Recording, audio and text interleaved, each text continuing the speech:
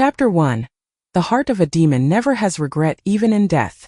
Feng Yuan, quietly hand over the Spring Autumn Cicada, and I'll give you a quick death. Old bastard Feng, stop attempting to resist anymore.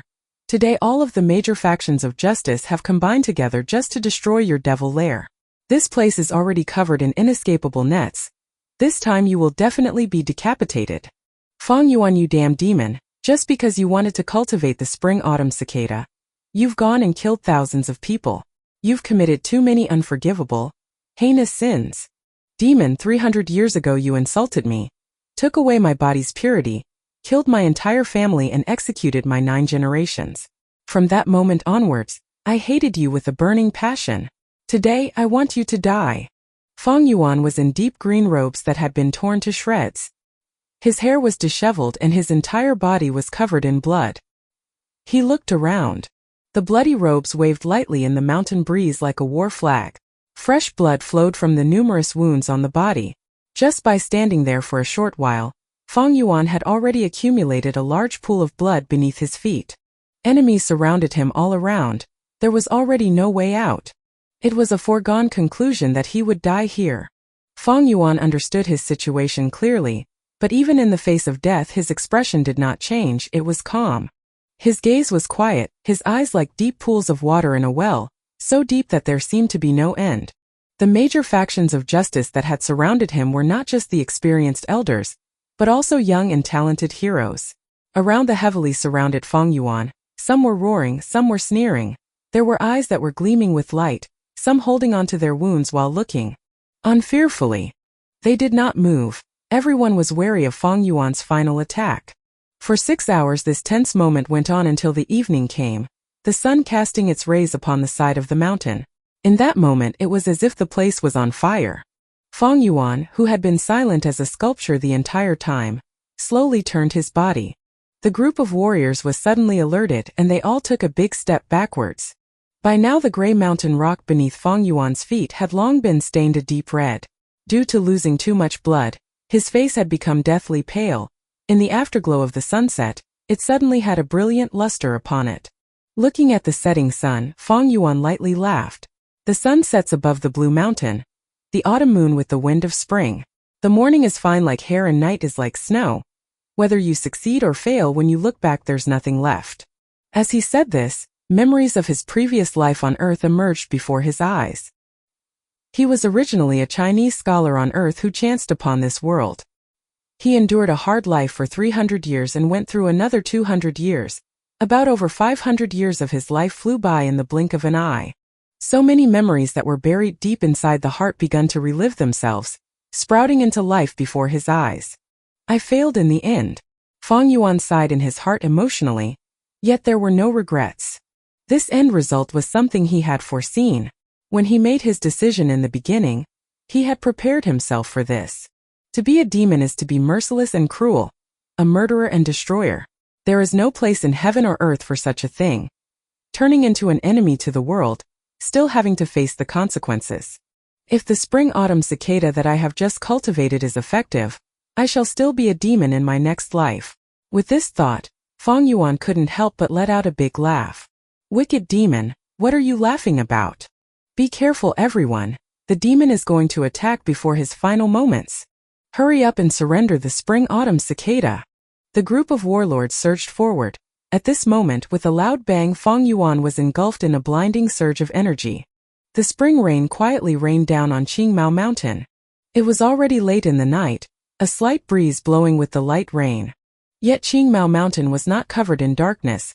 From the side down to the foot of the mountain, dozens of tiny lights shone like a bright band. These lights shone from tall buildings, even though it could not be said to match up to 10,000 lights, yet it was still a few thousand in number.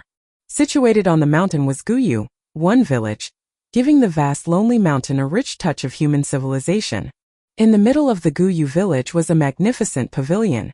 A grand ceremony was being held at this moment, and the lights were even brighter than ever, radiating with glory.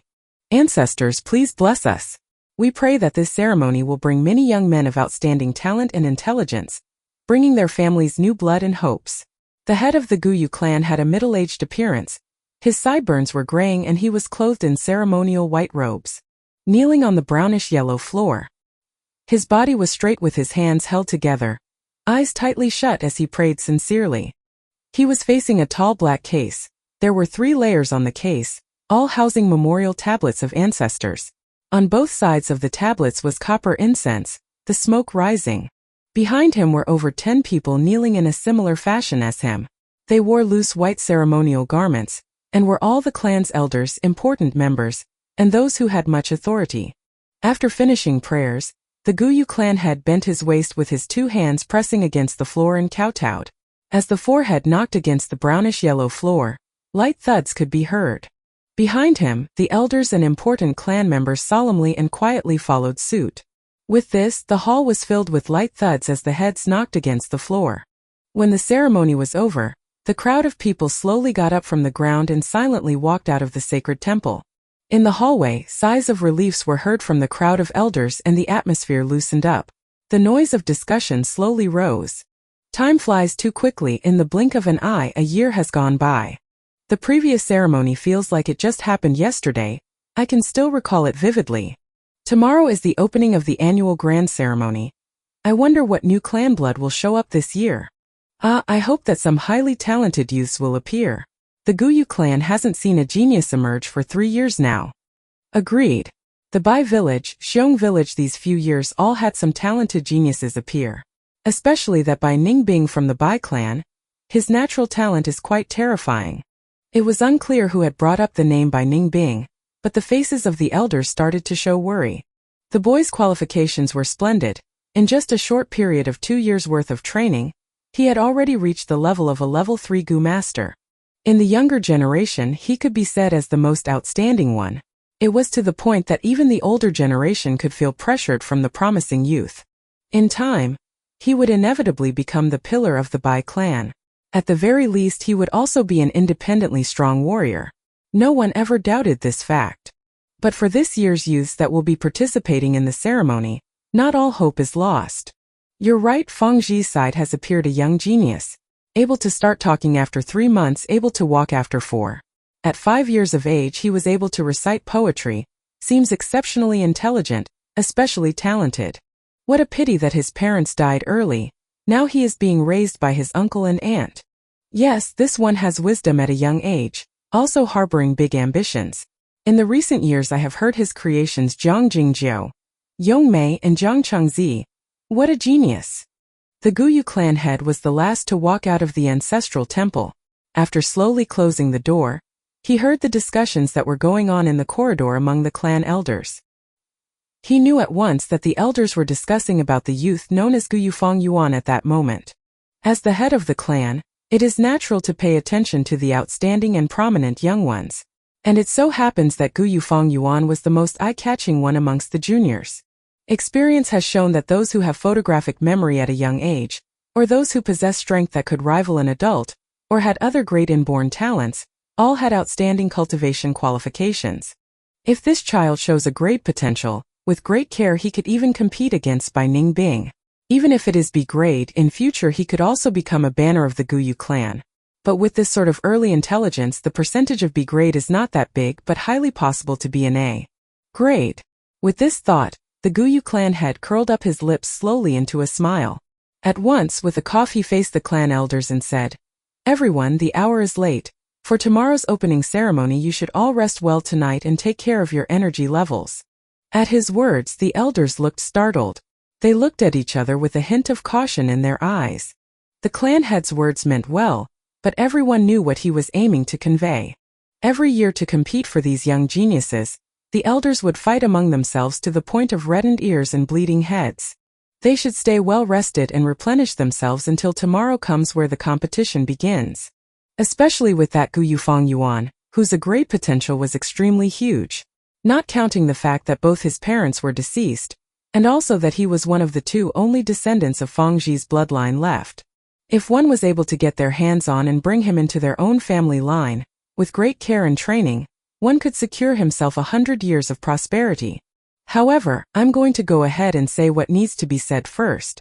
When you compete, do it fair and square. No tricks and conspiracies are allowed, or damage to the clan's unity. Please keep this in mind, all of you. The clan head strictly instructed. We wouldn't dare, we wouldn't dare. We'll keep it in mind. Then this is good night, please take care. The clan elders slowly dispersed with deep thoughts. Not long after that, the long corridor became quiet. The wind from the spring rain breezed through the window, and the clan head lightly walked towards the window. Immediately he breathed in the fresh moist air of the mountain. How refreshing it felt. This was the third floor of the garret. The clan head looked out of the window. He could see half of the entire Guyu village. Even if it was late in the night, most of the homes in the village still had lights on, which was unusual. Tomorrow is the opening ceremony, and it affects everyone's best interests. A kind of excited yet tense atmosphere had enveloped the hearts of the people of the clan, and thus naturally many people could not sleep well. This is the hopes for the clan's future. With the many lights dancing in his eyes, the clan head sighed. At the very same moment, a pair of clear eyes quietly looked at the same light sparkling in the night, full of complex feelings inside. Guyu village, this is 500 years ago. Looks like the Spring Autumn Cicada really worked. Fang Yuan quietly gazed, standing by the window, letting the rain from the wind hit his body. The use of the Spring Autumn Cicada is to reverse time. In the 10 big mystical Gu rankings, the Spring Autumn Cicada managed to be ranked 7. Naturally it was no mere creature. In short, it is the ability to be reborn. With the use of the Spring Autumn Cicada I have been reborn, going back to the time of 500 years ago. Fang Yuan stretched out his hand, his sight fixated on his own young and soft, pale palms, then slowly clenched them, embracing the truth of this reality with all his might. The sound of the drizzling rain hitting softly against the window sill filling his ears, he slowly closed his eyes, opening them after a long while. He sighed.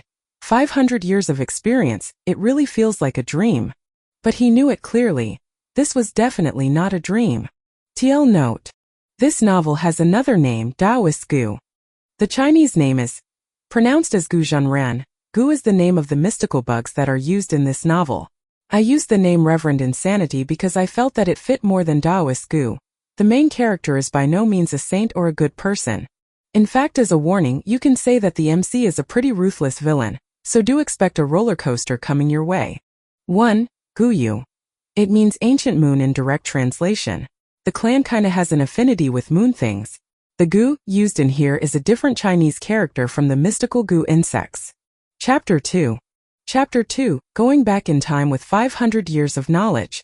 It is said in legend that a river of time exists in this world. It supports the world's time flow and circulation. And by using the Spring-Autumn Cicada's power, one can travel back upstream and return to the past. There is much conflicting opinion on this mythical tale. Many do not believe in it, and some are skeptical to the truth. Few people actually dare to believe it. Because every time one uses the Spring-Autumn Cicada one must pay with his life, letting his entire body and cultivation be the driving force to use its power. Such a price is just too expensive, and the thing that people just cannot accept is the fact that after paying with your life, you don't even know what the outcome is. So even if someone has the Spring-Autumn Cicada, they would not dare use it so indiscriminately. What if the rumors were fake, and it was just a scam?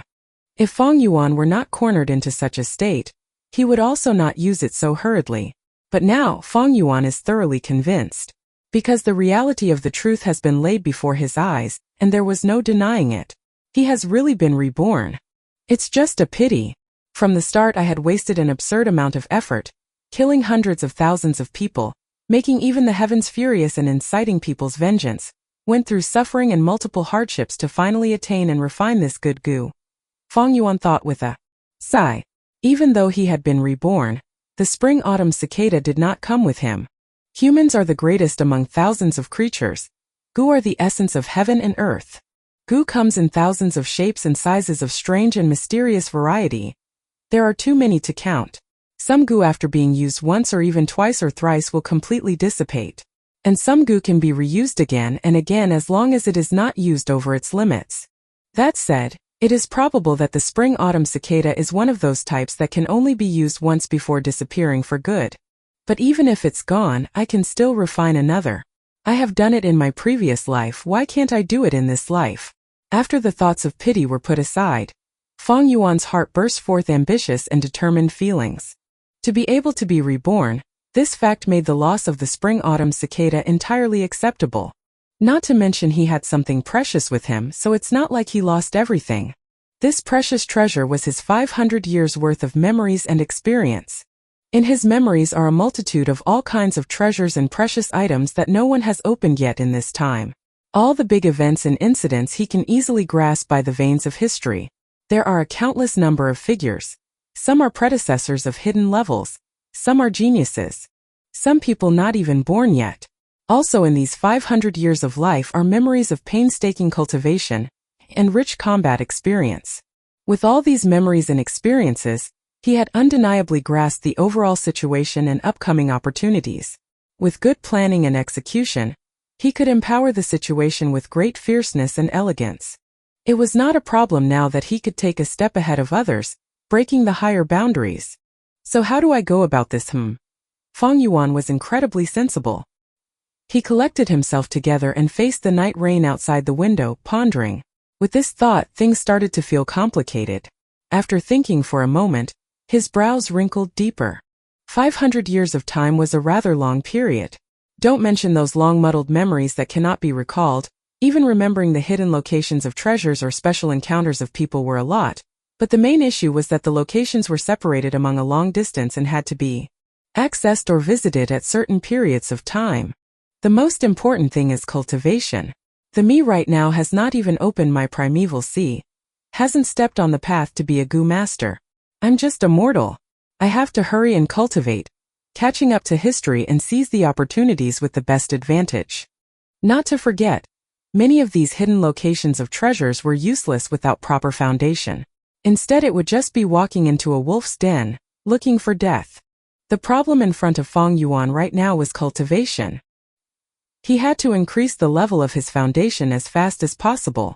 If he were slow like his previous life, he would just be too late. To cultivate as fast as possible, I would have to borrow the resources from the clan. With the state I am right now, I have no power or ability to travel back and forth across the dangerous mountains. Even an ordinary mountain boar can take my life. If I can reach the cultivation of a third-level Gu master, I'd have the means to protect myself and leave the mountain. Through the eyes of a 500-year-old person who has cultivated in the demonic way, Qingmao Mountain was just way too small. Guyu village even feels like a cage. But while the cage restricted freedom, the sturdy bars of the cage also brought about a certain kind of safety. In this short period of time I'll just stay in this cage. As long as I can reach third-level Gu master, I can leave this poor mountain. Luckily tomorrow is the awakening ceremony. I'll be able to start training as a Gu master soon after. When he thought about the awakening ceremony, old memories that had long been buried away in his heart resurfaced themselves. Talent, huh? He sneered, his gaze focused out the window. At this moment, the door to his room was lightly pushed open and a young teenager walked in. Big brother, why are you standing in the rain by the window side? The youth was thin, slightly shorter than Fang Yuan. His face resembled Fang Yuan's features greatly. As Fang Yuan turned his head to look at this young man, a complicated look flickered across his face. It's you, huh, my twin little brother? He raised his eyebrows, his expression returning to that of cold indifference. Fang Zheng lowered his head and looked at his own toes. This is his signature stance. I saw that big brother's window was not shut closed, so I thought I'd come in here and close it. Tomorrow is the awakening ceremony. It's so late and you haven't gone to bed yet, big brother. If uncle and auntie knew, they would probably be worried. Fang Zheng was not surprised at Fang Yuan's coldness. Ever since he was a small child, his older brother had always been like that. Sometimes he would wonder, maybe a genius is just like this, being rather different from ordinary people. Even though he had the same look as his older brother, he felt that he was ordinary like an ant. They were born from the same womb at the same time, and yet why are the heavens so unfair? His older brother had been endowed with gleaming talent, while he himself was as ordinary as a stone. Everyone around him would say, "This is Fang Yuan's little brother Dash," when they mentioned him. His aunt and uncle would constantly tell him to learn from his older brother. Even when he looked into the mirror sometimes, he would feel disgusted as he saw his own face. These thoughts had been ongoing for many years, accumulating day and night deeply into his heart. Like a giant stone pressing against his heart, these few years Fang Zheng's head lowered more and more, and he also grew quieter. Worried. At the thought of his aunt and uncle, Fang Yuan laughed silently. He could still remember clearly how the parents of this world had both lost their lives in one of the clan missions. When he was only 3 years old, he and his little brother became orphans. In the name of upbringing, his aunt and uncle grabbed hold of the inheritance left behind by his parents while inflicting harsh treatment against his younger brother and himself. He originally planned to just be a normal person, even planning to conceal his abilities and bide his time. However, his life was difficult, making Fang Yuan have no choice but to choose to expose some of his talents. The so-called talent is merely but a mature and intellect soul that carried a few of Earth's popular ancient poems. With this he managed to startle people and capture attention. Because of pressure from the outside world, the young Fang Yuan made a decision to keep a cold, indifferent expression to protect himself, reducing the possibility of revealing any secrets. Over time the coldness would become a habit that he was accustomed to expressing. Thus his aunt and uncle were no longer harsh on him and his younger brother. As the years passed and they got older, the future became more optimistic and better treatment increased. This was not lover, but a type of investment. It's hilarious how his little brother never saw this truth. Not only was he deceived by their aunt and uncle, he also started burying resentments inside. Although he looked like a good-natured and honest boy now, in Fang Yuan's memories when his brother was found out to be an A-grade talent, the clan spent much effort in raising him with all they had. After that, all the buried resentment and jealous and hate inside was released, and many a time Fang Zheng would target, suppress and make life difficult for his own older brother. As for his own grade, it was only C-grade talent. Fate loved to play a joke. A pair of twins, the older one only had C-grade talent, but had been known as a genius for a dozen years. The younger one, who was always overlooked, was the one with a grade talent instead. The results of the awakening ceremony had left the clan shocked. The treatment of the two brothers had suddenly reversed after that. The younger brother was like a dragon rising up to the heavens. The older brother was like a phoenix that fell down to the earth. After that came the many hardships and troubles from his own younger brother, the cold eyes of his aunt and uncle, the contempt of the clan's people. Did he hate it? Fang Yuan in his previous life hated it. He hated his own lack of talent, he hated how heartless the clan was, hated how fate was so unfair. But now, with his 500 years of life experiences, using this to rethink this course, his heart was actually calm, not a shred of hatred. What was there to be gained from resentment? Thinking about it from another point of view, he could understand his younger brother, aunt and uncle, even those enemies from 500 years later who attacked him. The strong eat the weak, survival of the fittest. These have always been the rules of this world. Everyone has self-ambitions, always struggling to grasp the opportunities. Among all the war and killing, what is there not to be understood? 500 years of life experience have long allowed him to understand all of this, with a heart that wants to gain immortality. If someone tries to prevent this pursuit of his, no matter who it is, he will kill and live through it. The aspirations in his heart were too big. Stepping onto this road was to be making the world your enemy, and it was destined to be alone, destined to kill. This was the conclusion of 500 years of life. Revenge is not my intention, the demonic path does not compromise. With that he couldn't help but laugh and gave his younger brother a faint glance. You can leave. Fang Zheng's heart shook as he felt like his brother's eyes were sharp like an ice blade, seemingly penetrating the deepest parts of his heart. Under such a gaze, he felt like he was naked in the snow, unable to hold any secrets. Then I'll see you tomorrow, big brother. Not daring to say any more, Fang Zheng slowly closed the door and left. Chapter 3. Chapter 3. Please go aside and scram. Bang, bang, bang. The patrolling night watchman banged his wooden clappers in a rhythm. The sound spread into the high pillar houses. Fang Yuan opened his dry eyelids while his heart silently thought, it's already the hour before dawn. He had been lying in bed thinking for a long time last night. He thought up a lot of plans. He probably only slept for a little over 2 hours. This body has not started cultivating. His energy is not so vigorous, and thus his body and mind were still shrouded in exhaustion. However, with 500 years of experience, Fang Yuan had long built up deep steel-like determination. This sort of sleep-deprived exhaustion is nothing to him.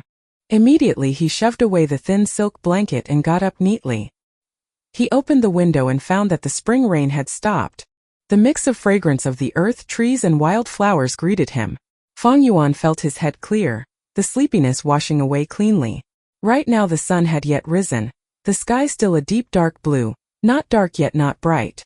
Looking around, the tall houses made of green bamboo and wood contrasting with the mountain, was a sea of pale green color. The tall houses had at least 2 floors. It was the mountain folks' unique structure of a house. Due to the mountain's uneven terrain, the first floor is massive wooden stakes. The second floor is where the people reside. Fang Yuan and his brother Fang Zheng stayed at the second floor. Young Master Fang Yuan, you're awake. I will go upstairs and wait for you to wash up. At this moment, a maiden's voice floated up from downstairs. Looking down, Fang Yuan saw his own personal servant Shen Shui. Her looks were only slightly above average, but she dressed up well. Shen Shui wore a green robe with long sleeves and trousers, had embroidered shoes on her feet, and her black hair had a pearl hairpin. Her body from head to toe radiated youthful vitality. She looked happily at Fang Yuan while carrying a basin of water, and walked upstairs. The water was at the right warm temperature and was used to wash the face. After rinsing his mouth, he used a willow twig with snow salt to clean his teeth. Shen Shui waited gently, her face wearing a smile and her eyes lively as spring. After he was done, she helped Fang Yuan dress, her plump breasts rubbing against his elbow or his back a few times during the process. Fang Yuan's face showed no expression. His heart was calm as water. This servant girl was nothing but his aunt and uncle's watch-eye and was a vain, heartless girl. In his previous life she enraptured him, but after the awakening ceremony when his status plummeted, she quickly turned away her head and gave him countless disdainful looks. When Fang Zheng came over, he was in time to see Shen Shui smoothing the creases on the clothing of Fang Yuan's chest. His eyes had a flicker of jealousy. These years living together with his older brother, under the care of Fang Yuan, he also had a servant waiting on him. However, his servant was not a youthful girl like Shen Shui but a fat and wide old woman. I wonder which day can Shen Shui wait on me like this, wonder what it feels like. Fang Zheng thought inside his heart, yet he did not dare to. His aunt and uncle's biased love to Fang Yuan was no secret to everyone. Originally, he did not even have a servant to wait on him. It was Fang Yuan who decided to take the initiative and ask for one for Fang Zheng. Although there was the status difference of master and servant, but usually Fang Zheng did not dare underestimate Shen Shui. That was because her mother was the Mother Shen one, who stood beside his aunt and uncle. Mother Shen was the caretaker of the entire household, having full trust of his aunt and uncle. Her authority was not small. All right, no need to tidy up. Fang Yuan impatiently brushed away Shen Shui's soft small hands. His clothing had long been tidy. She was just trying to seduce him. To Shen Shui and the brightness of her future, Fang Yuan's possibility of having an A-grade talent was huge. If she could be his concubine, she would be able to elevate from servant status into master. It was quite a big step. In his previous life, Fang Yuan was deceived by her and had feelings for Shen Shui. After his rebirth, he was clear as a blazing fire, his heart as cold as ice. You can leave. Fang Yuan did not even look at Shen Shui as he tidied up his own sleeve cuffs. Shen Shui pouted slightly, feeling that today Fang Yuan's puzzling behavior was rather odd and upsetting. She wanted to reply in a spoiled way, but being scared by his cold and confusing nature, her mouth opened and closed a few times before she ended up saying yes, and retreating obediently. Are you ready? Fang Yuan asked Fang Zheng. His younger brother stood at the doorway, his head bowed down to look at his toes. He muttered a light yes. Fang Zheng had actually been awake since the 4th watch, too nervous to fall back asleep. He quietly got out of bed and got ready a long time ago, his eyes having black circles. Fang Yuan nodded. In his previous life he was not clear about his younger brother's thoughts, but in this life how could he not understand?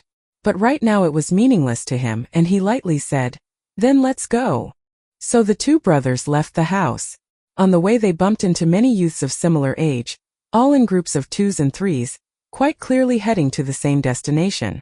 Look guys, those are the Fang brothers. Their ears could pick up the small cautious talk. The one walking in front is Fang Yuan, he's the Fang Yuan who created the poems, some of them emphasized. So that's him. His face is expressionless as if he had no regard for others, just like the rumors say. Someone said in a sour tone filled with jealousy and envy. Humph, if you were like him then you can also act like that. Someone coldly replied against the person, hiding a sort of dissatisfaction. Fang Zheng listened expressionlessly. He had long been accustomed to this kind of discussion. His head low, he followed quietly behind his older brother. By now the light of dawn had peeked over the horizon, casting Feng Yuan's shadow over his face. The sun rose gradually, but Feng Yuan suddenly felt like he was walking into darkness. This darkness was coming from his older brother. Maybe in this life, he would never be able to escape from the imprisoning huge shadow of his brother. He felt a burst of pressure on his chest, making his breathing difficult. This damned feeling was even making him think of the word suffocate. Humph, this talk is a good example of the saying, "Those who have outstanding talent easily bring about jealous from others," Feng Yuan thought with a sneer as he listened to the gossip around. No wonder when it was announced that he had great talent, he would be surrounded by enemies and suffer harsh, disdainful coldness for a long time. Behind him, Feng Zheng's breathing got dreary and tried to stop listening. What Feng Yuan did not manage to realize in his previous life, he could perceive with the finest detail in this life. This was the ability of keen insight that he had gained from 500 years' worth of life experiences. He suddenly thought of his aunt and uncle and how scheming they were, giving him Shan Shui to monitor him and passing his younger brother an old wet nurse, not including other things in life that were different among them. All these actions had intentions. They wanted to cause unhappiness in his younger brother's heart and instigate a rift among the brothers. People are not worried about whether they receive less. People worry about whether whatever they received is undistributed well. In his previous life his experiences were too little, while his younger brother was too foolish and too naive. Thus his aunt and uncle successfully instigated a rift among them. After being reborn with the awakening ceremony before him, it seemed like the situation was difficult to change. But with Feng Yuan's evil way of means and wisdom, it's not like the situation cannot be changed. His younger brother can be suppressed entirely. That young Shan Shui he could turn into a concubine early on. Not forgetting his aunt and uncle and the clan elders, he had at least several hundred ways of beating them. But I don't feel like doing that. Feng Yuan sighed carefreely. So what if it was his own younger brother?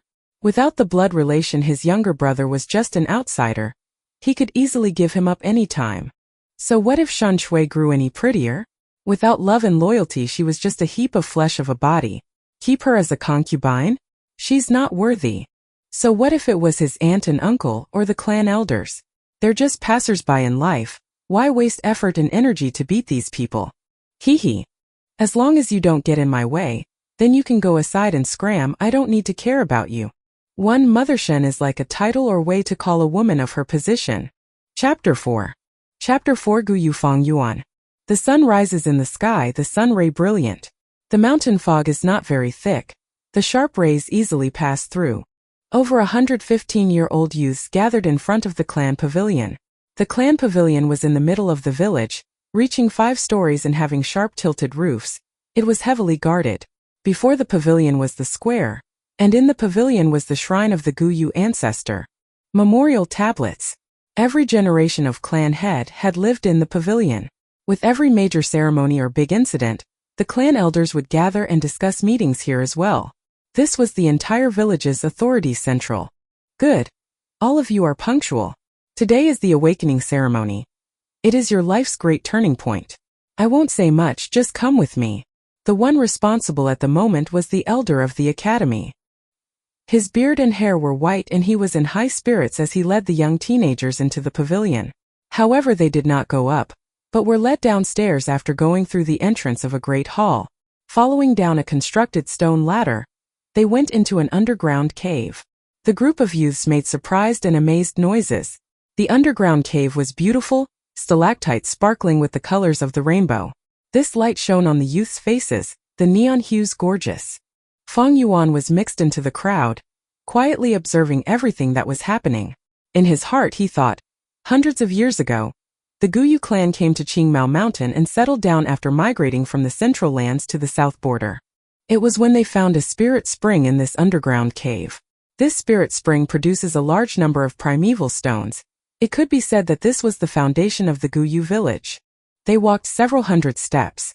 It got darker and the sounds of water were faintly heard. After turning around a corner, a 3-zhang wide underground river greeted them. By now the colorful lights of the stalactites had disappeared completely, yet in the darkness the river emitted faint blue light. It was like a star river of the night sky. The river flowed from the dark depths of the cave. Inside the crystal clear waters one could see fish, aquatic plants and even the sand beneath the river. Opposite the river was a sea of flowers. This was the Guyu clan's closely cultivated moon orchids. The beautiful blue and pink-colored petals were shaped like a crescent moon. The flower stems were like jade, the center of the flower shining like the sort of warm brilliance that radiates from pearls under the light. At first glance, in the dark background the flower sea looks like a huge piece of land covered in bluish-green carpet, dotted with countless pearls. The moon orchid is food for a lot of Gu. This flower sea could be said as the clan's biggest cultivation medium. Fang Yuan thought knowingly to himself. Wow, so pretty. It really is beautiful. The new sight opened the young teenager's eyes. Each one of them had a light radiating from their gaze with excited and anxious feelings. Alright, listen as I call your names. Those who are called must walk through this river to the opposite bank. Walk as far as you can, of course the further you go the better it is. Are you all clear? The elder said. All clear, the youths replied. Actually, before they came here, they had all heard their family members or seniors talk about it. It is known that the further you can walk, the better your talent is. Your future will also become brighter. Guyu Chenbu. The elder held the name list and called out the first person. The river was wide but not deep. It covered up to a youth's kneecaps. Chenbu's face was full of seriousness as he stepped into the flower sea ashore. As he did so, he could feel an invisible pressure as if there was a wall in front of him that he could not see, blocking him from walking forward. During this moment, the flowers at his feet suddenly gave off a weak white light. The light gathered around Chenbu and entered his body. For a moment Chenbu felt the pressure drop.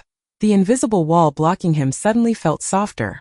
With this, Chenbu gritted his teeth and mustered his strength, walking forward. He tried to force his way in stiffly, yet after 3 steps the wall in front of him hardened again back to the state before. Thus he could not walk any further. As he watched this, the elder sighed. While recording what happened, he said, Guyu Chenbu 3 steps, no talent to become a Gu master. Next, Guyu Zeoxia. Chenbu was deathly pale as he walked past the river back to the youths, clenching his teeth. Without the endowed talent he could live as a normal human, holding the lowest position in the clan. His stature was shaky. It was a huge blow to him, as if reality had killed all his hopes. Many people threw him pitiful gazes, while even more had fixated stares at the second person crossing the river. It was a pity that this youth could only walk 4 steps forward. He did not have talent either. Not everyone has the natural talent to be a Gu master. Generally speaking, it is not bad if 5 out of 10 people have talent. In the Gu clan, this ratio is higher, reaching 6 people. This is because the Guyu clan's ancestor, the first-generation clan leader, was a famous, legendary, and powerful man. Due to cultivation reasons, his bloodline carried powerful genes. Thus the average quality of talent in the Guyu clan was generally higher as they carried his blood in their veins. With 2 consecutive failures, the other elders observing the scene in the dark started making ugly expressions. Even the clan head was frowning slightly. The next moment, the academy elder called out the third name, Guyu Mobe. Here. A horse-faced youth dressed in linen robes lightly called as he came forth. He was tall in build, looking much sturdier than his peers. There was a brave aura about him. He crossed the river in a few steps and reached the opposite bank. 10 steps, 20 steps, 30 steps. One after another small lights entered his body. He walked until he reached 36 steps before he could finally go no further. The youths at the riverbank watched with wide-opened eyes, shocked. The academy elder happily exclaimed, Good, Guyu Mobe be great talent. Come here, let me see your primeval sea. Guyu Mobe walked back to the academy elder's side. The latter stretched out his hand and put it on the juvenile's shoulder, closing his eyes as he checked with focus. Then he retracted his hand and nodded, recording down on the paper. Guyu Mobe, primeval sea measuring 6 by 6, can be vigorously trained. This special talent can be measured by 4 grades, A grade to D grade. A D grade talent youth who is raised for 3 years would be able to become a rank 1 senior Gu master, become the foundation of the family. A C grade talent youth after 2 years of cultivation will usually be able to become a rank 2 senior Gu master, becoming the clan's backbone. A B grade talent must be cared for, often becoming a future clan elder. With 6 to 7 years of training they will become rank 3 Gu masters. And when it comes to a grade, even if it was just one, would bring great luck to the entire clan. Great care must be given. With this talent, in about 10 years they can become a rank 4 Gu master. At that moment they would be able to compete for the position of the head of the clan. In other words, as long as this Guyu Mobe grows up, eventually he will become one of the elders of the Guyu clan. That is why the academy elder laughed happily. The elders watching in the darkness also sighed in relief. Then they all turned to look at one of the elders amongst them with jealousy. This elder was also horse-faced, known as Guyu Mobe's grandfather, Guyu Mo-chan. His face was already smiling. He provokingly looked at his old nemesis and said, "What do you think? My grandson isn't bad, huh, Guyu Chi-lien?" Guyu Chi-lien had a head full of red hair. He made an annoyed humph, not replying to other. It was apparent that his face expression was really dark. 1 hour later, half of the youths had already walked through the flower sea. There were quite a number of C and D grade talents among them, while half of those youths had no talent at all. Sigh, the bloodline is getting thinner. These few years the clan hasn't had any rank 4 masters to strengthen the bloodline. The 4th generation clan head was the only rank 5 master, but in the end he perished together with the flower wine monk and did not leave behind any descendants. The Guyu clan's later generation talents are getting weaker and weaker, the clan head said with a deep sigh. At this moment the academy elder shouted, "Guyu Chi-chan." On hearing this name all the elders looked at Guyu Chi-lien. This was Guyu Chi-lien's grandson. Guyu Chi-lien had a small and short build with a face full of pockmarks. He was clenching his fist, his entire face sweating. It was evident that he was incredibly nervous. As he walked onto the opposite bank, the little lights entered his body. After walking straight for 36 steps he stopped. "Another B grade," the academy elder yelled. The youth started a commotion, sending Guyu Chi-chan envious stares. "Ha ha ha, 36 steps, 36 steps!" Guyu Chi-lien shouted, proudly staring at Guyu Mobe. This time it was Guyu Mo-chen's turn to have a sour face. "Guyu Chi-chan, huh?" In the midst of the crowd, Fong Yuan stroked his chin thoughtfully. In his memories, the clan heavily punished Guyu Chi-chan because he cheated during the awakening ceremony. In reality Chi-chan only had a C-grade talent, but because his grandfather Guyu Chi-lien helped him fake the results, that's why he appeared to have B-grade talent. To be honest, if he wanted to cheat, Fong Yuan had a countless number of ways to do so, some ways even more perfect than Guyu Chi-chen's method. If a B-grade or a grade talent appeared, they would receive the clan's huge care. But firstly, Fong Yuan had only just been reborn. It was hard to prepare the cheating method by this condition. Secondly, even if he managed to cheat, he would not be able to fake his cultivation speed. He would be exposed by then. However, Guyu Chi-chan was different.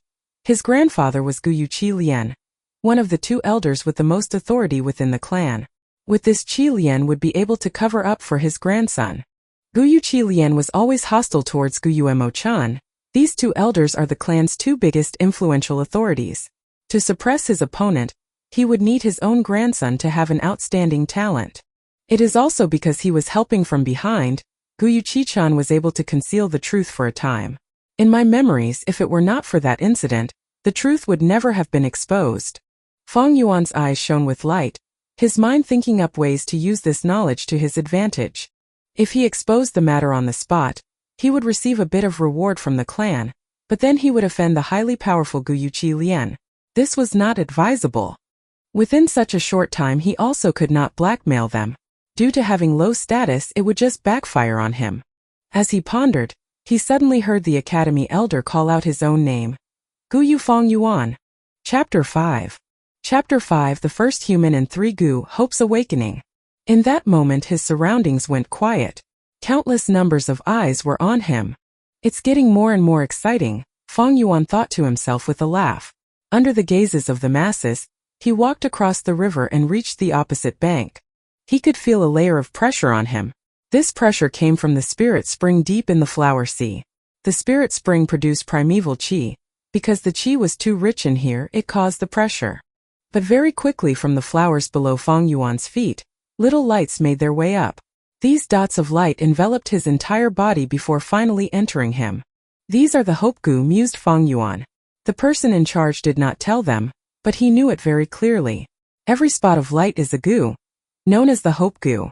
One of the oldest legends talk about the Hope Goo. In the legend, when the world was just formed, it was a land of savage wilderness. Among the wild beasts that walked the earth, the first man appeared.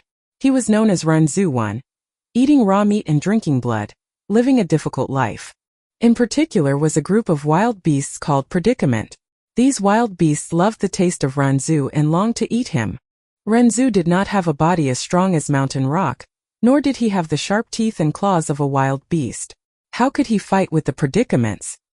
His source of food was unstable and he had to hide all day. He was at the bottom of nature's food chain, and could barely survive. At this moment there were 3 Goo that came up to him and said, "As long as you use your life to provide us, we will help you through this difficulty." Renzu had nowhere to go, so he could only agree to these 3 Goo. He first gave his youth away to the biggest Goo among the 3. That Goo then granted him strength. With strength, Renzu's life began to change. He started to have a stable source of food and was able to protect himself. He fought bravely and ruthlessly, defeating many predicaments. But soon he suffered and finally realized that strength was not everything. It needed to heal and be cultivated, not spent freely at his will. Not to mention when facing the entire group of predicaments, his strength alone was too small. Renzu reflected over this lesson bitterly and decided to give his prime middle years to the most beautiful Goo among the 3. And thus, the second Goo gave him wisdom. With wisdom, Renzu was able to learn how to think and reflect. He began to accumulate experience and found out that many times when he used wisdom, it was more effective than using strength. By relying on wisdom and strength was he able to conquer all the goals that he formerly could not, and killed many predicaments. He ate the meat of predicaments and drank the blood of predicaments, surviving with tenacity. But good things do not last, and Renzu was old, and would only grow older and older. This is because he gave away his youth and middle years to keep the strength and wisdom Goo. When a man is old, his muscles deteriorate and his brain slows down. "Human, what else can you give us? You don't have anything else left to provide to us," the strength and wisdom Goo said as they realized this. They left him. Without wisdom and strength, Renzu was once surrounded by predicaments. He was old and could not run. His teeth had fallen out and could not even chew wild fruits and plants. As he fell weakly onto the ground surrounded by predicaments, his heart was filled with desperation. It was at this time the 3rd Goo said to him, "Human, take me up. I will help you escape predicament." Renzu tearfully replied, "Goo, I don't have anything else left. See, the strength and wisdom Goo have abandoned me. I only have my old age left. While it is not as worth my youth and middle age, but if I give you my old age, my life would immediately end. Even though I am surrounded by predicaments right now, but I will not die immediately. I wish to live a little longer, even if just a second more. So you should leave, I have nothing else to provide to you." But the Goo said, "Among the 3 I have the smallest needs. Human, if you just give me your heart, it will be enough." "Then I will give you my heart," Renzu said. "But Goo, what can you give me in return? In this situation, even if the strength and wisdom Goo returned to my side, it would change nothing." When compared to the strength Goo, this Goo looked frail and was just a tiny ball of light. When compared to the wisdom Goo, this one was only able to give out a dim white light, not beautiful in any way. But when Renzu gave it his heart, this Goo suddenly gave out endless light. In this light the predicaments screamed in horror. "This is the Hope Goo, withdraw. We predicaments are most afraid of hope." The predicaments retreated suddenly. Renzu was speechless, and from that day onwards whenever he faced predicament, he would give his heart to hope. At this moment, the Hope Goo converged into a stream of light and had already entered Fang Yuan's body. Due to the outside pressure, they quickly gathered into his abdomen and collected into a group spontaneously, 3 inches under his navel. Fang Yuan suddenly felt the pressure lessen. He began to walk forward. With every step he took, one after another the Hope Goo would fly out from the sea of flowers and enter his body, joining the ball of light. The ball of light grew brighter and brighter, but the person in charge opposite the riverbank frowned. This number of Hope Goo is lesser than expected. Many elders watching Fang Yuan in the dark thought this as they saw the sight. The clan head frowned as well. This was definitely not the sign of an A-grade talent.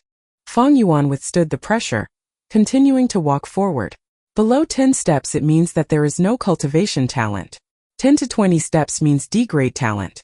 20 to 30 steps would be C-grade talent, 30 to 40 steps is AB grade talent, and 40 to 50 steps would mean a grade talent. Up till now, I have walked 23 steps. Fang Yuan counted in his heart. When he walked the 27th step, he could hear a bang, and in between his two kidneys the ball of light reached its limit and suddenly exploded. This burst of energy only happened inside his body. Outsiders cannot see it. Only Fang Yuan alone could feel at that moment an earth-shaking reaction. Instantly the fine hairs on his body stood up, his pores shut tight, his mind stretched to a tense limit. Soon after, his mind went blank, his entire body becoming soft as if he fell into some clouds. His heart relaxed, his fine hairs flattening, and his pores reopened again. In a short while his entire body was perspiring. This entire process felt long, but it actually happened in a short time. The feeling went away as fast as it came. Fang Yuan was blanked out for a short moment before he returned to his senses. He secretly focused his attention into his body and found that below his navel and in between his two kidneys, an aperture had formed out of thin air. The awakening ceremony was a success. This was the hope to immortality. Chapter 6. Chapter 6. The road to the future will be interesting. The aperture was mysterious and unusual. Although it was located inside Fang Yuan's body, it was at the same time not sharing the same space with his internal organs. You could say that it was endlessly huge, yet at the same time infinitely small. Some call it the Purple Prefecture. Some call it the Chinese Pool. However, many know it as the primeval sea aperture. The entire body is spherical and the surface of it is covered in flowing white light, like a thin layer of light coating. It was the layer of light from the hope goo that previously exploded. This thin membrane of light supported the aperture so it would not collapse, and inside the aperture was naturally the primeval sea. The seawaters were smooth like a mirror, showing a greenish-blue color, yet the water was dense and brought about a copper luster. Only rank 1 goo masters can form this green coppery primeval essence, known as the green copper sea. The height of the sea surface was not up to half of the aperture. It was only up to 44%. This was also the limitation of a C-grade talent. Every drop of seawater was pure primeval essence, representing the condensation of Fang Yuan's essence, vitality, and soul. It was also the accumulation of his life potential over the past 15 years. This primeval essence is used by goo masters to raise goo. This also means that from now onwards, Fang Yuan has formally entered the route of a rank 1 goo master. Since the aperture had opened, no more hope goo entered Fang Yuan's body. Fang Yuan gathered himself and felt that the pressure before him was as thick as a wall. He could no longer walk another step forward. Just like my previous life, he smiled indifferently at this result. You can't go any further. The academy elder shouted across the river, holding onto a small thread of hope. Fang Yuan turned around and walked back, answering with his actions. At this moment even the young teenagers started reacting. The crowd suddenly buzzed with chatter. What? Fang Yuan walked 27 steps. So he was just a C-grade talent. Unbelievable, only a C-grade for such a genius like him. A great disturbance erupted from the crowd. Big brother. Among them, Guyu Fangzheng looked up, watching with shock as Fang Yuan returned across the river. He could not dare to believe it. His own brother was only a C-grade. He had always thought that his older brother would be an A-grade talent. No, not just him, even his aunt and uncle and so many people among the clan thought the same too. But now, the result was unexpectedly the opposite. Damn, he was only a C-grade. The Guyu clan head clenched both his fists, drawing a deep breath, disappointment in his voice. The elders watching from the darkness had mixed reactions. Some were frowning, some lowering their head in discussion, some looking up with a sigh. Could the results be wrong? How can that be? This method is accurate beyond reasoning. Not to add that we were watching the entire time. Even cheating is hard. But all his actions and intelligence previously, how do you explain those? Youths with higher quality of primeval sea would indeed display characteristics that surpass the ordinary man, such as intelligence, perception, memory, strength, agility, and so on. On the other hand, these characteristics do not mean that the primeval talent is definitely high. Everything will still be determined by the results. Sigh, the bigger your hopes, the bigger the disappointment. The Guyu clan's generation now is no longer like the first generation.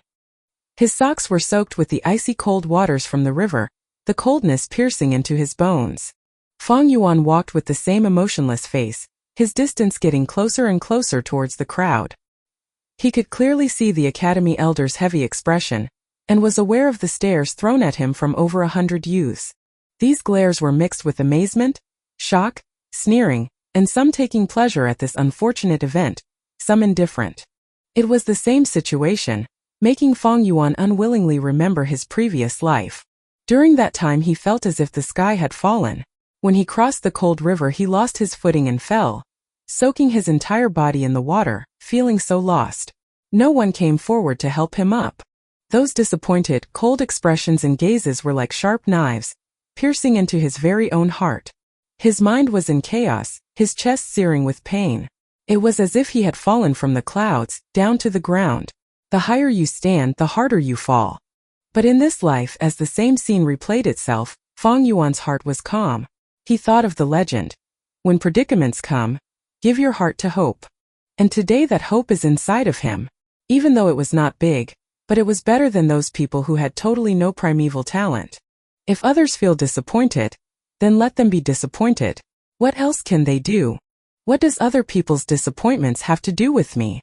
The most important thing is to carry hope inside my heart. 500 years of living had led him to understand that the interesting things that happen in a person's life happens during the process when one chases after his own dreams. There is no need to ask others around you to not be disappointed or make them like it. Walk on your own path. Let others be disappointed and unhappy however they please. Sigh. The academy elder let out a deep breath and shouted, "Next, Guyu Fang Zheng." But no answer came. "Guyu Fang Zheng." The elder yelled again, the sound of his voice reverberating inside the cave. "Ah? I'm here. Fang Zheng snapped out of his shock and ran out hurriedly. Unfortunately, he tripped over his own foot and fell, hitting his head with a groan and tumbled into the river. Instantly the entire cave was filled with huge laughter. The Fang brothers, nothing special. The Guyu clan head scoffed, feeling a sort of annoyed boredom towards Fang Zheng. This is such a huge embarrassment. Fang Zheng struggled and splashed in the water. The bottom of the river was just too slippery. He couldn't get up properly. Trying his best only made him look more stupid and clumsy. His heart increasingly flustered as the sounds of laughter filled his ears. But right at this moment he suddenly felt a strong pull lifting him up. His head finally left the water surface and his body found balance again. He wiped his face in a panic and focused his sight. It was actually his older brother Fang Yuan who had grasped his collar and pulled him up. "Big brother," he opened his mouth to say. But instead he started choking on water, ending up triggering a violent cough. Haha, the difficult older and younger brother of the Fang family. Someone laughed at the riverbank. The laughter grew louder, yet the academy elder did not come out and stop it. He was deeply frowning, disappointment filling his heart. Fang Zheng was completely at a loss on what to do, and then he heard his brother say to him, "Go on. The road to the future will be interesting." Fang Zheng could not help but open his mouth in surprise. Fang Yuan's back was facing the crowd so they could not see properly, but Fang Zheng could clearly feel the calmness radiating from Fang Yuan. As his older brother spoke, the corners of his mouth were slightly raised, revealing a deep and thoughtful smile. It was obviously only a C-grade talent, yet how can Big Brother be so calm? Fang Zheng could not help but wonder, his heart full of doubt, yet Fang Yuan did not say any more. He patted Fang Zheng on the back and turned and walked away. Fang Zheng wore a stupefied expression as he walked towards the flower sea. "I never thought Big Brother would actually be so calm. If it was me, I'd..." He lowered his head, walking forward absent-mindedly. Yet he did not know that he was playing out a miraculous scene. When he finally snapped out of his reverie, he was already deep in the sea of flowers, standing in a distance that no one else had reached before him. 43 steps. "Oh my God, a great talent!" The academy elder screamed, seeming to have lost his mind. "A grade, really an A grade? It's been 3 years. An A-grade talented genius has finally appeared in the Guyu clan." The clan elders that were watching in the darkness were also screaming out at the same time, losing their composures. "Well, the Fang bloodline originated from us Qi bloodline. So we Qi family will adopt in this Guyu Fang Zheng," Guyu Qi Lian immediately announced. "How is that possible? You old bag Qi Lian, your morals and abilities are out of order. But you're definitely good at misleading young boys. It's better to pass this kid to Guyu-emo-chan to raise. Guyu-emo-chan roared back instantly. Stop arguing. No one is more qualified to raise this child than the current clan leader. Whoever has any objections is to go against me, Guyu-bo. The Guyu clan head had gone crazy and swept his fiery red gaze over the disappointed and discouraged looks. Also, if you haven't noticed by now, and since the author mentions this in his note in chapter 1, the main character is a villain. He's definitely cruel and very, very evil. If this is not your cup of tea, feel free to drop it. Otherwise, prepare yourselves for what's to come in future. Chapter 7. Chapter 7. A Gu Master has 9 ranks. Flower wine leaves behind treasure. Soon a week passed. Humans are above all creatures. Gu are the essence of heaven and earth. In this world there are thousands of species, countless number of Gu. They live everywhere around us, in the soil, in the bushes, even on the bodies of wild beasts. As humans continue to propagate and grow, the scholars of the past gradually uncovered the mysteries of the Gu. Those who have opened the aperture, using their own primeval essence to feed, refine and manipulate these Gu people who have achieved these various purposes are what we call Gu Masters. And all of you have successfully opened your aperture in the awakening ceremony 7 days ago. With the coagulation of the primeval sea, right now you are all rank 1 Gu Masters. In the village academy, the academy elder talked with confidence and composure. In front of him were 57 students, seated and listening attentively. The mystery and strength of a Gu Master had been deeply rooted in the hearts of the youths a long time ago. Thus everything that the elder taught and said, the students were very interested in. At this moment a young teen raised his hand. With the elder's permission he stood up and asked, "Elder sir, I've known this since I was small. There are rank 1 Gu Masters, rank 2 and so on. Can you explain in more detail to us?" The Guyu teacher nodded and waved his hand to ask the young man to sit down. Gu Masters have 9 ranks from bottom to the top, rank 1, rank 2, rank 3 all the way up to rank 9. Every rank is considered a big realm, and it is divided into 4 small realms: initial stage, middle stage, upper stage and peak stage. You have all just become Gu Masters, so all of you are rank 1 initial stage. If you all work hard in your cultivation base will naturally advance to rank 2, even rank 3. Of course, the higher your talent, the bigger your chance of promoting. For D-grade talent, the primeval sea takes up about 2 to 3 layers of the aperture. The highest promotion reachable is rank 1 to rank 2. For C-grade talent, the primeval sea is 4 to 5 layers of the aperture. Usually the progress stops at rank 2, but with luck a small percentage of people can advance to rank 3 initial stage. B-grade talents have a primeval sea that takes up 6 to 7 layers of the aperture. They are able to cultivate to rank 3, even as far as rank 4. As for a grade talent, the primeval sea is plenty. It takes up 8 to 9 layers of the aperture. This kind of talent in a person is naturally the most gifted and the most suitable for a Gu Master's cultivation, being able to reach rank 5. As for Gu Masters who are rank 6 and above, they are all legends. I am not clear about the specifics either. In the Guyu clan, there has never been the appearance of a rank 6 Gu Master, but rank 4 and rank 5 Gu Masters we have had before. The teenagers' ears all pricked up, their eyes shining brightly as they listened. Many of them couldn't help but look at Guyu Fangzheng, who was sitting rigidly at the first row. He was an A-grade talent after all. Their eyes were filled with feelings of envy and jealousy. At the same time there were some who stared at the corner at the last row of the classroom. Leaning against the window at the corner was Guyu Fangyuan, who was bent over the desk sleeping soundly. "Look, he's still sleeping," someone whispered. "He's been sleeping continuously for a week, yet he's still not awake." Someone cut in. "There's more. I heard that he was up all night, wandering about at the edge of the village. There's been people who've seen it more than once. Apparently he holds a wine jar at night, dead drunk outside. Luckily these few years the village surroundings have been cleared clean, so it's safer." The fellow schoolmates whisper here and there, letting all kinds of small gossip spreading around quickly. Ah well, the blow was just too big. Someone hailed as a genius for so many years unexpectedly ending up to be a C-grade talent in the end. If only it was just the case.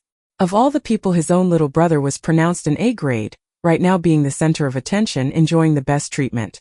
The younger brother soars up to the sky, while the older brother falls to the ground. Tut tut. As the discussion amongst the students got louder and louder, The academy elder's brow deepened into a frown. In the whole classroom all the teenagers were sitting respectfully, showing liveliness.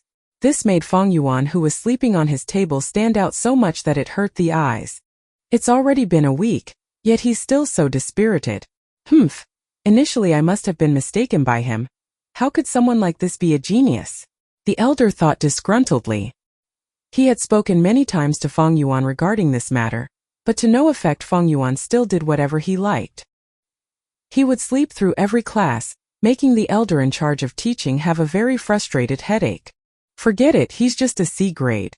If he can't even withstand this sort of blow, fostering him with that kind of temperament will just end up wasting the clan's resources. Nothing good will come out of it. The elder's heart was filled with disappointment towards Fang Yuan. Fang Yuan was just a C grade, compared to his younger brother Fang Zheng, who was an A grade talent. Now this was someone worth the clan spending an amount of effort on raising. While the academy elder thought about all this, he was also replying to the latest question. In the clan history there has been many strong masters. For rank 5 masters there were 2. One of them is the first generation clan head, our ancestor. He was the one who established Guyu village. Another one was the 4th clan head. He had remarkable talent, and managed to cultivate all the way to the realm of a rank 5 Gu master. If it wasn't for that despicable shameless demon flower wine monk's sneak attack, he might have been able to achieve rank 6, but who knows? As he said this he heaved a deep sigh. Below the platform, the youth started shouting in a rage. It's all because of that flower wine monk. He was too sinister and cunning. What a pity that our 4th clan leader was soft-hearted and benevolent, and died at a young age. If only I was born a few hundred years earlier. If I saw that demon I would have torn off his ugly face. The 4th clan head and the flower wine monk story is something that the entire Guyu clan knows. The flower wine monk was also a rank 5 Gu master, famous among the demon faction in his time for his many years as a big flower thief. A few hundred years ago he traveled to Qingmao Mountain. He attempted to commit crimes in Guyu village, but was found out by the 4th generation clan leader in the end. After a earth-shakingly huge battle, the flower wine monk was beaten to the point he had to beg for mercy on his knees. The 4th clan head was merciful and kind, intending to spare his life. Yet the flower wink monk suddenly launched a sneak attack, successfully inflicting heavy wounds on the 4th clan head. The clan head flew into a rage, killing the flower wine monk on the spot. However, his heavy injuries were not curable and thus, he died. Therefore, in the hearts of the Guyu clansmen, the 4th generation clan head was a great hero who sacrificed his life for the village. Flower wine monk huh. Awoken by the classroom's noisy chatter, Fang Yuan opened his sleepy eyes. He stretched his body and thought with resentment in his heart, this flower wine monk, where did he die? Why is it that I still can't find his legacy after searching around the entire village? In his memories, there was a Gu master from the clan who was broken-hearted and started drinking a lot. About 2 months later from now, the man was heavily drunk as he lay down outside the village. His heavy wine aroma unknowingly attracted a liquor worm. The Gu master was ecstatic, fully intent on catching it. The liquor worm hurriedly fled, and as the Gu master was in hot pursuit after it, he followed the liquor worm's trail and discovered an underground hole entrance and went in. The liquor worm was a very precious and expensive type of Gu. The half-drunk Gu master decided to risk it and enter the hole, finding himself in a secret underground cave. After that he discovered the bones of the flower wine monk and the inheritance he left behind. When the Gu master returned to the village, he reported his discoveries and immediately caused a big stir among the entire clan. Later on that Gu master benefited much from it, his cultivation base suddenly becoming outstanding. His lover who had once abandoned him before was attracted to him again, and he became the talk of the clan for a while. Sadly, I only heard bits and pieces about this piece of news, so I don't know where the accurate location is. It wasn't like I knew I would be reborn again to this day. Flower wine monk, where in the world did you die off to? These few days he had been buying a lot of wine, wandering around the village as soon as night arrived. He wanted to use the aroma of liquor to attract the liquor worm. Unfortunately, he never saw the liquor worm appear, making him feel very disappointed. If I could find that liquor worm and refine it into my vital Gu, that would be so much better than the clan's moonlight Gu. In the blink of an eye it's already April, there's not much time left. Fang Yuan heaved a sigh and gazed out of the window. Under the blue sky and white clouds, verdant mountains stretched into the distance. In the vicinity was a bamboo grove. This was Qingmao Mountain's unique spear bamboo. Each bamboo stick as straight as a line, the ends of the bamboo exceptionally sharp like the tip of a spear. Not too far away, the woods were already turning green. The tender shoots sprouted in a sea of yellow-green color. Every now and then, beautiful and colorful sparrows would perch on the branches. The wind of spring blew, wrapping up the freshness of the mountains and rivers, and dispersing it into the world. Without knowing it, the class was almost over. The academy elder finally informed, "This week I have taught you all how to contemplate and check your own aperture's primeval sea, and how to meditate and shift around the primeval essence inside your body. Now is the time for you all to refine your vital goo. After this class ends, you will all go to the academy's goo room and pick a goo worm. After choosing your goo, please go home and focus on refining it. When you have finally refined your goo, then you can come back to the academy and continue attending class. At the same time, this is your first assessment. Whoever can finish this assessment first will be rewarded a generous sum of 20 primeval stones. T/L note. Sorry for the delay, I've been busy. Here's the long-awaited Chapter 7. Chapter 8. Chapter 8. Things will always be things, but humans will change. Beside the academy was a goo room. The goo room was not big. It was only 60 meters superscript 2 in size. In a goo master's road to cultivation, a goo is the key to strength. At the end of class, the excited teenagers rushed towards the goo room. Form a line, enter one by one, some voices suddenly yelled. It was natural that there were guards outside the goo room.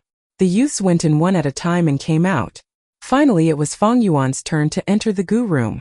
This room was a mysterious room. The 4 walls all had holes. In each one of these embedded square holes were another square hole. Each of the holes differed in size, some big and some small. The bigger ones were no bigger than an earthenware cooking pot, the smaller holes no smaller than a fist. In the many square holes were all kinds of containers. There were gray stone basins, verdant jade dishes, exquisite grass cages, earthen stoves, etc. These containers kept in all kinds of variety of goo. Some goo were silent, while some goo made a lot of noises, creating chirping, clucking, rustling sounds, and so on. All these noises combined together to create a sort of life symphony. Goo are also divided into 9 big levels, following the same concept of the 9 rank realms of goo masters. All the goo in this room are rank 1 goo.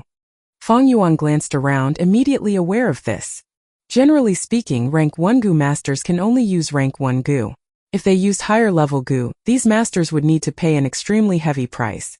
In addition, goo need to be fed.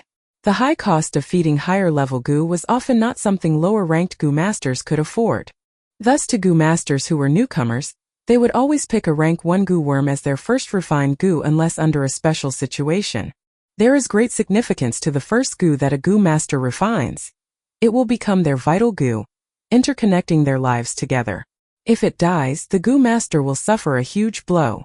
Alas, my original wish was to get my hands on the flower wine monk's liquor worm and refine it as my vital goo. But right now there are still no leads on my search for the flower wine monk skeleton. I don't even know when will I be able to find it, or when someone else does. Just to be safe, I'll pick a moonlight goo first. Fang Yuan sighed inwardly as he walked straight along the wall on his left. One of the top layers of the holes in this wall had a row of silver plates. In every plate was a goo. These goo were crystalline and shaped like a crescent. It was like a piece of blue quartz. Against the backdrop of the silver dish, the goo gave off a quiet and beautiful feeling. Known as the moonlight goo, this variety of goo was the local goo of the Goo clan, and many of the clansmen would choose the moonlight goo as their vital goo. The moonlight goo was not a goo of nature.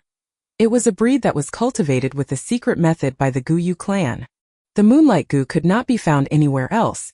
It could be said that this goo was a symbol of the Goo clan. Since it was all rank 1 moonlight goo, there was very little difference among one another.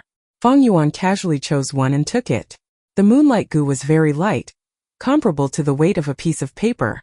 The insect occupied a small area of his palm. It was roughly the size of a common jade pendant. As Fang Yuan put it on his hand, he could see through it and gaze at the lines on his palm. With one last look and finding nothing wrong with it, Fang Yuan put the moonlight goo into his pocket and walked out of the goo room. Outside the goo room, the queue was still quite long. As soon as the next person in line saw Fang Yuan leave, He went into the room hurriedly with excitement. If it were others, when they got their gu, the first thing they would do would be to take it home and quickly refine it. But Fang Yuan was not in a hurry to do so, for his mind was still thinking about the liquor worm. The liquor worm was more precious compared to the moonlight gu. Although the moonlight gu was a specialty of the Guyu village, it did not help a gu master as much as a liquor worm. After he left the gu room, Fang Yuan headed straight for the tavern. Shopkeeper, 2 jars of aged wine. Fang Yuan fished around his pockets and drew out the remaining primeval stone pieces, putting them onto the counter. These few days he would come here and buy wine, then go around the village border and scout, intending to attract the liquor worm so it would appear. The shopkeeper was a short and fat middle-aged man, his face oily. After these few days he had already remembered Fang Yuan. "Sir, you've come." While he greeted Fang Yuan, he stretched out a thick and short chubby hand and skillfully swiped away the primeval stone pieces. As he put them onto his palm, he shifted his hand up and down and felt that the weight was correct. With this, the shopkeeper's smile deepened. Primeval stones were the currency used in this world, used to measure the value of all commodities. At the same time, it was also a condensed matter of the world's essence, usable on oneself, and is important in helping a gu master in his cultivation. As it has monetary attributes as well as usable properties, it was similar to the gold on Earth. Earth has a gold currency standard system, and in this world it was replaced with primeval stones. Compared to gold, the purchasing power of primeval stones is even more astonishing. However, with Fang Yuan's continued spending like this, no matter how many primeval stones he had, it would not be enough. 2 jars of wine every day, and it has been 7 full days already. The initial savings I had are already almost all spent. Fang Yuan frowned slightly as he walked out of the tavern with 2 jars of wine.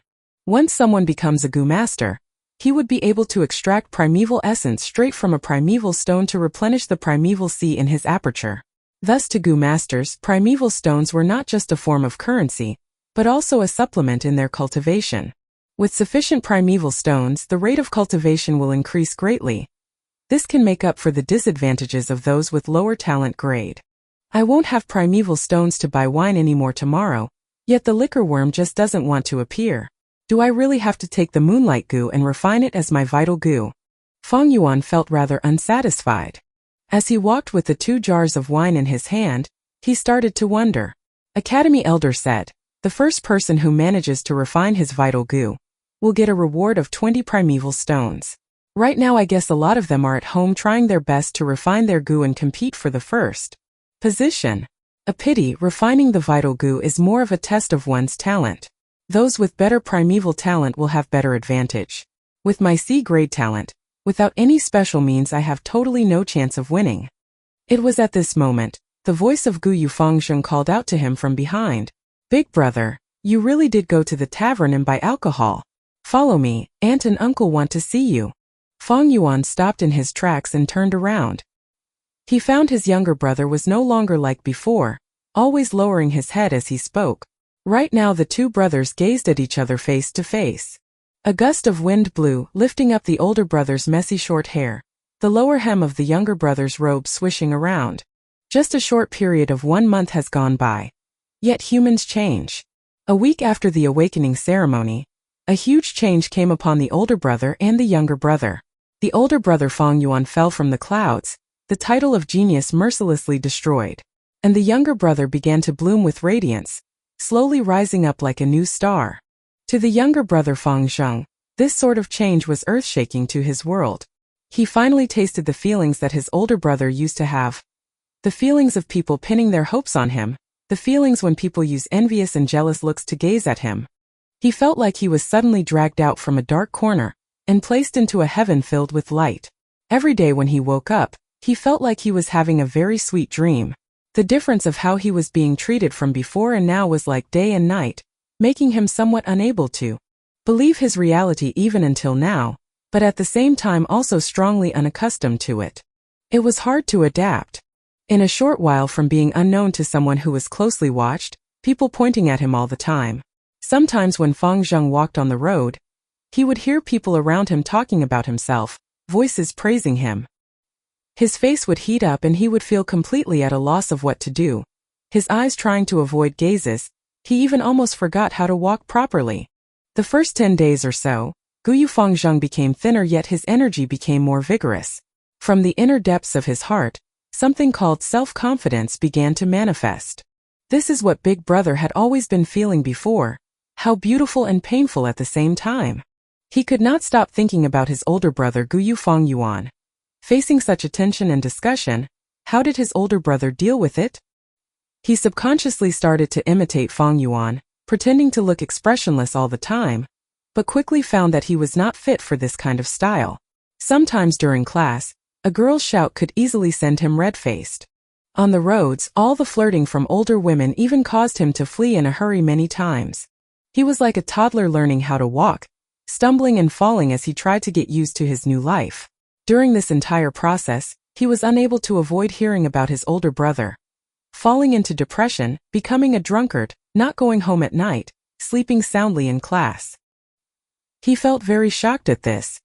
His own older brother, once a strong entity and hailed as a being of great genius, suddenly becoming like this. But slowly he started to sort of understand. His big brother was also a normal man after all. Encountering this kind of setback and huge blow would send anyone into depression. Along with this understanding, Fang Zheng secretly felt an indescribable happiness inside. This feeling was something he was terribly unwilling to admit, but yet it definitely existed. His older brother, who was hailed as a genius and always covering him in shadow, acting so depressed and dispirited right now. From a reverse angle, it was a testimony to his own growth, wasn't it? He was the outstanding one, this was the real truth. Hence when he saw Fang Yuan holding the wine jars, his hair messy and clothes untidy, Gu Yufangzheng felt relieved, his breathing also becoming a lot easier. But yet he said, "Big brother, you have to stop drinking, you cannot go on like this. You have no idea how worried the people who care about you are. You need to wake up." Fang Yuan was emotionless. He did not say anything. The two brothers gazed at each other. Younger brother Gu Yufangzheng's eyes were shining, giving off a sharp and keen feel. And the older brother Gu Yufang's two orbs were a deep black, faintly resembling a deep ancient pool. These eyes could not help but make Fang Zheng feel a strange oppression. Not long after, he subconsciously turned away his gaze and looked somewhere else. But when he realized it, he felt a sudden rise of anger. It was an anger that was directed at himself. What's wrong with you? Can't even muster the courage to look directly at your big brother. I've changed, I've completely changed. With these thoughts, his eyes shifted back their sharpness and he shot his gaze at his brother again. But Fang Yuan was already not looking at him. Holding a jar of wine in each hand, he walked past Fang Zheng and said in a dull voice, "What else are you gawking at? Let's go." Fang Zheng's breathing became disoriented, the strength that had accumulated inside his heart no longer able to be released. This made him experience a depression that was hard to describe. Seeing that his older brother had walked far ahead, he could only quicken his pace to catch up. But this time his head was no longer lowered, but rose to meet the sun. His gaze was fixed on his own feet that was stepping on his older brother Fang Yuan's shadow. Chapter 9. Chapter 9. Two people who start on the same road, gradually becoming distant. The sunset was a red hue setting over the east. The sky was still bright, but everything seemed to be covered by a shade of gray. Overlooking the window, the mountains in the distance were gradually drawing towards a heavy black color. The light in the living room was dim. Aunt and uncle sat high in their chairs, their faces enveloped in shadow, their expressions hard to discern.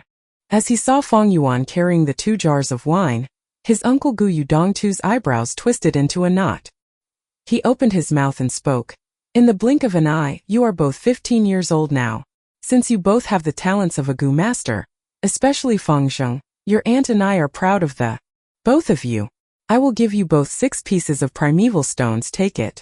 Refining your Gu consumes a lot of primeval essence, so you'll need these primeval stones." As he said this, some servants came over and passed Fang Yuan and Fang Zheng each a small bag. Fang Yuan took his bag silently. Fang Zheng immediately opened his bag and looked inside to see 6 pieces of oval-shaped, grayish-white primeval stones. His face lit up with gratitude at once and he stood up from his seat, facing his aunt and uncle. "Thank you, aunt and uncle. Your nephew does need primeval stones to replenish my primeval essence. You have both raised me until today. This gratitude is engraved into my heart. I shall not forget it forever." Uncle smiled and nodded. Aunt hurriedly waved her hands and said warmly, Sit down, sit down. Although you both are not our children directly, we have always raised you as our own. You both are able to gain a future, and we are proud of that. Alas, we do not have children of our own, and sometimes we thought that if you both could really become our children it would be the best. Her words brought deep meaning. Fang Zheng did not understand it, but Fang Yuan frowned a little. Uncle cut in and said, I have discussed this with your aunt. We thought of adopting you both and become a genuine real family. Fang Zheng, I wonder if you are willing.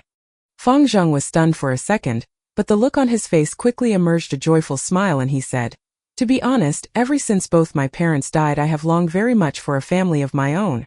To be able to become a family with aunt and uncle, this is too good to be true. Aunt's expression loosened and she laughed. Then you are our good son, shouldn't you stop calling us aunt and uncle? Father, mother.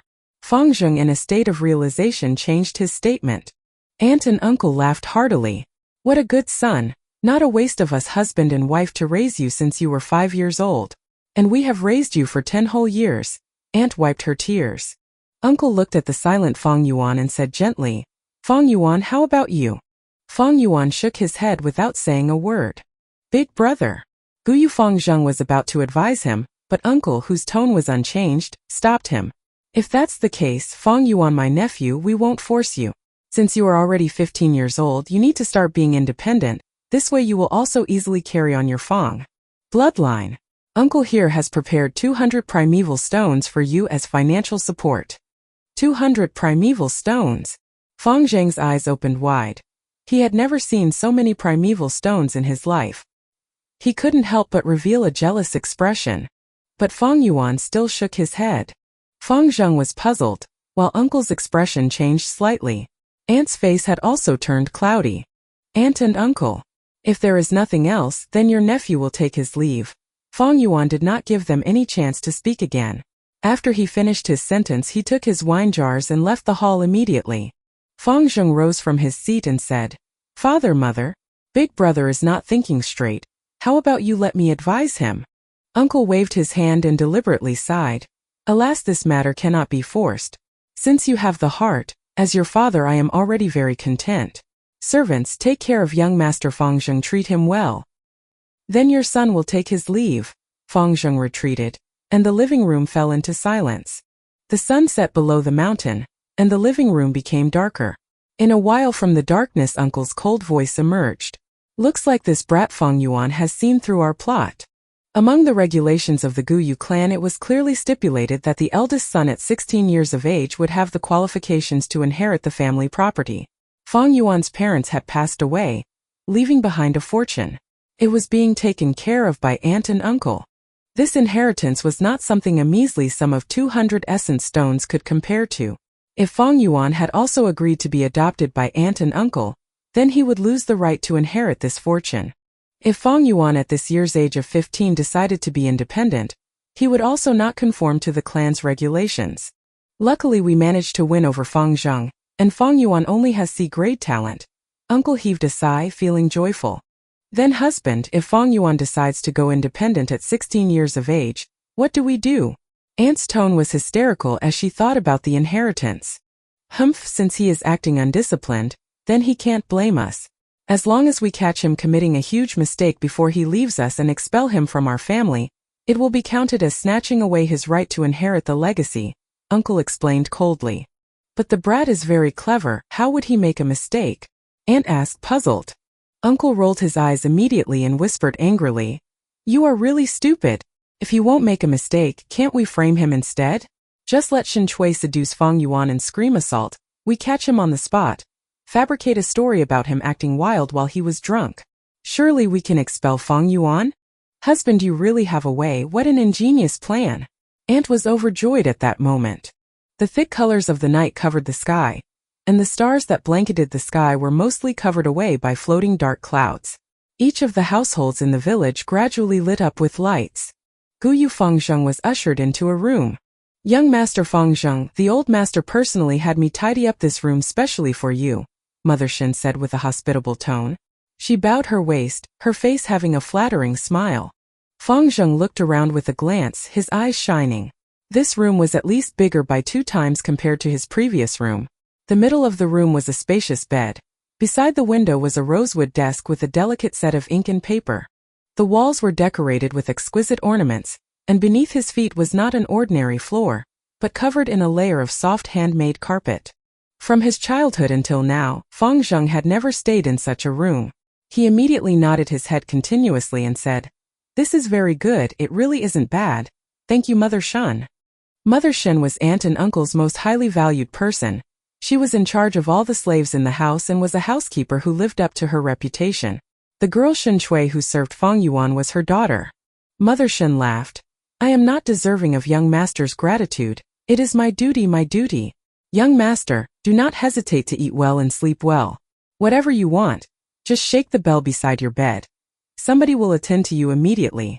Old master has already instructed us, so in these few days please do put all your attention on cultivating young master. Just leave all the other chores to us." Fang Zheng felt a gush of gratitude in his heart. He did not say anything, but deep down inside he decided, this time I must get number one and not let aunt and uncle down. The dark clouds in the sky were getting heavier, and the night was getting darker. In the night sky most of the stars were covered away by the clouds, leaving a few shining with faint light, blinking away in the sky. Aunt and uncle must be plotting on how to expel me from the house right now. In my previous life they secretly instigated the servants to provoke me, and then framed me. Then they expelled me from the family. I wonder if there will be any changes in this life. Fang Yuan sneered in his heart as he walked along the streets. He had long seen clearly the true colors of his aunt and uncle, but he could also understand it. Men would throw away their lives in pursuit for wealth. No matter whether on earth or in this world, there would always be many people who would be willing to trample over kinship, friendly and love for their own self-interests and benefits. In fact, kinship did not exist. In the beginning when aunt and uncle took in Fang Yuan and Fang Zheng, their only purpose was to seek the heritage. It was just so that the two brothers were repeatedly unexpected. All things are difficult before they are easy. To me this is more so of the case.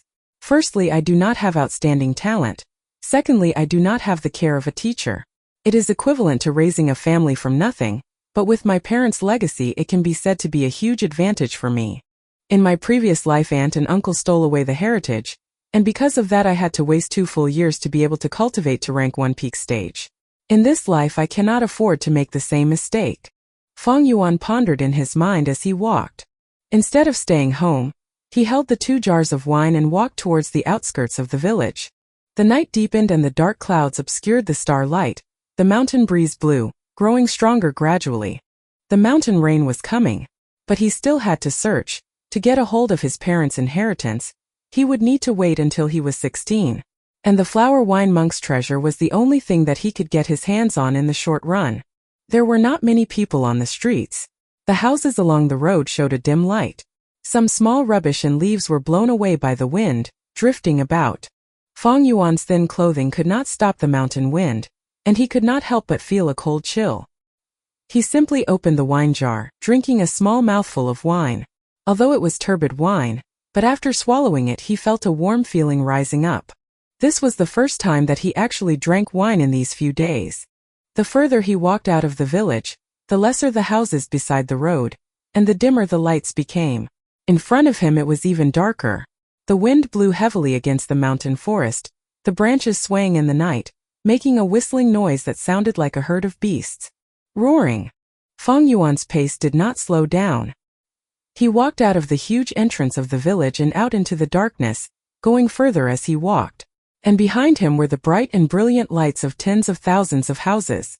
In these lights there was a warm corner. The younger brother Fang Zheng was seated at his desk, reviewing the notes that he had taken down during class. The lights in the house were shining brightly. The unsolid wall blocked away the cold winds. Beside his hand was a cup of warm ginseng tea, the steam rising up from the cup. "Young Master Fang Zheng, the hot bathing water has been prepared for you." Outside the door, Shen Shui's voice softly floated through. Fang Zheng's heart jolted. "Then bring it in, please." Shen Shui walked into the room with her waist bowed, her expression pleased. "Your servant greets young master." Her eyes sent amorous glances at Fang Zheng. Fang Yuan was only a C-grade talent, but Fang Zheng was an A-grade talent. To be able to get a hold of him is truly the biggest fortune. Chapter 10. Chapter 10. A storm may arise from a clear sky. Refining goo is full of hardships. Pitter-patter. Big heavy raindrops fell to the earth, battering the roof of the verdant bamboo house, making brittle sounds. The surface of the pond in front of the building was full of ripples as the rain fell, the fish in the water swimming lively around, the aquatic plants swaying about at the bottom of the pond. The sky was overcast. A thick rain curtain obscured the field of vision as far as the eye could see. In the somewhat dim room the window was open, and Fang Yuan quietly watched the heavy rainfall, sighing. It has already been 3 days and 3 nights. On the night 3 days ago he had walked out of the village with 2 jars of wine, searching around the surroundings. But when it was late into the night it started pouring rain. Put aside him being drenched to the bones, the main point was that in the situation he could not go about searching anymore. The rainwater would quickly wash away the wine fragrance. At the same time, if he forced himself to search under such conditions, it might arouse suspicions. Although previously he pretended to become a depressed drunken person to cover up his real motives, but he knew never to underestimate the intelligence of others around him. Only a fool would think others were stupid. Thus under this helplessness, Fang Yuan could only stop his search. Not to mention that the moment it started raining, the rain had went on continuously. Sometimes it became heavier and sometimes lighter, but it never stopped. I guess in this way I won't be able to find the liquor worm for a short period of time. To be safe I can only choose to start refining the moonlight goo. While I refine it, if I can find the liquor worm during the process it would be the best, but if I can't then this would have to do. But this matter is very common. A storm may arise from a clear sky, something unexpected may happen anytime. In this world who can do everything without obstacles in his way? Having a perfect journey. Fang Yuan's thoughts were very calm. His 500 years of experience had long washed away the impulsiveness that he rarely had in the first place. He closed the door and window and sat cross-legged on his bed. He closed his eyes slowly and after breathing a few times, he calmed his state of mind. In the next moment the vision of his primeval aperture appeared in his mind. The aperture may be positioned inside his body, but it was mysteriously unusual, limitlessly big, and yet infinitely small. The outer layer of the aperture was a layer of light. The white light gave a thin impression, but it still supported the aperture well. In the aperture was a sea of primeval essence. The seawater was a green copper color. The surface of the sea clear and calm as a mirror. The water level was about half the height of the aperture. The entire volume of the sea occupied 44% of the aperture. This was the green copper primeval sea of a rank 1 goo master, and every drop of seawater was primeval essence. It was Fang Yuan's life elementary force, and the condensation of his essence, vitality, and soul. Every drop of primeval essence was precious, because it was the root of a goo master, and was the source of power. Goo masters need to rely on primeval essence to refine and use goo. As he retreated his mind from the primeval sea, Fang Yuan opened his eyes, retrieved the moonlight goo. The moonlight goo quietly sat in the middle of his palm, resembling a curved blue moon, small and crystalline. With a simple thought, the primeval sea in his aperture tumbled and a jet of primeval essence broke from the sea surface and transferred out of the body, finally rushing into the moonlight goo.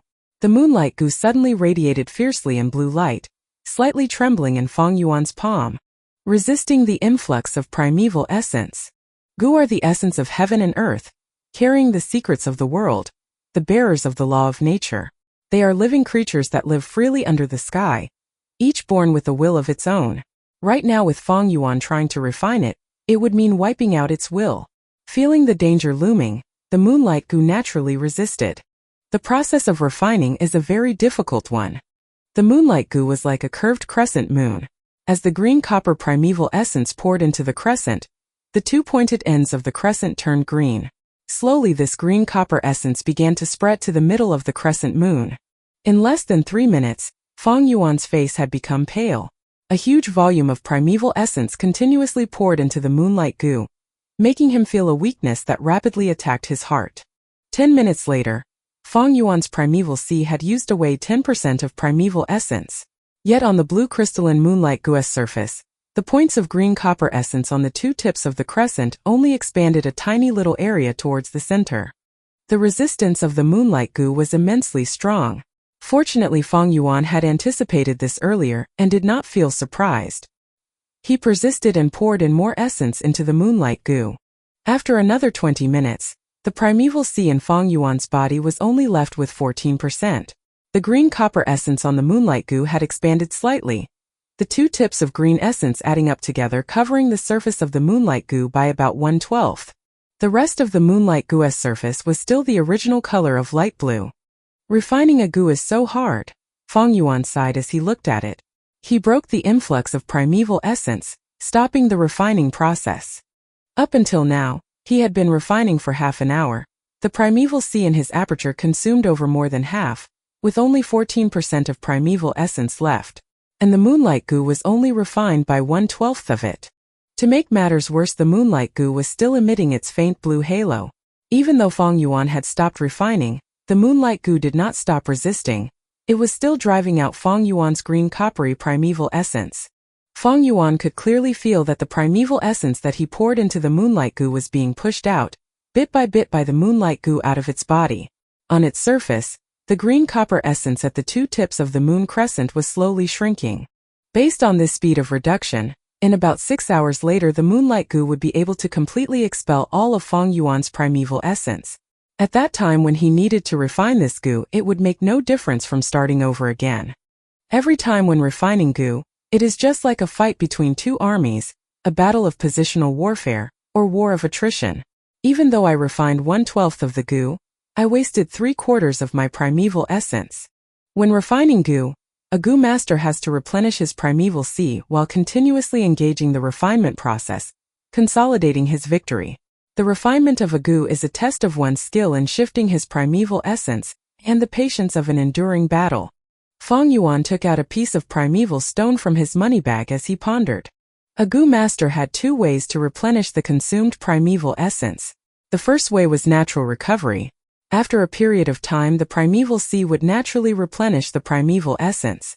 In the case of a C-grade talent like Fang Yuan, it would take about 1 hour to replenish 4% of primeval essence. In 6 hours, it could recover 24% points of the total quantity primeval essence. The second way was to absorb the natural essence directly from a primeval stone. The primeval stone is a treasure from nature itself. As condensed natural primeval essence, while absorbing it, the water level of the primeval sea was rising with a continuous speed that could be seen with the naked eye. After about half an hour, the primeval sea had been replenished back to its original volume of 44%. At this level, the rising water level of the sea stopped abruptly.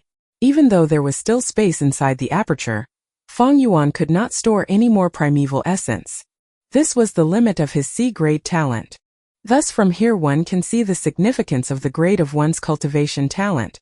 The higher the talent, the more primeval essence the aperture can hold, and the faster the natural recovery of the primeval essence will be. In Fang Yuan's case, to refine a goo and solidify his results, he would have to absorb primeval stones because his primeval essence natural recovery rate cannot defeat the rate of the moonlight goo expelling it out. However, in the case of the A-grade talent Fang Zheng, he could replenish 8% of primeval essence every hour. In 6 hours he would recover 48% of primeval essence, and in the same time frame the moonlight goo could only expel away 3% points of primeval essence. Fang Zheng did not require the external help of a primeval stone. He could go on refining with a few rests in the process and successfully refine the moonlight goo in a few days. That was why Fang Yuan knew from the beginning that in this test, to refine the moonlight goo, he never had the chance to obtain the first position. It had nothing to do with the person's actual strength, as the first factor was the grade of talent. The second factor would be primeval stones. If there was an abundance of primeval stones, without hesitation to consume, a B-grade talent could also surpass an A-grade talent and obtain the first position. In my hands are 6 pieces of primeval stones. I cannot compare to Guyu Mobe or Guyu Chi-chan, these kinds of people who have their elder family members supporting them from behind. My talent is on C-grade, and cannot be compared to Fang Zheng who has an A-grade talent. I never had a chance of winning in this test. Why not divert my energy and go look for the liquor worm? If I can make the liquor worm into my vital goo, it would be so much better than the moonlight goo. The sound of rain outside the window has gotten lighter. There seems to be a sign of ceasing. The rain has been ongoing for 3 days and 3 nights. It should be time it stopped. Fang Yuan kept the moonlight goo and got down from his bed. As he was about to open the window, there was a knock on the door. Outside the door came his servant Shen Shui's voice. Young Master Fang Yuan, it's me. It has been raining straight for 3 days, so I brought you some food and wine. Young Master can eat and drink and ease some depressed feelings. Chapter 11. Chapter 11. It's just power play. Fang Yuan frowned slightly. Based on intuition and 500 years' worth of life experience, he could smell a conspiracy. His eyes flashed and he relaxed his brows. I'm a little hungry right now, you came at the right time. Come in, he said. Outside the door, while carrying the food box, Shen Shui smiled coldly as she heard his reply. But when she pushed open the door, her face was left with a gentle and meek expression. Young Master Fang Yuan, the food and wine smells really good. I can smell it as I hold the box. Her voice was sweet and had a hint of longing and flattery. She put the food box on a small table and took out the dishes, arranging them nicely.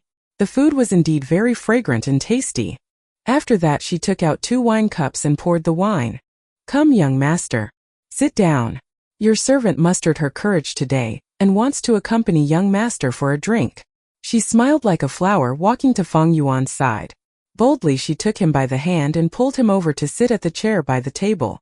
Then she sat on his thigh and leaned her gentle body against Fang Yuan's chest, acting like a timid and lovable woman, whispering in his ear.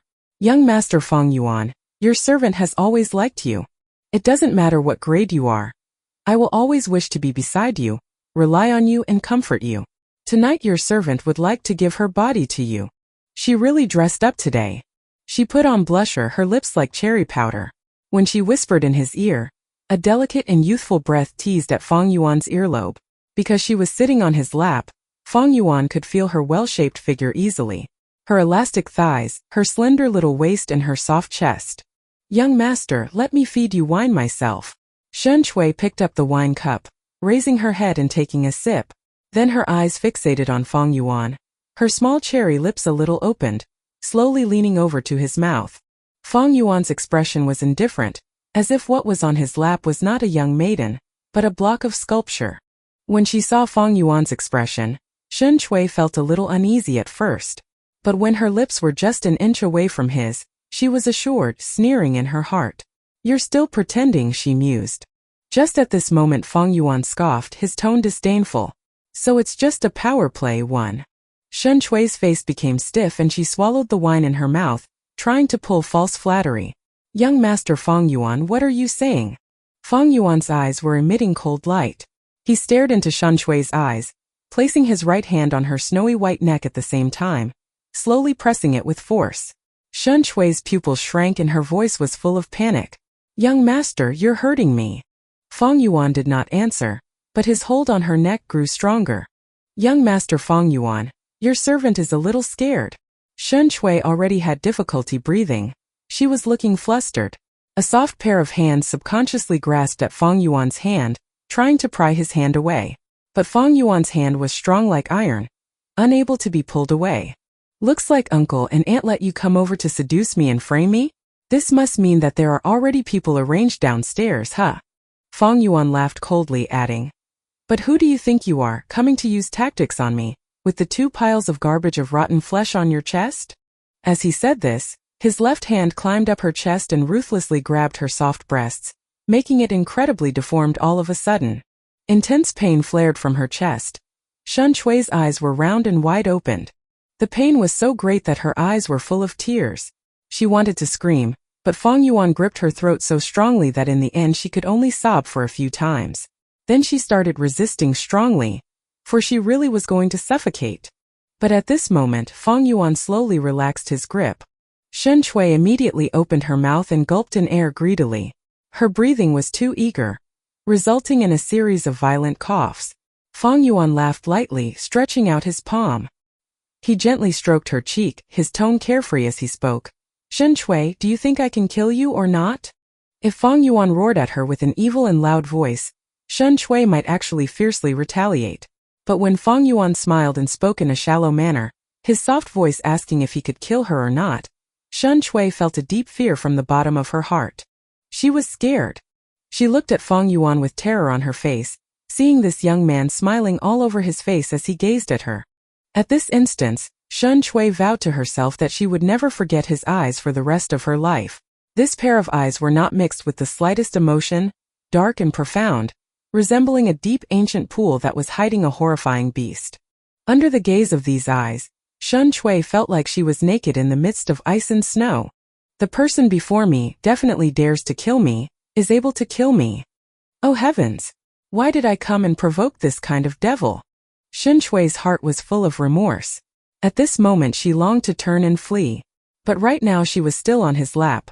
She did not dare to run away, not even able to pluck the courage to do any action. The muscles on her entire body were tense, her gentle stature trembling. Her face was as pale as white paper, and she could not utter a single word. Since you as a personal servant girl have been serving me for so many years, I won't kill you this time.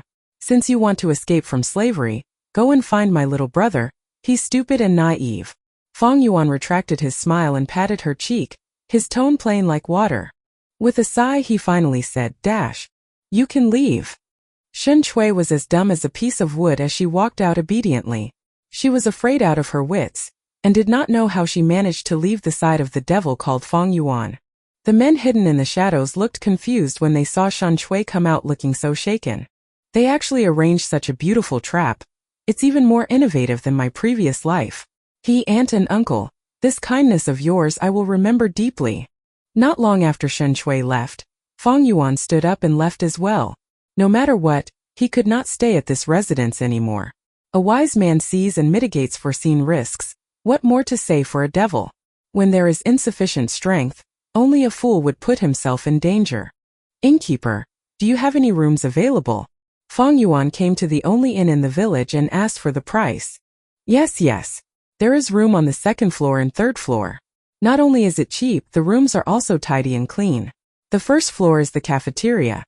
Guests of the inn can come here and eat. There is also service for asking the inn workers to bring up food to your room. The innkeeper was full of hospitality as he entertained Fang Yuan. This inn was the only one in the village, but the business was not very good. In fact, it was somewhat deserted. Only when the annual merchant caravan came by to trade on Qingmao Mountain, the inn would be full of people. Fang Yuan was a little hungry, so he passed 2 full round pieces of primeval stones to the innkeeper. Give me a good room for me to stay in, and prepare 2 jars of wine, 3 to 4 different dishes. Return me any excess balance. Done. The innkeeper took the 2 pieces of primeval stone and asked, Would you like to eat in your room or dine in the hall? Fang Yuan looked at the sky. The rain had stopped and it was nearing evening. He could simply eat in the lobby and set out straight for the outskirts of the village when he was done, continuing his search for the treasure of the flower wine monk. Thus he replied, I'll eat in the hall. The inn had a dining hall. There were a dozen square tables, for long benches surrounded each table. In between the tables were huge and thick pillars that were supporting the inn. The floor was covered with big tiles of marble, but it was wet. It was hard to conceal the moisture of the mountain. There were 3 tables seated with people. Seated by the window, an old man was drinking wine, gazing outside at the sunset, being all alone. In the middle of the cafeteria was a table seated with 5 to 6 hunters. They were discussing about their hunting experiences in loud voices, and at their feet were a pile of different kinds of mountain prey, like pheasants and hares. In another corner was a table with 2 young people, seemingly discussing in secret. Their figures were hidden in the darkness. It was hard to see them, and harder to know their gender. Fang Yuan decided to sit by the table nearest to the door. Soon after, the dishes were served on the table. With my C-grade talent, to refine the moonlight goo I would need to borrow primeval stones. If my luck is good and this moonlight goo does not have a strong will, I would only need 5 pieces. But if it is stubborn that I'd be in trouble, probably need around at least 8 pieces. Goo are living creatures, so it is natural for them to have the will to survive. Some have a strong will and would always resist the refinement process. Some goo have weak will. All throughout refining they helplessly surrender. Once there was no resisting, the refining process would become relaxing. Right now I only have 6 primeval stones on me, but I gave 2 to the innkeeper, so I'm left with 4 pieces. There's not enough. In this world, primeval stones are the local currency, and the buying power is very strong. A normal family of 3 would spend at most 1 piece of essence stone in a month. But when it came to a goo master, the consumption of primeval stones was greater. Take Fang Yuan for example. Just by refining gu alone he would need an average of 7 primeval stones or so. And this is just on a moonlight gu. If he really did find the liquor worm, just to refine it with Fang Yuan's great talent, he would need at least a dozen more. In other words, right now my situation is, even if I find the liquor worm, I don't necessarily have the primeval stones to refine it. However, I still need to search around, because there is a huge possibility that the flower wine monk's treasure has a huge abundance of primeval stones. This was not a difficult deduction. The flower wine monk was a rank 5 gu master after all. For such a famous strong warrior of the demonic faction, how could he not have primeval stones, which are the must-have item in a gu master's cultivation? 1 Power play tactics exhibiting or intended to increase a person's power or influence. T/N note. Was this chapter too dark? Chapter 12. Chapter 12 Green bamboo wine is fragrant. Gu master flaunts power. Right now everything comes down to the flower wine monk's treasure. If I can find it, all my problems will be solved. If I don't find it, all these issues will greatly slow down my speed of cultivation. If that happens, I'll lose out to people at my age in cultivating. I don't understand. I've spent more than a week trying to attract the liquor worm to appear. Why do I still not see it? Fang Yuan frowned and racked his brains. It was like putting food into his mouth, but still not knowing how it tasted. Suddenly there was a loud noise interrupting his thoughts. Fang Yuan looked at the direction of the sound, realizing that the 6 hunters seated around the table at the middle of the hall were heavily drunk. The atmosphere around them was fiery and their faces were all red. Brother Zhang, come, drink another cup. Old brother Feng, we brothers admire your abilities. You took down a black-skinned wild boar alone, what a man. This cup of wine you must drink, or else you'll be disrespecting us. Thank you brothers for your sincerity, but I really can't drink anymore. Brother Feng can't drink anymore. Perhaps you dislike this wine because it's not good enough? Waiter, come over. Give me some good wine. The noise was becoming louder. It was obvious that the group had drunk a lot. The waiter hurriedly went over and said, Well, good sirs, we do have good wine, but it is quite expensive. What, you're afraid we won't pay up? When the hunters heard the waiter, quite a few of them stood up and stared at the waiter. They were either big and tall or thick and burly in stature, capable and vigorous in a threatening manner, each having the courage that mountain men possessed. The waiter quickly said, I would not dare to look down on you brave men. It's just that these wine is really expensive. 1 jar costs 2 pieces of primeval stones. The hunters were stunned. 2 primeval stones was definitely not cheap. It was the sum of 2 months of the normal average household monthly expenses. Even though hunters earn more from hunting when compared to ordinary mortals, like how sometimes a black-skinned wild pig could be worth half a primeval stone. However, hunting was risky, and a mistake could turn the hunter into prey. To the hunters, using 2 primeval stones just to drink a jar of wine was just not worth it.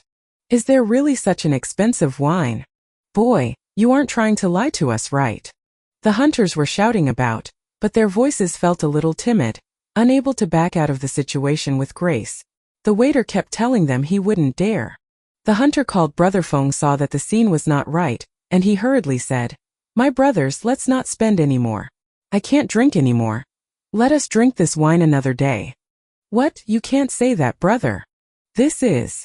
The rest of the hunters were still shouting, but their voices started to fade away. One by one they sat back in their seats. The waiter was also a shrewd person. When he saw this, he knew that he was not able to sell the wine anymore. However, this situation hardly surprised him. As he was about to retreat, a young man's voice came from the table at the dark corner. Hee hee, hilarious. Each one of them blindly shouting for nothing. If you can't afford to buy wine, you should just obediently keep your mouth shut and go to the side. When the hunters heard this, one of them immediately retorted in anger. Who said we can't afford it? Waiter, bring over that jar of wine. I'll give you the stones, 2 pieces of it. Oh, give me a moment, sir, I'll get it. The waiter did not expect such a turn of events. He hurriedly replied and turned to grab a wine jar and brought it over. This wine jar was as big as the common jar of wine, but the moment it was uncorked, in that very instant a refreshing and mellow fragrance filled the entire cafeteria. Even the old man sitting alone at the window could not help but turn his head over when he smelled the wine aroma, and he gazed at the jar of wine. It was definitely good wine. Dear guests, it's not bragging. This is the green bamboo wine. The entire village only has one inn, which is us. Smell the fragrance. The waiter inhaled deeply as he said this, his facial expression full of satisfaction and enjoyment. Fang Yuan was moved. This inn waiter was really not boasting. In the Guyu village there were 3 taverns. The wine sold there were the common rice wine, muddy wine and other similar common wine. In order for Fang Yuan to attract the liquor worm, he continuously bought wine for 7 days. It was naturally that he was aware of the prices. Several of the hunters looked at the wine jar before them. They were consumed by alcohol addiction. Each of them twitched their noses and swallowed. As for the hunter who bought the wine in a moment of anger, his expression was even more interesting. A layer of remorse and anger appeared on his face. After all, this jar of wine was the value of 2 primeval stones. I was too rash and bought the wine by impulse. This waiter is not too typical. He immediately brought the wine. Now the cork is unsealed. Even if I want to return the goods, it is too late. The more the hunter pondered, the more distressed he felt. He wanted to return it back, yet he was unable to do so in fear of being humiliated. At last he could only bang on the table and said with a strong smile, "Damn, this wine is good.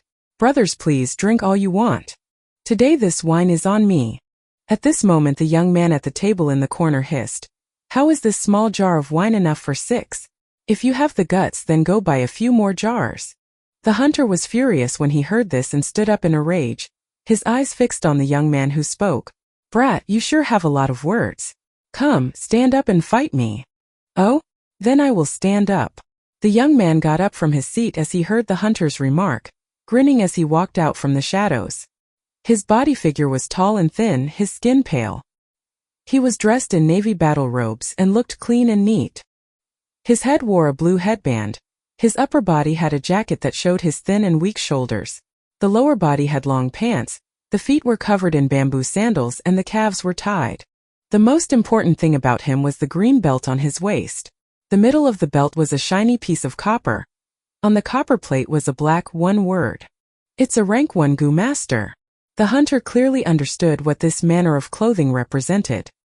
He drew in a deep breath, the anger on his face dissipating, replaced by alarm. He had never imagined that he actually provoked a Gu master. "Didn't you want to fight me? Come on then, hit me." The young Gu master walked slowly towards the man, a playful smile on his face. But the hunter who had challenged him earlier had become frozen like a sculpture, unable to move from his spot. "Maybe you guys can all come at me together, that works too." The young Gu master slowly walked to the hunter's table, casually speaking. The expressions on their faces had changed. Some of the hunters who had drunken red faces had gone pale suddenly. Each of their foreheads was drenched in cold sweat, and they felt restless, too afraid to even breathe heavily. The young Gu master stretched out a hand, picking up the green bamboo wine jar. He put it under his nose and sniffed, smiling. He said, "It sure smells good. If my lord likes it, then please feel free to take and drink it. It is an apology from me for offending my lord." The hunter who provoked him earlier hurriedly replied and cupped his hands together before his chest, pushing a smile to his face. Unexpectedly the young man's facial expression changed fiercely. With a loud crack the jar fell into pieces on the ground. The Gu master looked cold as ice, his gaze sharp like a sword. He hissed angrily, "You think you have the right to apologize to me? You bunch of hunters must be really rich, even richer than me, since you guys spent 2 primeval stones to drink wine. Do you have any idea how upset I am over primeval stones right now? You actually dare to show off your wealth in front of me at this time. You mortals can even compare to me? We wouldn't dare, we wouldn't dare. To offend my lord, it is a heinous crime. We mortals did not mean to offend you. These are our primeval stones. Please accept Lord Gu master." The hunters quickly got on their feet and took out the primeval stones they had. But how could these mortals have money? All they pulled out was just bits and fragments of primeval stones. The biggest fragment piece was no bigger than 1/4 of a primeval stone. The Gu master did not accept these primeval stones, but he did not stop sneering. He used his hawk-like gaze and swept past the entire cafeteria. The hunters that he scanned over lowered their heads. The old man who sat at the window watching the scene also quickly turned his head to avoid the Gu master's gaze. Only Fang Yuan watched quietly, void of hesitation. The clothing that this young Gu master was wearing was the uniform that only formal Gu masters could wear, so Fong Yuan was not qualified to wear it. Fong Yuan would only receive it from the clan after he graduated from the academy. The word 1 on the copper piece on the belt of the young Gu master was to indicate his position as a rank 1 Gu master. However, he was already around 20 years or so, and the aura of primeval essence that his body emitted seemed to indicate that he was rank 1 upper stage. Starting cultivation at 15 years of age and only reaching rank 1 upper stage at around 20 years of age, this showed that the young Gu master was only of D grade talent, which was a grade worse than Fong Yuan. There was a high possibility that this man was only a logistics Gu master, not even counted as a battle Gu master. However, even if that was the case, when facing these 6 brawny hunters it was more than sufficient. This was the gap of power between a Gu master and a mortal human. With power one can be at the top. This is the nature of this world. No, actually any world is also the same. The big fish eats the small fish and the small fish eats the shrimp. It's just that this world shows it even more openly. Fong Yuan mused secretly. Alright Jiangya, you already taught them a lesson. Let's not further embarrass these mortals. If it gets out, even if you are not embarrassed I would be. The other young person sitting in the corner voiced out. When everyone heard the voice speak, they realized that this young person was a woman. The young Gu master called Jiangya stopped sneering as his female companion chided him. He did not even bother looking at the fragments of primeval stones that the hunters had taken out. These stones were not even the sum of 2 primeval stones. He was definitely not interested in it. He flicked his sleeve and walked back to his original table. As he strode back he said maliciously, "If you think you have the guts to continue drinking, then go and drink green bamboo wine. I want to see who still dares to drink this wine." The hunters all lowered their heads, acting like 6 obedient sons after being scolded. The strong aroma of wine filled the entire cafeteria. The hunter who bought the wine felt his heart aching as he smelled the fragrance. After all, he had spent 2 primeval stones on this wine, yet he never got to drink even 1 mouthful. Fong Yuan put down his chopsticks. He had eaten enough. As he sniffed in the wine aroma his eyes flashed for a moment, then he took out 2 primeval stones and put them on the table. "Waiter, give me a jar of green bamboo wine," he said indifferently. The whole scene froze. The young Gu master called Jiangya instantly stopped in his footsteps. The corners of his mouth twitched and he exhaled. He had just finished his warning, yet right after he was done Fong Yuan wanted the wine. This was like specially stepping over him and slapping him in the face. He turned around and narrowed his eyes, shooting a cold glare at Fong Yuan. Fong Yuan calmly stared back, his face indifferent and void of fear. Jiangya's eyes flashed and the coldness in his gaze slowly disappeared. He felt the aura of primeval essence on Fong Yuan's body. After realizing Fong Yuan's identity, he lit up with a smile and said warmly, "Ah, it's a junior brother." Everyone else came to the realization and the looks they shot at Fong Yuan changed. No wonder this young teenager was not one bit afraid of a Gu master. It was because he was also one. Even though he was still attending the academy, his position was already different. "Lord Gu master, your wine."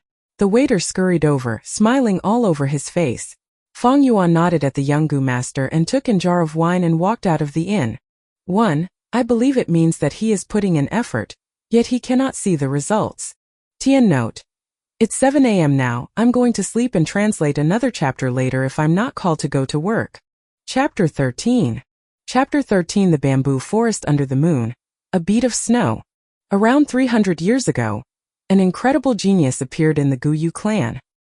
He was very talented and had already cultivated to the point of a rank 5 Gu master at a young age, and even had the possibility of going further. He was famous throughout Qingmao Mountain, had a bright future, and was the pinnacle of hope and responsibility in the clan's eyes.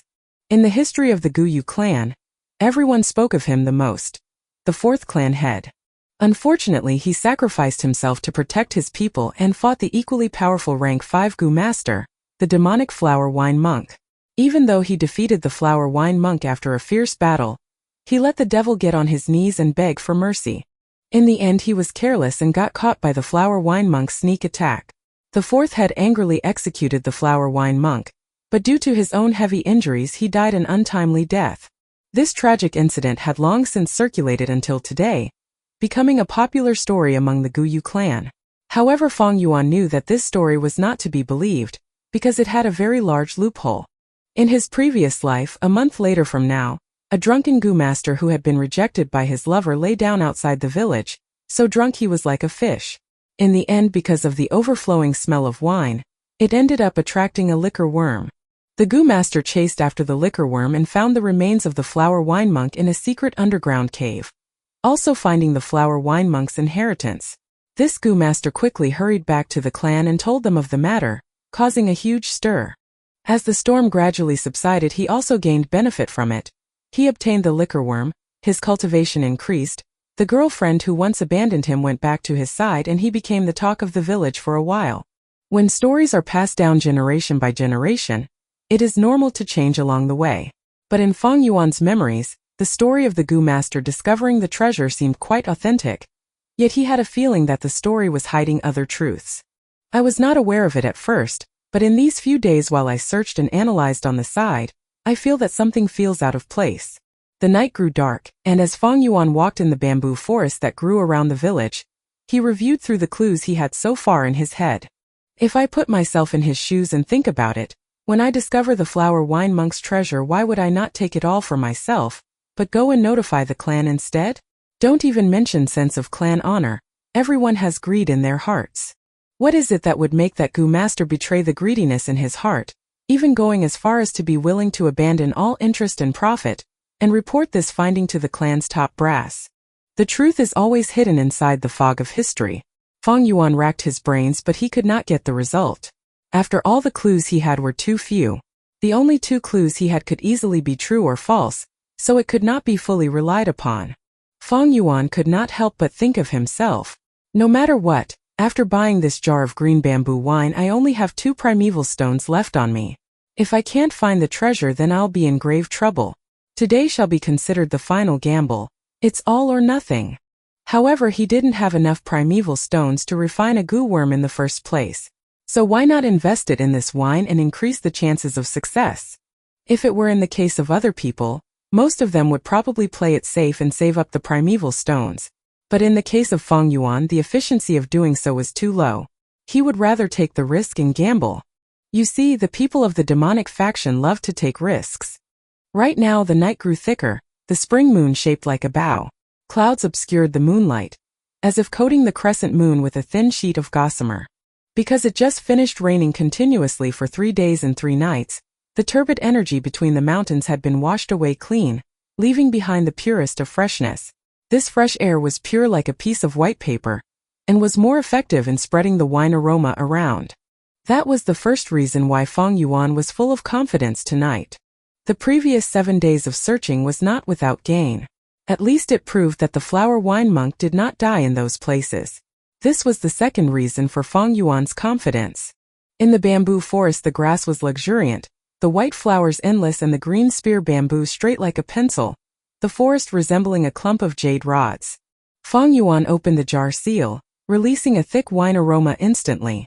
Green bamboo wine could be said as the Guyu village's #1 wine. This was the third reason for Fang Yuan's confidence tonight. With these 3 big reasons gathering together, if I want to succeed it has to be tonight. Fang Yuan cheered in his heart as he slowly tilted the wine jar, pouring a small stream of wine, dripping it onto a stone. If those bunch of hunters saw this sight, they would have probably become insanely distressed. This wine is worth 2 whole primeval stones after all. But Fang Yuan was indifferent. The fragrant aroma quickly spread out into the night. The breeze was gentle, the faint aroma floating about and contaminating the bamboo forest. Fang Yuan stood at his spot, smelling the aroma. He waited for a while, yet he did not see any movement. All he heard was a nightingale crying in the near distance, its sound like a string of bells. His gaze was silent. He did not feel surprised, and he moved away, walking to a spot a few hundred meters away. In this place he did the same, pouring out a few drips of wine and waiting at the spot. He did the same thing over and over again, moving away to a few other different locations, dripping wine a few times. After all that, the green bamboo wine in the jar was only left with a bit. This is the last time, Fang Yuan sighed. He tipped the wine jar over, the bottom facing the sky. All the remaining wine left in the jar flowed out. The wine sprinkled over the grass, letting the green grass sway about. The wild flowers were stained with wine, slightly lowering their heads. Fang Yuan stood with the last shred of hope in his bosom, and gazed around. Right now the night was already very deep. A thick cloud had obscured the moonlight. The dark shadows were like a curtain, covering the bamboo grove. It was deadly silent all around, each strand of green spear bamboo standing alone, leaving a trail of lines that were straight up and down in Fong Yuan's pupils. He quietly stood at the spot, listening to his own clear breathing. Then he felt the small hope that he carried in his chest, slowly dissipating away, becoming nothing.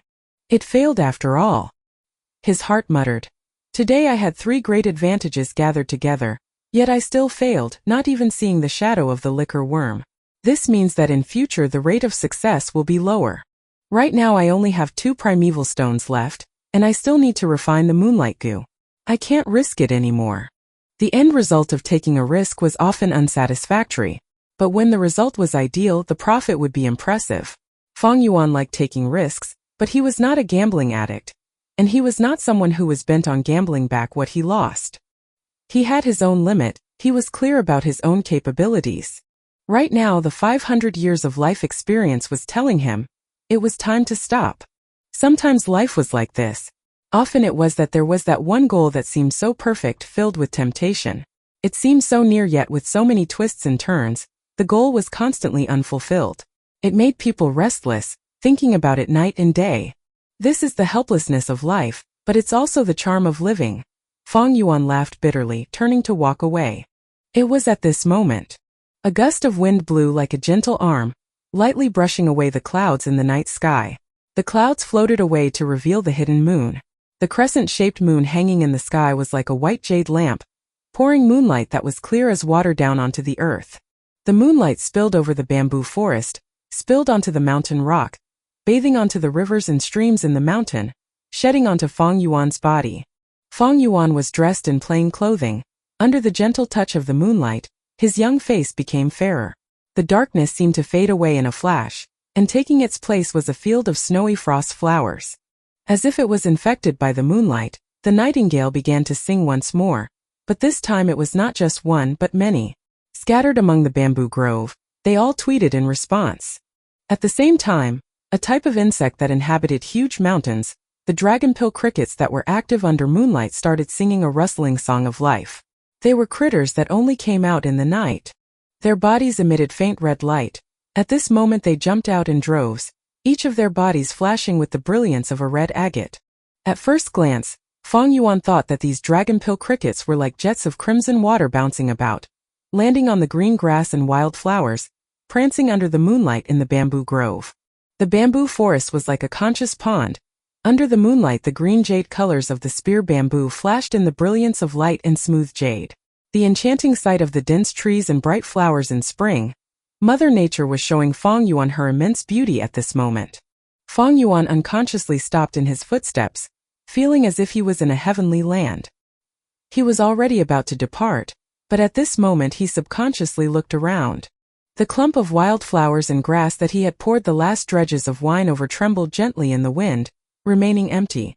Fong Yuan laughed at himself and took back his line of sight. However, unexpectedly in the process of turning away, he saw a dot of white snow. This bead of snow was glued to a spear bamboo pole not far away. Under the moonlight it was like a suspended round pearl. Fong Yuan's 2 pupils expanded fiercely, his body trembling slightly. His heart dropped and started pumping faster each second. It was the liquor worm. T/N note. I promised 2 chapters on Friday, but I ended up having to go to work on both weekends, so sorry for the delay. I pumped this one out as soon as I could. Chapter 14. Chapter 14. In the mountain crevice hides a profound theory. The liquor worm was shaped like a silkworm, its entire body giving out pearl white light. It was a little chubby and had a cute appearance. The liquor worm fed on wine and could fly. When it flew around it would curl up into a ball, and its speed was very fast. Even though it was only a rank 1 goo, but it was worth even more than a few rank 2 goo. To make it into one's vital goo was way more beneficial than the moonlight goo. Right now the liquor worm was glued to a bamboo pole merely 50 to 60 steps away from Fong Yuan. He held his breath, not closing in rashly, but slowly walking backwards. He knew his distance was very near, but to really catch a liquor worm directly it was an incredibly difficult task for a goo master who just opened the primeval aperture like him. You could say there was totally no hope of success. Fong Yuan's was unable to see the liquor worm clearly, but in the darkness he could feel the liquor worm directing its vigilance at him. He slowly backed away gently, trying his best not to disturb the liquor worm.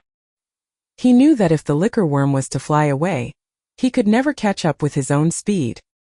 He needed to wait until the liquor worm drank until it was drunk, and then with its flying speed slowed down he would have a chance to catch it. Seeing Fong Yuan retreated further away, the liquor worm crawling on the bamboo poles stirred. The strong aroma of wine before it was so tempting, so attracting, making the worm lost in a reverie. If it had saliva, it would have long been drooling a pool of saliva around it. But the liquor worm was incredibly wary and vigilant. Only after Fong Yuan retreated 200 steps back did it shrink a little and bounced into the air. When it fluttered high in the air, its body curled up into a ball, looking like a small and white rice dumpling. The little dumpling swept across the air in a round arc, floating down onto the grass that was sprinkled with green bamboo wine earlier. With delicious food right before its eyes, the liquor worm dropped its guard. It impatiently climbed onto a flower bud filled with some wine and popped its little head in, only leaving a chubby tail on the outside. The liquor worm was ravenous, and the green bamboo wine was so delicious. It opened its mouth wide and inhaled, very quickly lost in the deliciousness of its food, totally forgetting about Fong Yuan. At this moment Fong Yuan started to approach cautiously. He could see the tail of the liquor worm outside the flower bud. This tail was just like a silkworm's tail, chubby and rounded. The light it emitted made people think of a pearl. At first the liquor worm's tail was hanging outside, unmoving. Then after a while this tail started to curl upwards, showing that it was drinking really happily. At the end when Fong Yuan was only 10 steps away, its tail started wagging and swinging with a cheerful rhythm. It was totally drunk.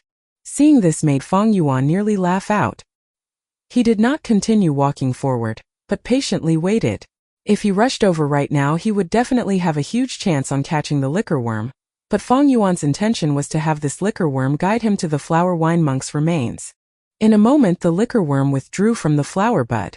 Its body was fatter and its head swayed about, resembling a drunken man. Unexpectedly it did not realize Fong Yuan's presence. It climbed up onto another bright yellow flower and perched on the stamen, feeding heartily on the wine droplets. There. This time after it had finished drinking it finally felt full. Its body slowly shrank into a round ball and slowly flew up. When it was 1.5 meters above the ground, it leisurely flew in the direction of the deeper part of the bamboo forest. Fong Yuan quickly followed after its trail. The liquor worm was already heavily drunk, making it fly slower by half of its usual speed. Even though this was the case, Fong Yuan still had to run with all his might to follow after its shadow. The night was washing past his vision as the young teenager ran in the bamboo forest, chasing after a small bead of snow not far ahead. The moonlight was gentle, the breeze slow and steady. In the bamboo forest that was like a clear pond, the stalks of green spear bamboo flashed past before his eyes, quickly falling behind him. The ground was a green carpet of grass, riddled with blossoming wild flowers. There were small stones with moss growing, and the yellow shoots of bamboo. Fong Yuan's faint shadow was also speeding ahead on the ground, passing through the shadows that each stalk of bamboo cast on the earth like a black line. He tightly kept his sight on the bead of snow, gulping in huge amounts of fresh mountain air, ordering his legs to catch up in the midst of faint wine aroma in the air. Because of his speed, the moonlight looked like water to his eyes. Light and shadow moved frequently, like he was galloping in water filled with seaweed. The liquor worm flew out of the bamboo forest, and so did Fong Yuan. A sea of white flowers with a yellow spot in the middle borrowed the wind from his feet, scattering their petals. A group of dragonpill crickets resembling a flowing poem just so happened to move to the front, as Fong Yuan dashed. Through there was a swoosh and a red cloud bloomed before him, dispersing about a sea of red star fireflies that emerged from the cloud. A quiet mountain stream paved with pebbles, the gurgling water surface reflecting the spring moon in the night sky. With a few splashes Fong Yuan waded across, creating thousands of silver-colored ripples. It was a pity that this stream, after so many ages, had its beautiful and precious stones trampled upon and broken. Fong Yuan was in hot pursuit, firmly following behind the liquor worm. Going upward the mountain stream, he could already hear the sound of a waterfall. After he turned around a sparse forest, he saw the liquor worm fly into a crevice in the middle of a boulder. Fong Yuan's eyes lit up and he stopped in his tracks. So it's here. He panted heavily, his heart beating against his chest like mad. With this one stop he could feel his entire body covered in sweat, hot air surging throughout his body accompanying his accelerating blood flow. Looking around, he found that this place was a shallow benchland. Pebbles of various sizes covered the ground, the river surface barely covering over the small stones. There were also blocks of gray boulders scattered freely in the area. Behind Qingmao Mountain was a huge waterfall. The flow of the waterfall varied with the weather. It plummeted down to the earth, pounding out a deep pool. Beside the deep pool was the Bai clan village, a clan with powerful influence that was comparable to the Guyu village. The waterfall branched out to many smaller branches, and it was apparent that Fong Yuan was facing one of the many branches of a branch. On normal occasions this benchland was dry, but due to the recent heavy rainfall that went on for 3 days and 3 nights, a shallow stream formed here. The source of the flowing stream was from the huge boulder that the liquor worm had entered into earlier. The boulder leaned against a vertical mountain wall. Small waterfalls that branched away from the main waterfall were like silver pythons that flowed down the mountain wall, hitting onto the boulder. After a considerably long time, the middle of this huge boulder had eroded away and formed a crevice. At this time, as the waterfall washed down, the water current gently roared. It was like a white curtain, completely obstructing the gap in the boulder. After observing his surroundings, Fong Yuan's breathing was no longer anxious. His eyes flashed with a hint of resolve. He walked to the boulder and took in a deep breath, and then he rushed in headfirst. The boulder gap was rather large, and 2 adult humans could walk side by side in it with no problems. What more to say with Fong Yuan, who was merely a 15-year-old teenage boy. Once he rushed in, the rapid currents pressured down on Fong Yuan's body. At the same time, the cold water quickly drenched him from head to toe. Fong Yuan battled against the water pressure, moving in quick steps forward.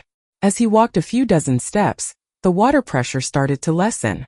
But the space in the fissure also began to shrink, and Fong Yuan could only walk sideways. His ears were filled with the roaring of the water, the top of his head was a sheet of white, and deeper into the boulder was a black darkness. What was hiding in the darkness? It could be a poisonous serpent, but it could also be a poisonous gecko. Perhaps it was a trap set by the flower wine monk, or perhaps it was empty. Fong Yuan could only continue forward by walking sideways, slowly edging into the darkness. The water no longer washed over his head. The stone walls were covered in moss, grazing against his skin, feeling slippery.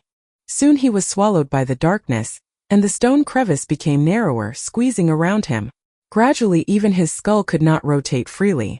Still Fong Yuan gritted his teeth and continued forward. After walking another 20 more steps, he realized that there was a red shade of light in the darkness. First he thought it was an illusion, but when he blinked and focused, he began to confirm that this was indeed light. This realization made him renew his spirit. He continued walking for another 50 to 60 steps, the red light growing brighter. In his eyes the light slowly expanded into a long vertical and fine seam. He stretched out his left arm, suddenly feeling that the wall in front had bent away. Instantly he rejoiced, knowing that there was an enclosed space inside the huge boulder. With another few steps he finally rushed into this light seam. His eyes were greeted with the sight of an approximately 80 meters superscript 2 wide enclosure. I have been walking for so long. With this distance I'd have long passed the boulder, so I should be in the heart of the mountain cliff right now. As he sized up this hidden space, he moved his hands and legs about, stretching his limbs. The entire room was filled with dim red light, but he could not tell where the light was coming from. The stone walls were damp and covered in moss, but the air here was very dry. On the walls there was also a few withering vines. The vines intertwined with each other, weaving across half of the wall surface. There were even a few withering flowers growing on the vines.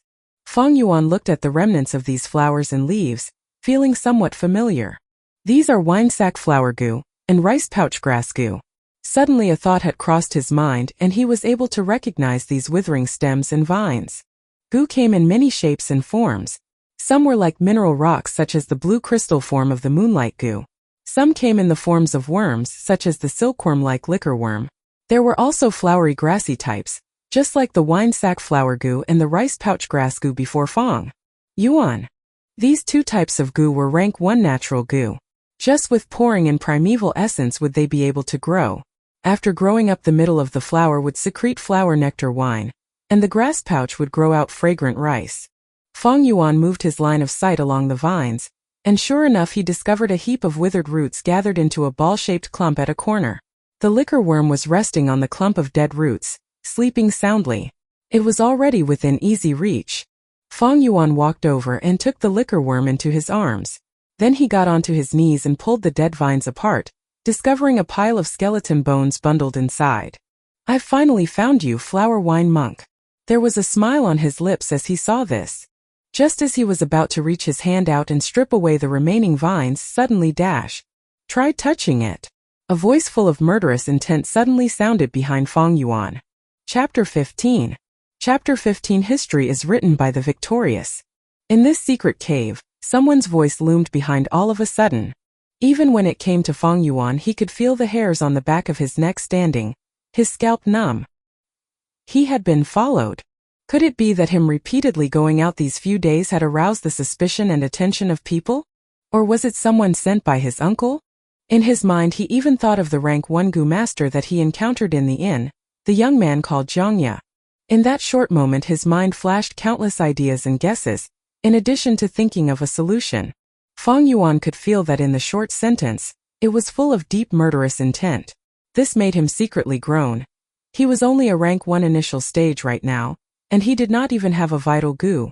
To a Gu master this was the equivalent of having 0 fighting ability. How was he supposed to fight? Too weak, too weak. He roared in his head. "You have already been poisoned by my single gate poison Gu. Without my other Gu that acts as the counterpart to it, after 7 days you will turn into pus and blood and die," the voice said behind him. Feng Yuan gritted his teeth, his expression cold. He said in a low tone, "You want the liquor worm? I can give it to you." He slowly stood up, his actions careful. But at this moment another voice appeared.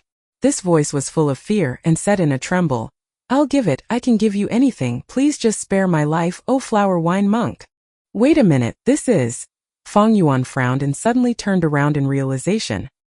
He was met with the sight of light and shadow changing and fluctuating on the wall in front of him, a picture emerging. A lean and threatening Gu master was standing at the top of a mountain. There was another Gu master prostrating before him. Around the 2 Gu masters was a collapsed pit, fragments and chunks of stone littering the area, showing the obvious scene of a fierce battle that just ended. Not far away from them was a group of old onlookers, their faces filled with anger and fear. In the middle of the scene, the victorious Gu master lifted his head upwards and laughed loudly. "Ha ha ha, Gu Yu's hero, cultivating to rank 5 at such a young age. I thought you were quite something at first, but I didn't expect you to be so unbearable." Humph. The laughing Gu master had long and thin eyes. He was dressed in long pink robes, his huge and wide sleeves swaying with the wind. The area where his robes intersected around his neck was loose and wide open, revealing his strong and pale chest muscles. The most eye-catching part of him was his bald head, shining without a single strand of hair. The flower wine monk. Feng Yuan immediately recognized the identity of this Gu master. "To compare myself to Sir Flower Wine, I'm just a fart. I must have been unwell in the head, to actually not recognize such a great person and offended Sir Flower Wine. Sir Flower Wine, please remember my clan's generous hospitality earlier and spare my life." The Gu master prostrating on the ground was shaking, cold sweat all over, tears and mucus mixing as he begged for mercy. Feng Yuan narrowed his eyes and carefully distinguished the two, realizing that the other Gu master was wearing the Gu Yu clan head uniform. Looking at the appearance, it was clear that this person was the 4th-generation clan leader. As for those aged onlookers, they were probably the clan elders of that generation. Generous hospitality? You sure have the guts to say it. I was actually sincere in coming to trade with you, using primeval stones to buy your clan's moon orchids with a fair price. It was you who was harboring evil intentions, pretending to greet and take me in, telling me to take a seat at your banquet, intending to lace my liquor with a poisonous goo. You all have been looking down on me way too much. I have made a living under the sky with the name of flower wine. How could I possibly be poisoned this way? The flower wine monk pointed at the kneeling 4th-generation clan leader, sneering. If you cooperated fairly, none of this would have happened. In the end, you just wanted to use my head to raise your reputation and fame. You only have yourself to blame for dying. Sir, please spare my worthless life. The fourth-generation clan head shouted in dismay. His knees scraping against the ground, he quickly crawled over to the flower wine monk's feet and hugged against his thigh. Sir, my clan has a spirit spring which produces primeval stones. We also planted huge numbers of moon orchids in an underground cave. I am willing to take in your enslavement goo and become your servant. My life and death are at a whim. I am willing to devote a lifelong servitude to you, sir. Fang Yuan watched speechlessly, while the few elders in the picture looked even more uncertain. The flower wine monk narrowed his eyes. His anger had already calmed down. His eyes flashed and he said, "Humph, the enslavement goo is precious beyond reasoning. It is a rank 5 goo. Do you really think I would have one? However, you have been infected by my single gate poison goo. Only I can cure the poison, so I'm not afraid of you disobeying. Since that is the case, your clan has to give me 3,000 stalks of moon orchids every week, also 3,000 primeval stones. I will come around every now and then to pick up the goods and temporarily cure your poison, sparing your useless life. Thank you so much for your mercy, sir. Thank you so much for your mercy, sir." The fourth-generation clan head cried repeatedly, kowtowing non-stop. His head bled continuously as it bumped against the mountain rock. "Humph, stop kowtowing. I despise groveling people like you the most. What so-called goo, you genius strong rank 5 fighter, how unworthy of your name. You better serve me properly. This is also regarding your life." "Ugh!" The flower wine monk suddenly cried out, his face making a horrified expression. He kicked away the fourth-generation clan head with his leg, his body swaying. He frantically backtracked a few big steps, yelling at the fourth-generation clan head, "How do you still have goo?" The fourth-generation clan head was kicked at the pit of his stomach, and he spat out a mouthful of blood. He got up with a painstaking effort, his face revealing a scheming smile. "Heh heh heh. Anybody has the right to punish people of the demonic faction. This goo is called Moonshadow. It is the best at hiding, even though it is only rank 4, but it has the ability to restrict the usage of the primeval sea and primeval essence. Demon, you and I have been fighting fiercely. You don't have many goo on you anymore. How could you possibly restrain the Moonshadow goo? Just obediently surrender and become my servant. As long as you serve me until I am happy, you will still have a chance to live." The flower wine monk flew into a rage and roared, "To hell with you." His voice had barely faltered away when his body surged forward like a bolt of electricity, a punch landing onto the fourth-generation clan head's heart. The fourth-generation clan leader did not expect the flower wine monk to be so radical. Even if his primeval sea was threatened, the flower wine monk was unwilling to compromise. A huge force came and he flew into the air, his body falling onto the ground like a broken sack. Thump! He spouted out a huge mouthful of fresh blood. The red liquid mingled with countless bits of internal organs. "Have you gone mad? We could have totally settled this over a discussion." He stared daggers at the flower wine monk, his lips moving with great effort. His sentence went unfinished, for his legs gave way and his head crooked to the side. He died. Clan head. Men of the demonic path are all insane. Kill him, kill this demon. Avenge the clan leader. He has been inflicted by the Moonshadow goo. He can't just simply use his primeval essence anymore. Over a time, even his primeval essence will be threatened. The elders who were watching at the sidelines all roared in fury and swarmed the area. "Ha ha ha, all those who are looking for death, come." The flower wine monk cried into the air. Facing the elders charging at him, he rushed at them headfirst. A fierce battle ensued and the flower wine monk quickly had the upper hand. Very soon all the elders had collapsed onto the ground, some of them injured and the rest dead. Just as the flower wine monk was about to finish off the surviving elders, his facial expression suddenly changed and he covered a hand over his abdomen. "Damn! I'll come back in future to deal with you lot," said the flower wine monk. He stared daggers at a few of the elders and his body moved like electricity as he fled into the mountain woods, disappearing without a trace in the blink of an eye. Chapter 16. Chapter 16. Taking as much as possible that one can take. Try touching it. You have already been poisoned by my single gate poison goo. Without my other goo that acts as the counterpart to it, after 7 days you will turn into pus and blood and die. To compare myself to Sir Flower Wine, I'm just a fart. I must have been unwell in the head, to actually not recognize such a great person and offended Sir Flower Wine. Sir Flower Wine, please remember my clan's generous hospitality earlier and spare my life. The scene replayed itself over for the second time on the wall. Fong Yuan remained silent. When the motion picture started to repeat itself for the third time, he finally sighed faintly and said, I see. This method of leaving a moving picture with sound on the wall was probably the Flower Wine monk's doing with the help of a photo-audio goo. This goo was able to record down imagery and project it out later. The photo-audio goo fed on light and sound to survive. For some unknown reason, this secret cave emitted red light, while at the same time the stone crevice was connected to the outside world, so it would not completely isolate the sounds outside. Right now Fong Yuan could still hear the roaring of the smaller waterfalls. Thus the photo-audio goo was able to live on in this secret cave. A moment ago when Fong Yuan ripped away the withered vines, he had probably alarmed the photo-audio goo hiding in the stone wall.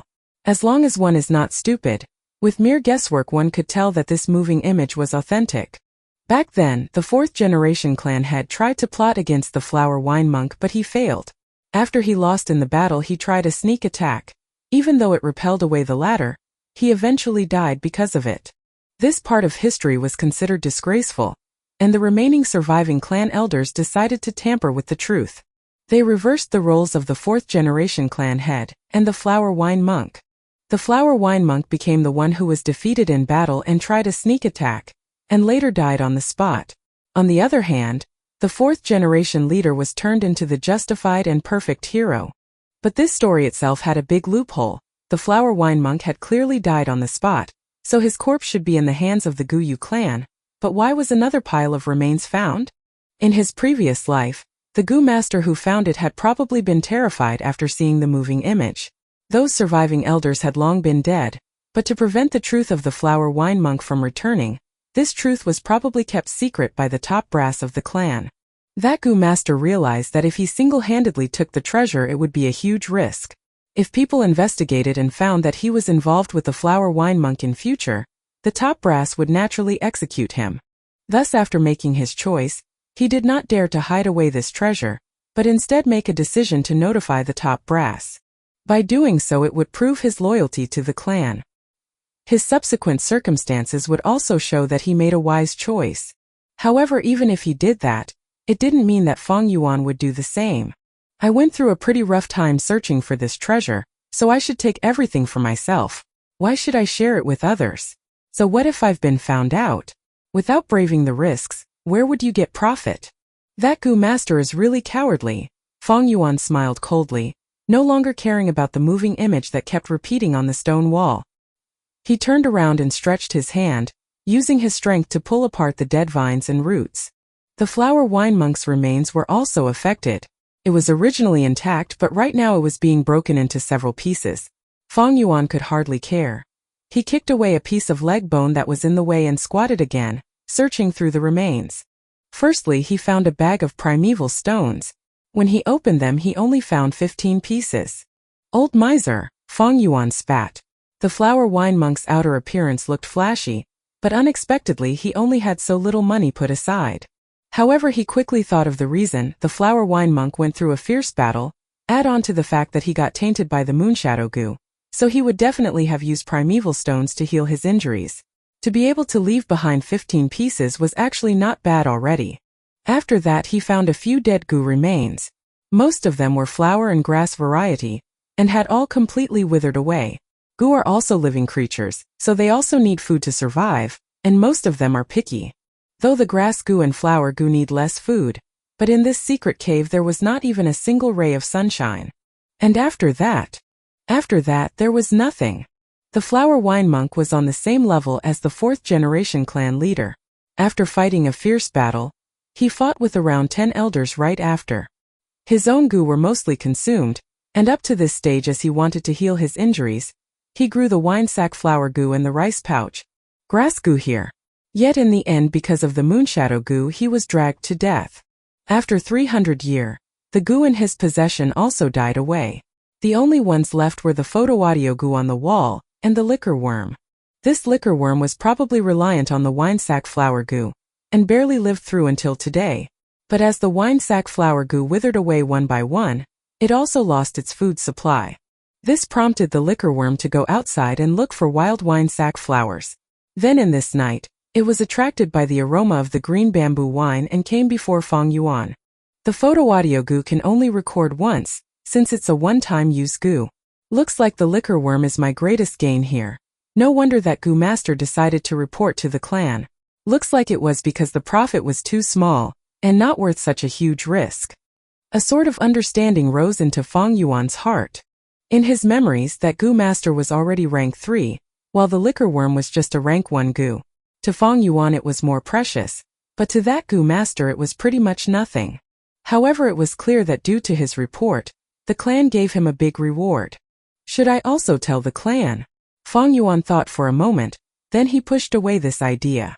The flower wine monk's treasure seemed to be just the liquor worm and the primeval stones, but that was not the case. The most valuable thing was actually the wall that hid the photo audio goo. In other words, it was the moving image that did not stop repeating on the wall. This image could entirely be sold to other villages.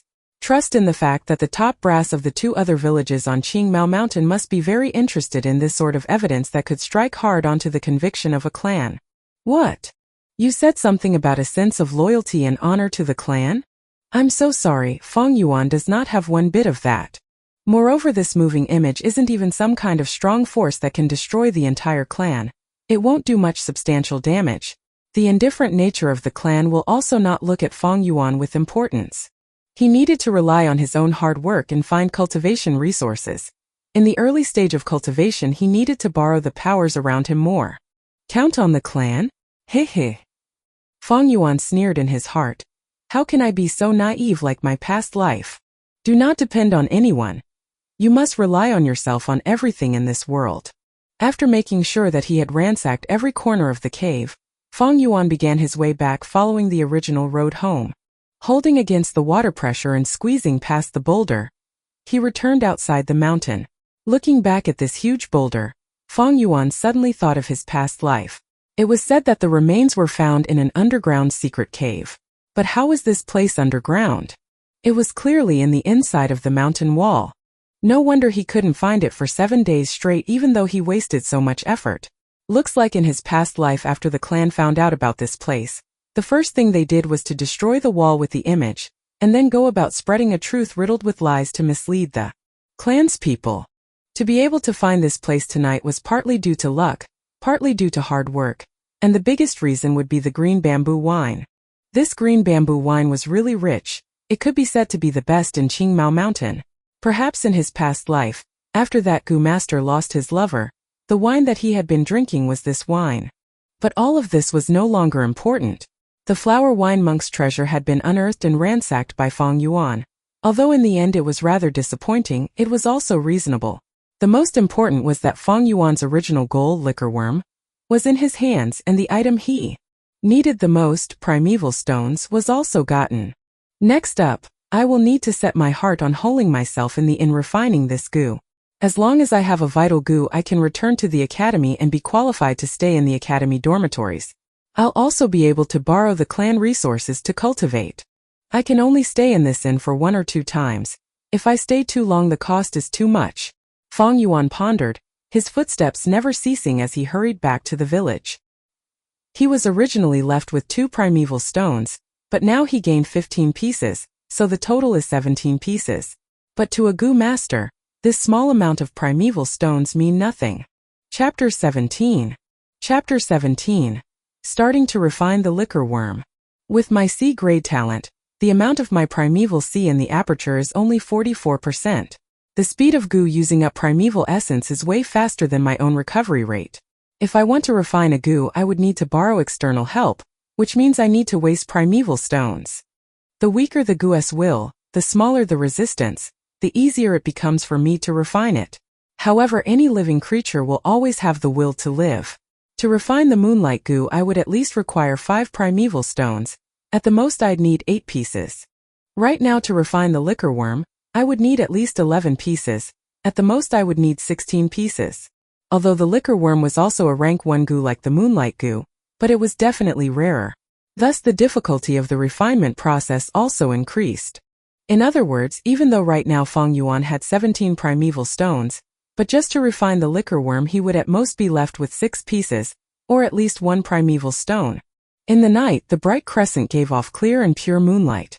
The moonlight was like the lady saint's gentle hand, lightly stroking over the Guyu village. Along the way the bamboo houses were like jade standing in great numbers. The night breeze blew slowly. Under this moonlight, Fong Yuan found his way back to the inn. The inn door had already closed. Fong Yuan banged on the door. I hear you. I hear you. Who is it, knocking on the door at this late time? The inn worker grumbled as he opened the door, his eyes puffy from sleep. But when he saw Fong Yuan standing at the door, all the displeasure and sleepiness from his expression changed, and he bent his waist and said with a flattering smile, "Ah, it's his young lordship. This little one is very lucky to be able to open the door for his lordship." Fong Yuan nodded his head, his expression cold with indifference, and walked into the inn. His expression made the worker laugh in a more humble manner, and he took the initiative to ask, "My lord, are you hungry? Would you like me to notify the kitchens and make some small dishes for you as supper?" "No need." Fong Yuan shook his head and only ordered, "Go and prepare some hot water for me, I would like to wash myself." "Yes." The worker immediately nodded. "My lord, go on to your room first. I guarantee you, the hot water will be sent over immediately."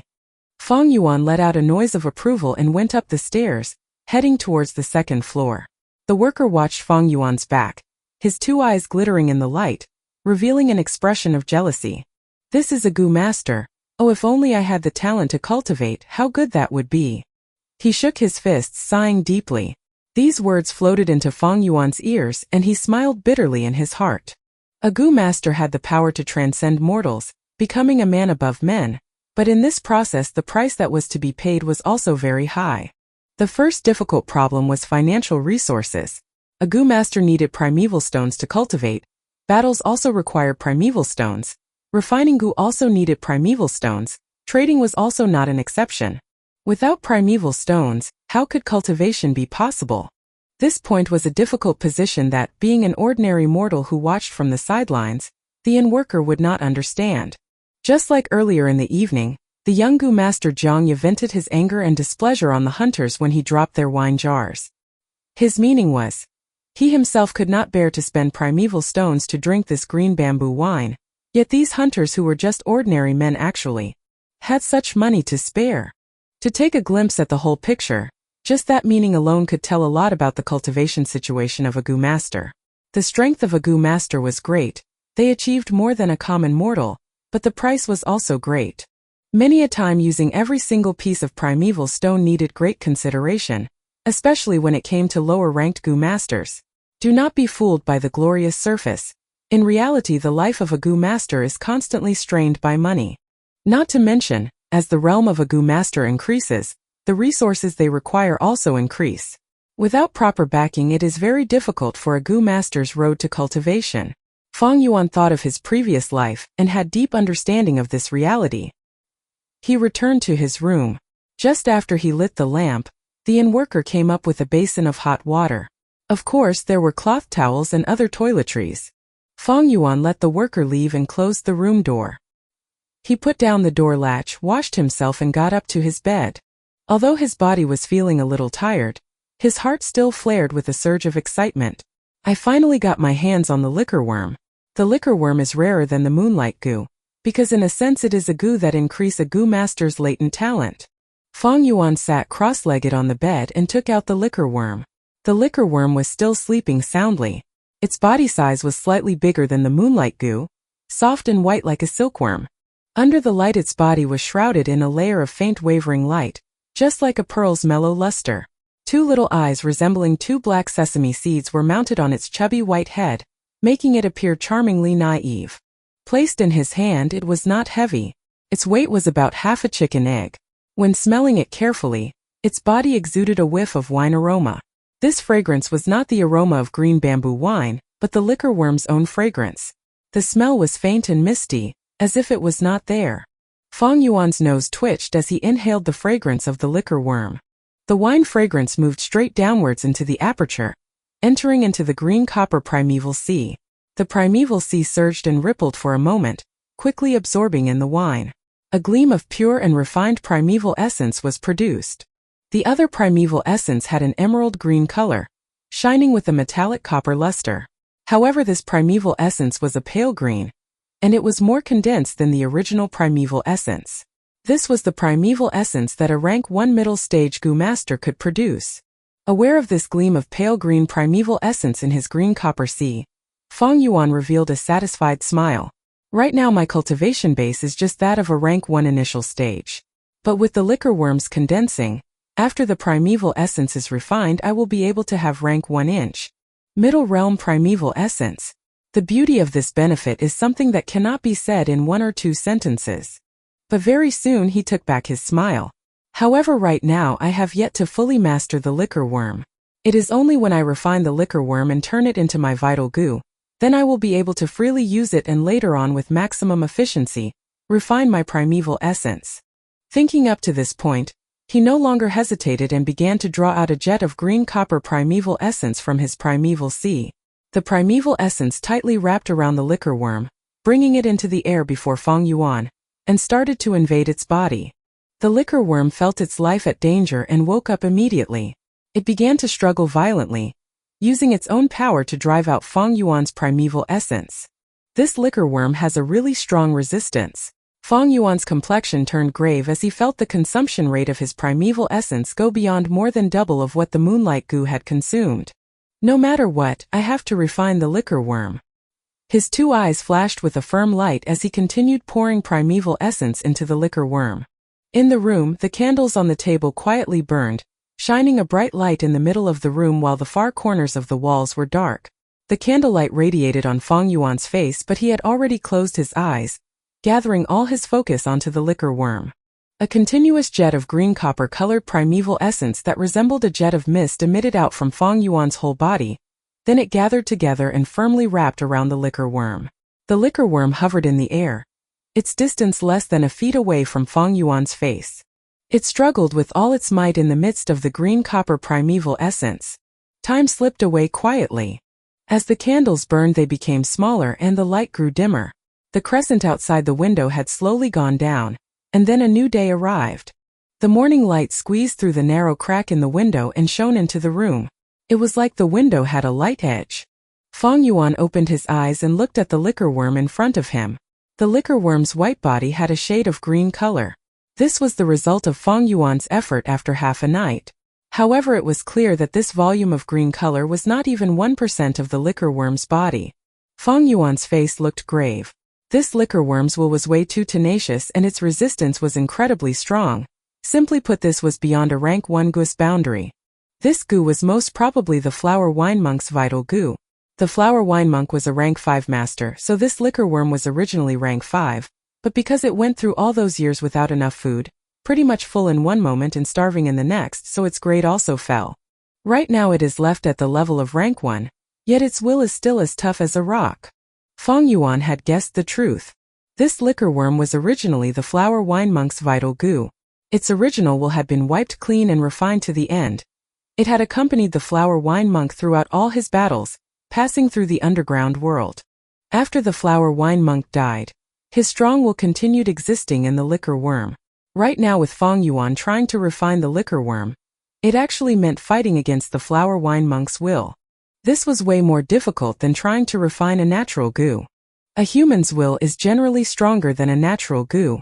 When facing death, humans were able to produce strength that even they themselves could not imagine. Not to mention that the flower wine monk was a master of the demonic faction. He came and went by himself, going up and down the underground world. His will was more tenacious than the masters of his level from the righteous faction. To refine this liquor worm in a month is impossible, unless there is a strong master who can use a rank 2 or rank 3 Gu's breath to pressure this liquor worm and suppress the will inside the worm's body to the lowest limit. Under this kind of help, then will I be able to do twice as much with half the effort. As he pondered, Feng Yuan could not help but sigh. His parents had died while his aunt and uncle were plotting against him. He himself did not have any backing, so where could he possibly find external aid? If he had a grade talent, there might still be a chance, but he was only a C-grade talent. Everyone in the clan were not optimistic about him, so who would be willing to expend such energy to come and help him? More crucially, he could not expose the existence of the liquor worm. There was no liquor worm in the Guyu village, and Feng Yuan was not able to explain about the origins of this liquor worm. If it was exposed, there was a huge possibility that the top brass would find out and link it to the case of the flower wine monk. It was too easy to think of a relationship between the two. Based on this fact, 17 primeval stones will not be enough. I'd need at least 30 primeval stones. How troublesome, but no matter how hard it is, I will still want to refine this liquor worm. Fang Yuan's own will was like metal, and he was already determined to refine the liquor worm. The importance of the vital gu was huge. It would greatly influence the future of a gu master's cultivation direction.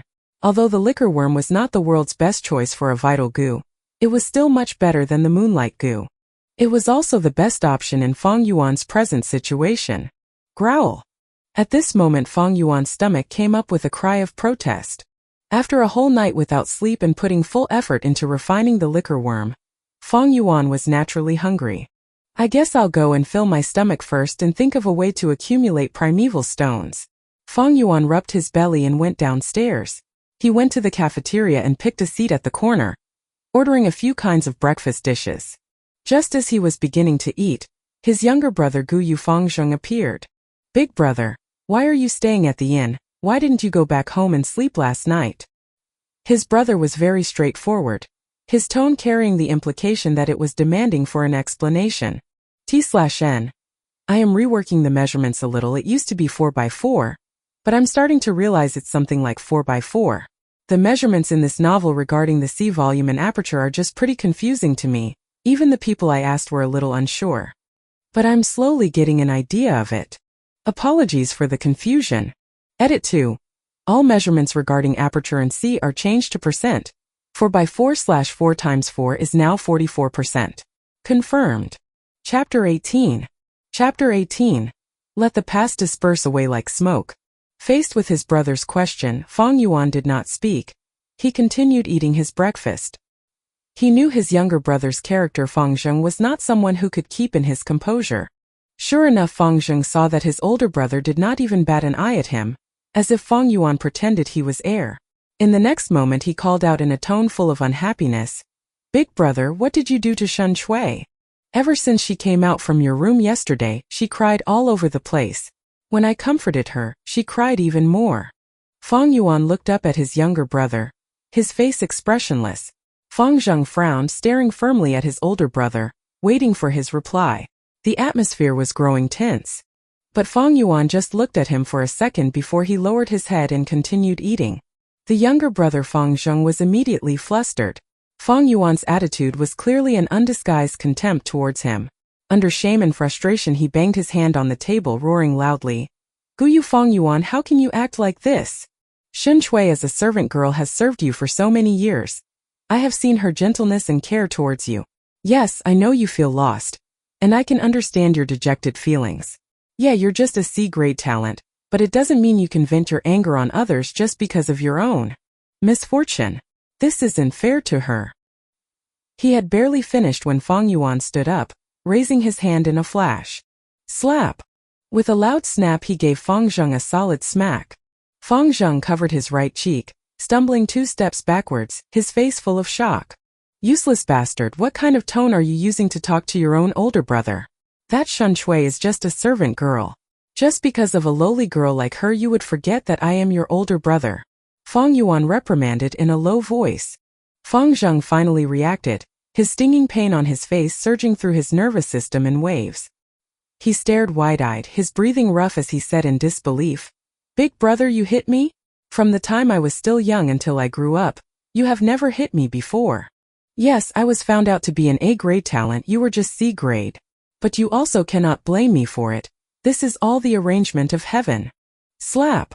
Fang Zheng had not finished speaking, yet Fang Yuan used the back of his hand and smacked him again. Fang Zheng covered both his cheeks with his 2 hands. He was stunned. "Naive fool, do you still remember? From young till now, how did I take care of you? When our parents died, our life was hard. During New Year, Aunt and Uncle only gave us both one new robe. Did I wear it? Who did I give it to wear? When you were small you loved to eat sweet porridge. I would tell the kitchens to make another bowl for you every day. When you were bullied by others, who brought you back? Not to mention a ton of other things I don't feel like it is worth talking about. Well, right now because of a maid, you would talk to me like this, coming to question me?" Fang Zheng's face was red. His lips trembled, ashamed and annoyed, as well as surprised and angry. Yet he was unable to say a single word of rebuttal, because everything Fang Yuan said was the truth. Whatever. Fang Yuan sneered. Since you even gave up your own biological parents and admitted someone else, what am I worth to you as merely your big brother? Big brother, how can you say that? You also know that I have always longed for the warmth of a family since I was young. Fang Zheng immediately explained. Fang Yuan waved his hand, stopping his brother from continuing. From today onwards, you are not my little brother, and I am no longer your older brother. Big brother. Fang Zheng was surprised, opening his mouth to say more. At this moment Fang Yuan spoke. Don't you like Shen Shui? Don't worry, I didn't do anything to her. She's still a virgin, untouched and pure. Pass me 6 primeval stones and I'll pass her to you. From today onward she can be your personal maid. Big brother, why are you? To have his inner thoughts revealed out loud so suddenly, Fang Zheng felt a surge of panic, feeling rather unprepared. But at the same time his heart was assured. The one thing he was worried about the most did not come true. Not long ago in the night, Shen Shui personally served and washed him. Even though nothing important happened, Fang Zheng could not ever forget the gentleness of that night. Every time when he thought of Shen Shui, he would remember her skillful hands and her soft red lips, and his heart would throb. The sincere feelings of youthfulness had long planted itself in the young man's chest, starting to grow. Thus when he learned about Shen Shui's unusual state last evening, a bout of anger immediately burst from his heart. He instantly gave up refining his moonlight goo and turned the village inside out trying to find Fang Yuan, wanting to make a statement. Seeing Fang Zheng not replying, Fang Yuan frowned and said, "Love is very normal, be more honest. There's no use hiding away. Of course if you don't want to exchange, then that's fine." Fang Zheng was anxious on the spot. "I'll exchange. Why would I not exchange? But the primeval stones on me are not enough for 6 anymore." As he said this, he took out his money pouch, his face red all over. Fang Yuan took the pouch and found 6 pieces in it, but one of the stones among them was smaller than a normal primeval stone by half size. He immediately knew that Fang Zheng had absorbed the primeval essence from this stone, to speed up the process of refining his moonlight goo. After all, the more natural essence gets absorbed from the primeval stone, the smaller the stone becomes, and its weight will also become lighter. Even though it was just 5 pieces and a half, Fang Yuan knew these were all the primeval stones that Fang Zheng had in his possession right now. Fang Zheng had no savings on his own, and these 6 primeval stones were what aunt and uncle had given to him not long ago. "I'll keep these, you can go now." Fang Yuan's expression was cold as he tucked the bag away. "Big brother." Fang Zheng wanted to say more. Fang Yuan raised his eyebrows slightly, speaking in a slow and leisure manner. "Before I change my mind, you better disappear from my eyes." Fang Zheng felt his heart tighten. He gritted his teeth and finally turned and left.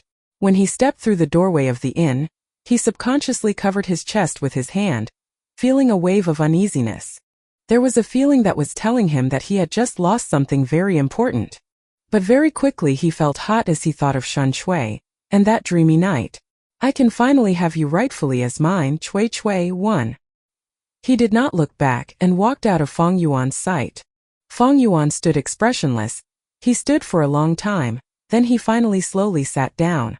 The bright sunlight passed through the window, shining onto his indifferent face, making those who saw this feel somewhat cold inside. The business in the cafeteria was rather poor, and the streets grew busier with people. The noise and excitement from the bustling crowd traveled over, making the place feel quieter. The dishes grew cold. A worker came up attentively, asking if Fang Yuan would like to reheat his breakfast. Fang Yuan did not hear it. His gaze kept shifting like a cloud, as if he was reminiscing some old memories. The worker waited for a while, but as he saw Fang Yuan in a trance, never saying a single word, he could only rub his nose and walk away bitterly. After a long time, Fang Yuan's eyes became focused again. The past memories in his heart were like smoke. They had already dispersed away. He returned to reality once more. The sunlight that flowed and shone over half the table. The hot air that wafted out of the dishes had already disappeared, and the bustling noise of the crowd on the streets traveled into his ears. He reached into his robes and patted the 5.5 primeval stones at his bosom, his mouth curling into a bitter and mocking smile. But the smile was quickly cast away. Waiter, go and reheat these dishes for me. Fang Yuan took a look at his dishes and faintly opened his mouth, shouting away. At this moment his eyes looked so chilly. What? Your older brother really said that? In the hall, Uncle frowned, his voice cold.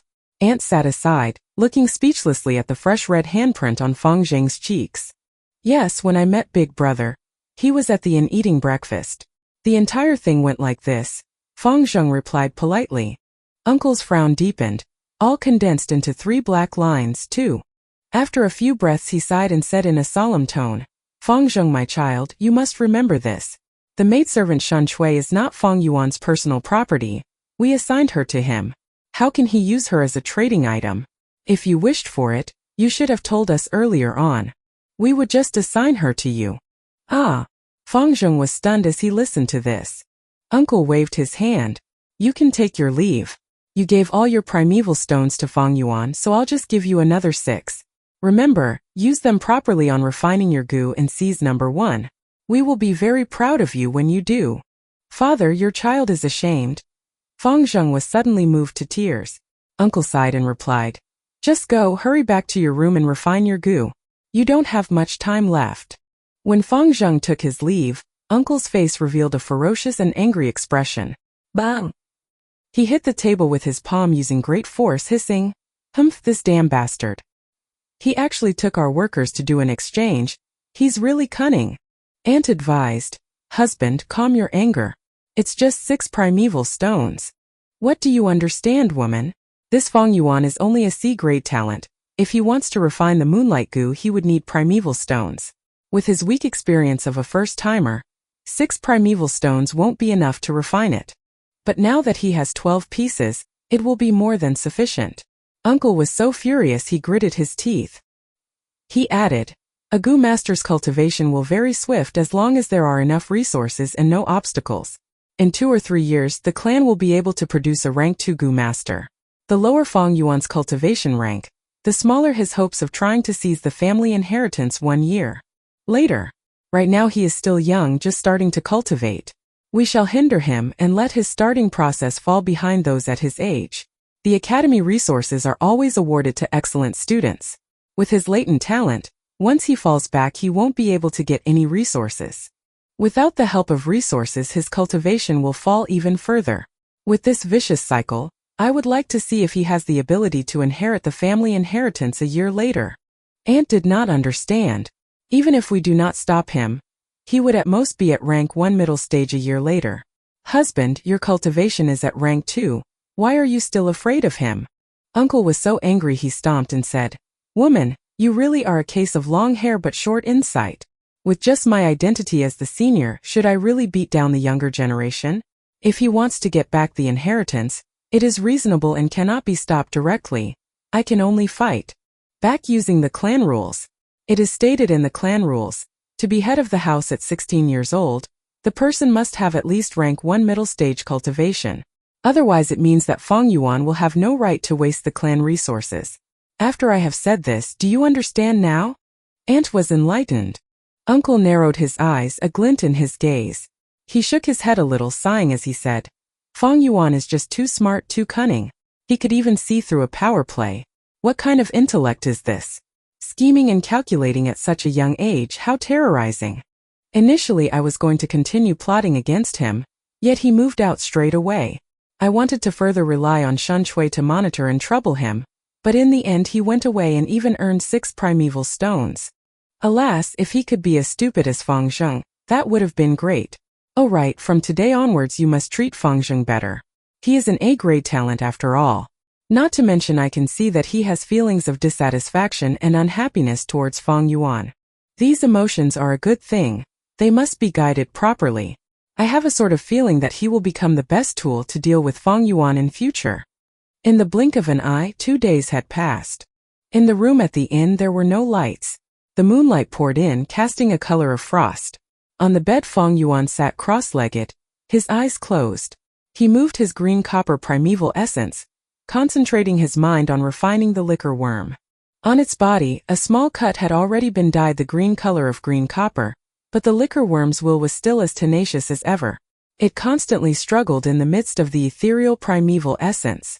Fang Yuan's refining process was not going smoothly. It was very difficult. I spent 2 days and 2 nights only resting 2 hours each day, and I spent 12 pieces of primeval stone but only managed to refine around 1/15 of progress. Calculating according to the time, I guess someone will succeed in refining their goo in these few days. Fang Yuan could see the situation clearly. However, his talent was a poor grade anyway. Add on the liquor worm that he was trying to refine having an incredibly tenacious will to live. It was even stronger than a normal moonlight goo. The resulting situation of falling behind was normal. A moment of falling behind is nothing, as long as I have the liquor worm. Fang Yuan's heart was clear like a mirror. Not a single trace of anxiety and discouragement in him. Suddenly, the liquor worm curled up into a ball. Oh no, the liquor worm is counterattacking. Fang Yuan instantly opened his eyes, a hint of astonishment in his gaze. Before him, the liquor worm had curled into a round little dumpling, fiercely giving out a blinding white light. It was risking everything in this one last stand. At once Fang Yuan felt a strong will coming out from the liquor worm's body, flowing directly through the primeval essence and descending into the primeval sea in his aperture. The situation where a goo counterattacked was incredibly rare.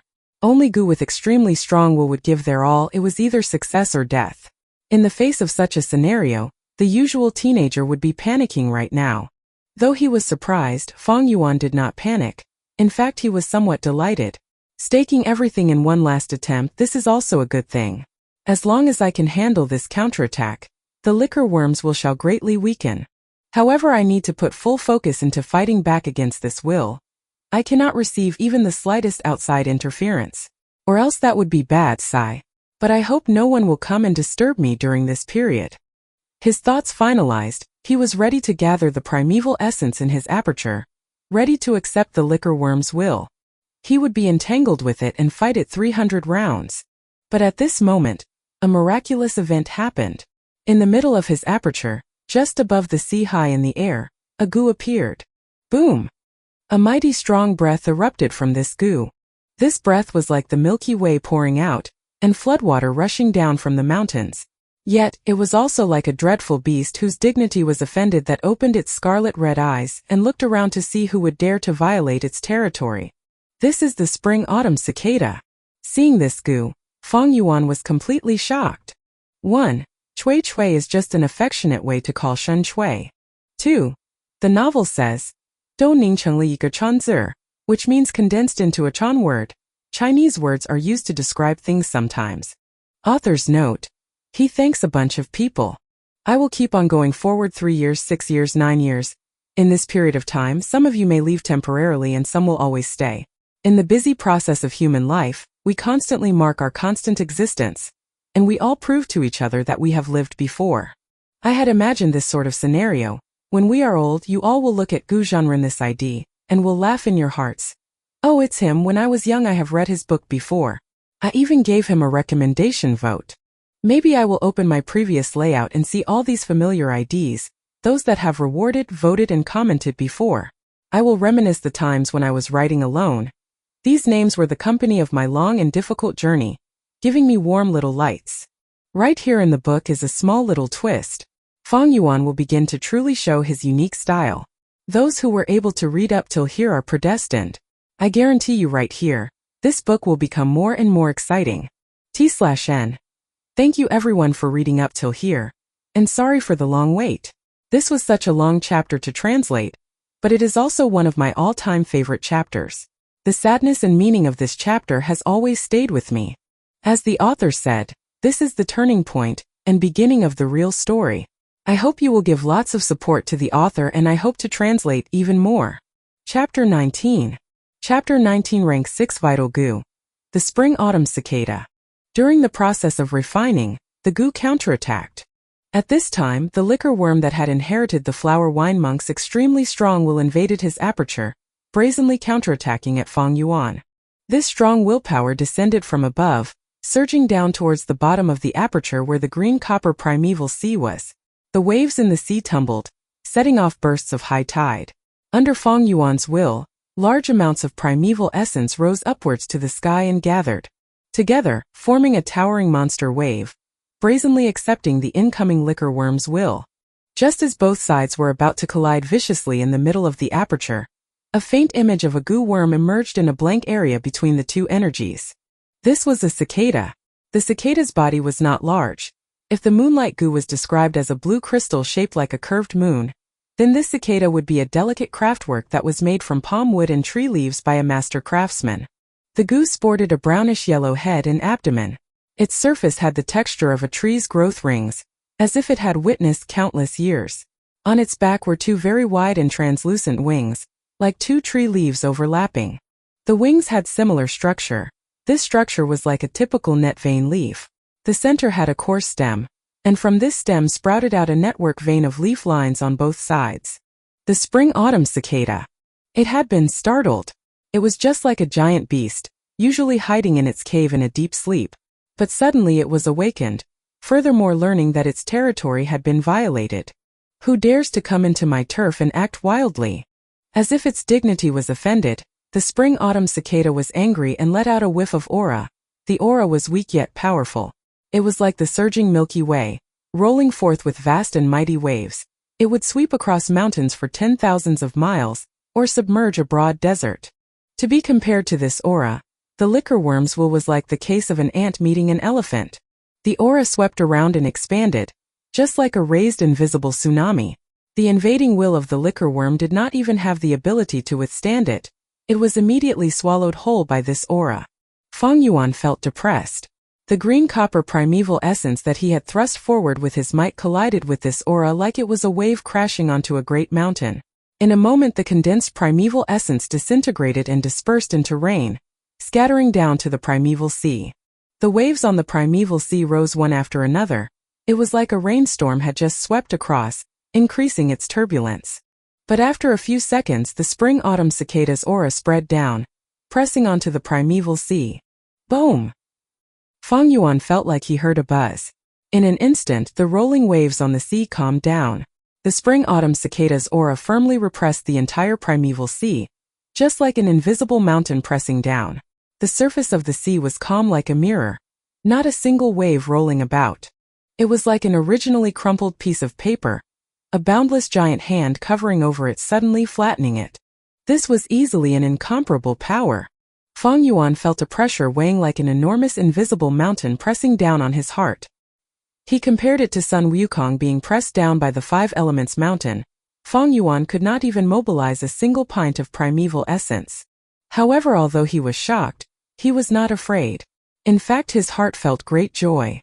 I didn't think the spring-autumn cicada would actually follow me and be reborn together.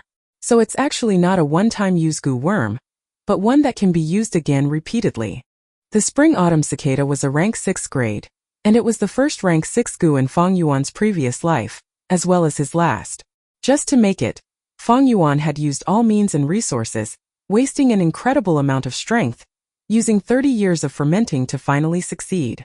But not long after he succeeded, when the spring-autumn cicada was still fresh from the oven, warriors of the righteous faction felt Fang Yuan's threat and gathered together to attack and kill him. After being reborn, Fang Yuan did not find the spring-autumn cicada, so he thought it had died.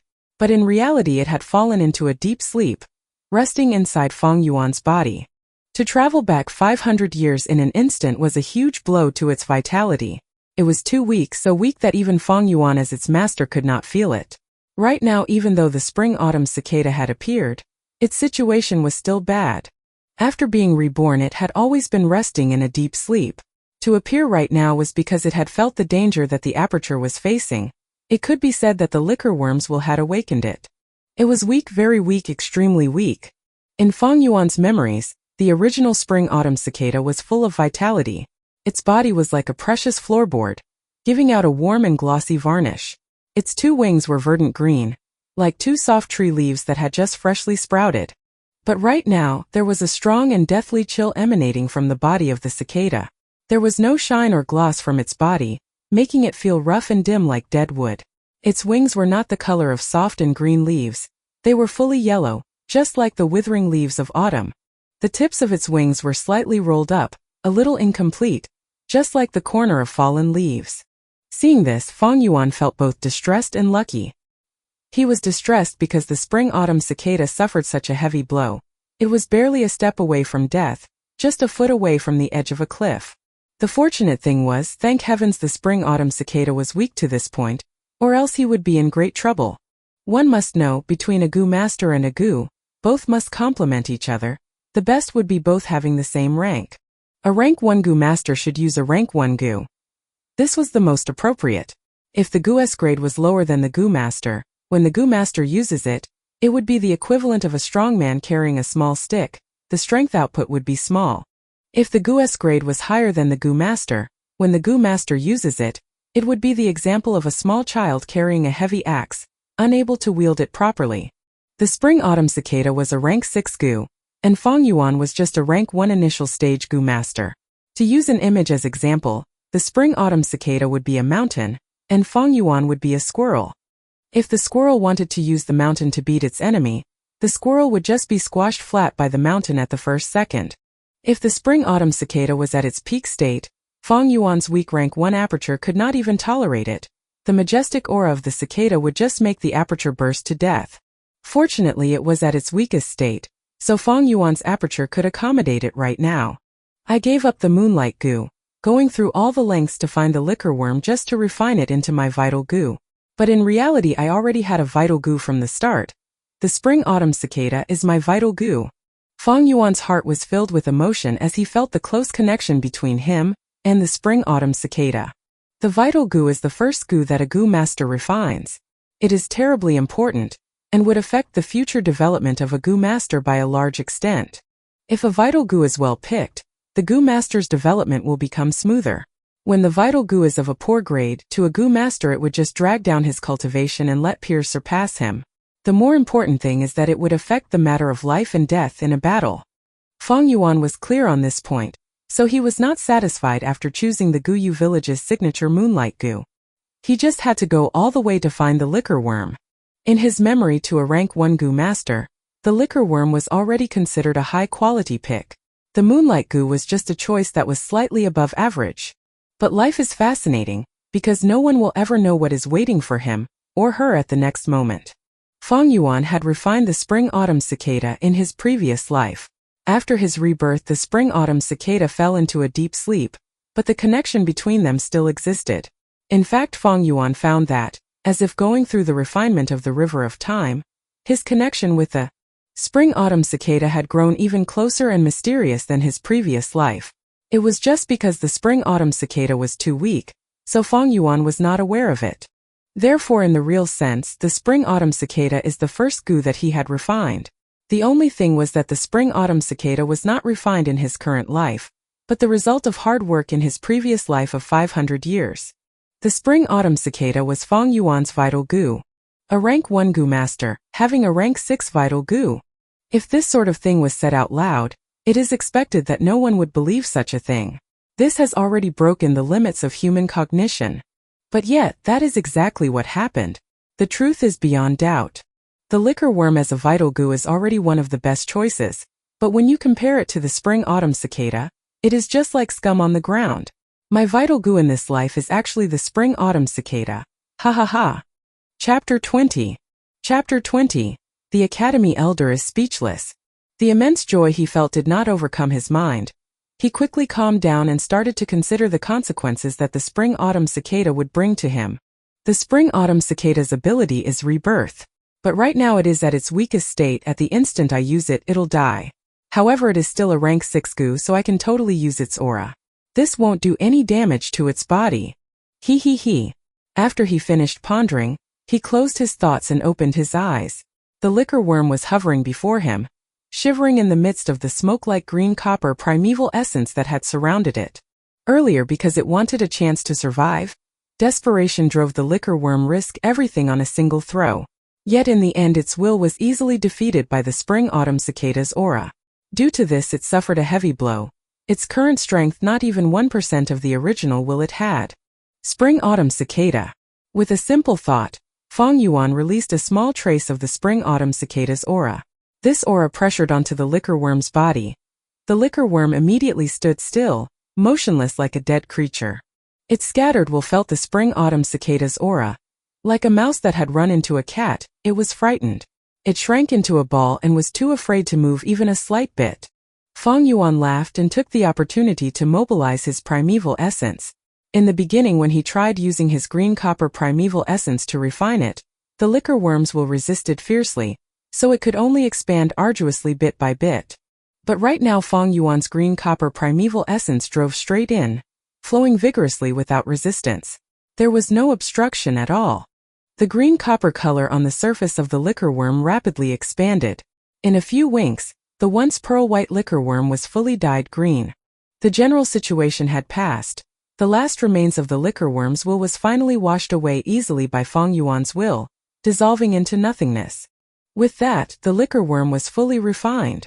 Compared to the beginning where Fang Yuan had to endure hardship akin to trampling mountains and crossing ravines, the refining process right now was as easy as swallowing saliva. A kind of mysterious and cordial feeling connected the liquor worm and Fang Yuan together. The refined liquor worm was like a part of Fang Yuan. If Fang Yuan told it to huddle up, it would curl. If he told it to curl into a ball, it would curl into a round little dumpling. The feeling was like moving his own finger. Fang Yuan took back his primeval essence, and the liquor worm returned to its fat and white state. Then with a leap, it went through thin air and plunged into the middle of Fang Yuan's aperture. When it was inside, the liquor worm flew a distance away around the hovering spring-autumn cicada and entered the green copper primeval sea. On the sea surface, the liquor worm stretched its body arbitrarily. Occasionally it would twist around its chubby waist, appearing comfortable as if it were bathing in a hot shower. With the spring-autumn cicada, my plans will have to change. Fang Yuan gathered his mind away from the aperture and took out the moonlight goo. He repeated what he did earlier, letting out a hint of the spring-autumn cicada's aura, pressing it down on the moonlight goo. As it felt the spring-autumn cicada's aura, the moonlight goo's will immediately surrendered, its fear so great its will could only turtle up in the furthest corner of its own body. Fang Yuan's primeval essence poured in. In the blink of an eye, the moonlight goo was dyed a jade-green color. Finally, with just a simple thought, the moonlight goo's will was easily strangled. After he was done, he took back his primeval essence and the moonlight goo returned to its original semi-transparent blue crystal form. He put away the moonlight goo. It did not enter his aperture, but instead directly dropped onto his forehead, forming a pale blue crescent mark in the middle of his brow. The entire refining process of the moonlight goo from beginning to end did not take more than 5 minutes.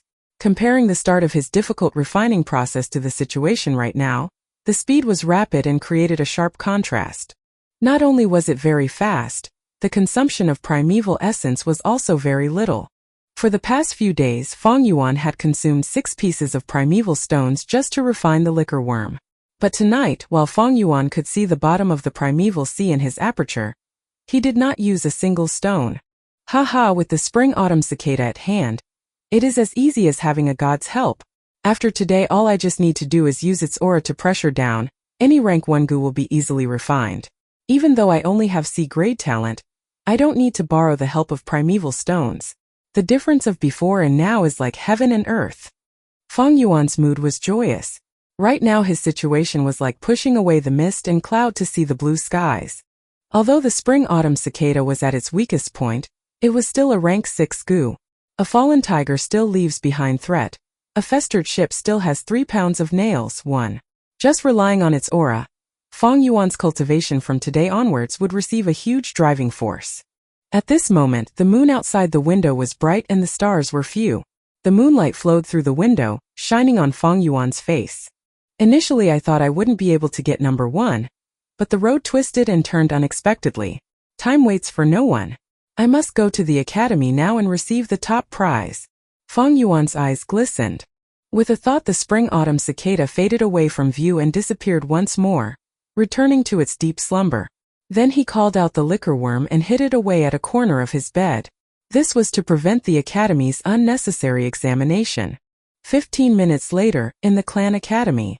The academy elder had long gone to bed, but in his dreams he could vaguely hear the sound of somebody knocking on the door. He was awoken by the noise and he opened his eyes, rather displeased. "Who is it outside there in the middle of the night?" Instantly a voice replied in a respectful tone, "Reporting to Sir Elder. It is a student from this year's batch. He has already finished refining the moonlight goo." You have instructed your subordinates earlier to report to you the very instant the first name appears, no matter what time it is. Well, it's true that happened. The academy elder frowned, and then he got off his bed. As he put on his robes he asked, "Which student is it that got number 1 this year? Is it Gu Yufang Zheng?" The subordinate outside the door replied, "It seems so. The moment I heard the news I hurried over here to tell you about it, sir. It seems to be someone from the Fang family branch. Counting the time, it is probably him."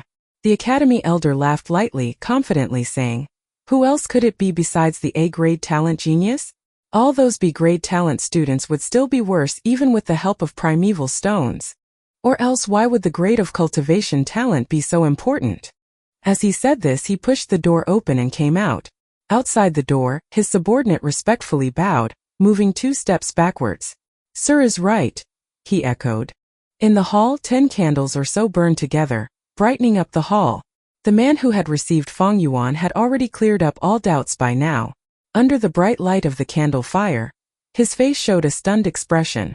"Wait, what did you just say? You are called Gu Fang Yuan, not Gu Fang Zheng?" Fang Yuan nodded. At this moment the elder walked in from the entrance. Fang Yuan and the man stood up and turned around to greet. When the academy elder saw Fang Yuan, his face was full of smiles.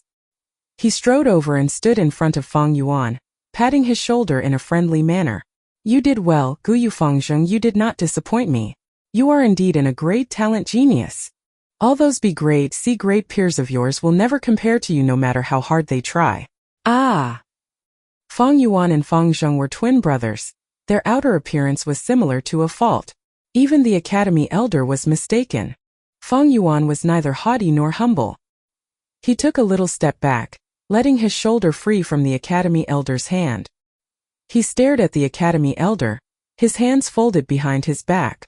Then he said with a faint smile, "Sir Elder, you have been mistaken. I am Gu Yufang Yuan. Gu Yufang Zheng is my younger brother." Huh!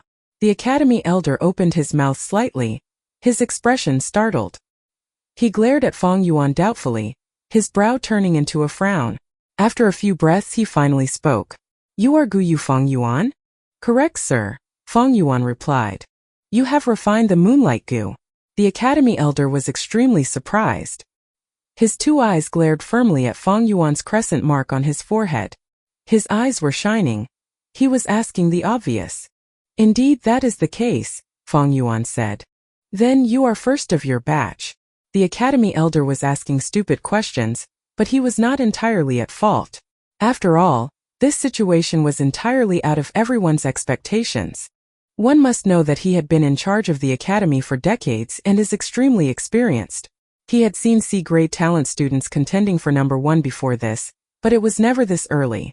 Not to mention that in this batch there were peers with A and B grade talent. "If there is no one earlier than me," Fang Yuan pretended to be in deep thought, then he rubbed his nose and continued, "Then it seems like it. The academy elder. 1. It means that while spoiled/damaged, it can still be put to use." Chapter 21.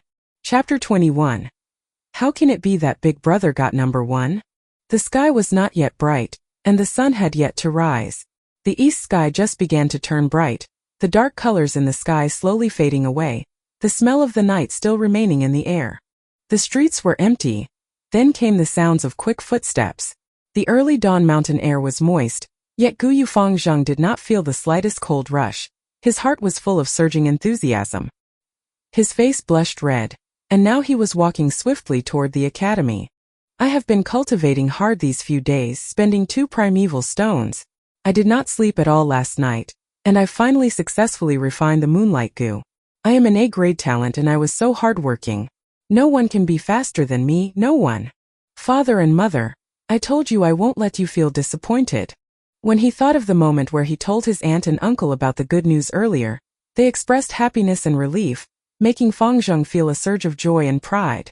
"Just wait, all you clanspeople who look down on me and Big Brother. From today onwards, I shall make you all look up to me, Gu Yufang Zheng." The more he thought, the more Fang Zheng felt excited. He could not help but clench his fists, and his pace quickened a little more. He came to the academy entrance. The academy's 2 guards looked at him strangely. They asked him, Guyu Fengyuan, why are you back? What, big brother was here just now? When Feng Zheng heard them, his face showed a hint of surprise and puzzlement. Whatever. He would never have guessed that Feng Yuan would snatch away number one. He shook his head and cupped his hands together, his tone carrying a trace of arrogance. Two elder brothers, I am not Guyu Feng Yuan, but I'm Guyu Feng Zheng. I have already successfully refined my vital gu, and I am here to come and take the top prize. You are Guyu Feng Zheng? You brothers are just too alike, no wonder the academy elder was mistaken. The guard on the left side shouted, his eyes widening. The guard on the right shook his head and said, You came one step too late. Just last night in the late hour, your older brother Guyu Fengyuan came and met with Sir Elder and took the top prize. My older brother. Feng Zheng suddenly opened his eyes wide, crying out, Wait, you said he'd gotten number one? How can this be? Isn't his big brother a C-grade talent? Getting number one, this has to be a joke, right? It's true. How could we possibly joke around with this matter? Seeing Feng Zheng in disbelief, the guard seemed somewhat unhappy. This matter has been confirmed by the academy elder. In due course the name list will be released and announced. What's wrong? Your older brother did not tell you about it. The other guard added. Feng Zheng just stood silly at the door. The truth was so much different from his imagination. Right now he just could not understand what had just happened. In Feng Zheng's heart, there were several illusions of his adversaries. Among them, the ones that brought the most threat were Tu Guo Bei and Guyu Qi Lian. These two were of B-rank talent. Behind them were the clan's two largest family branches, and each of them had a grandfather that carried huge authority as elders, as well as sufficient financial power. If any of these two people won first place over him, Feng Zheng's heart and mind was still prepared. Even though he would feel a sense of loss, it was still acceptable. But right now, the one who took away number one was not Guyu Bei or Guyu Qi Lian. It was not even any of the opponents in his heart. But it was Guyu Fengyuan, his older brother. That person with a C-grade talent. That person who fell downhill and turned dejected after the awakening ceremony. That person who slept soundly in class all day. That person who was always heavily drunk and never turned home at night. That person who bullied Xin Shui, slapped him twice, and took all his primeval stones away. That person who always held him down, just like a shadow entrenched in his heart. How can it be like this? It can't be possible.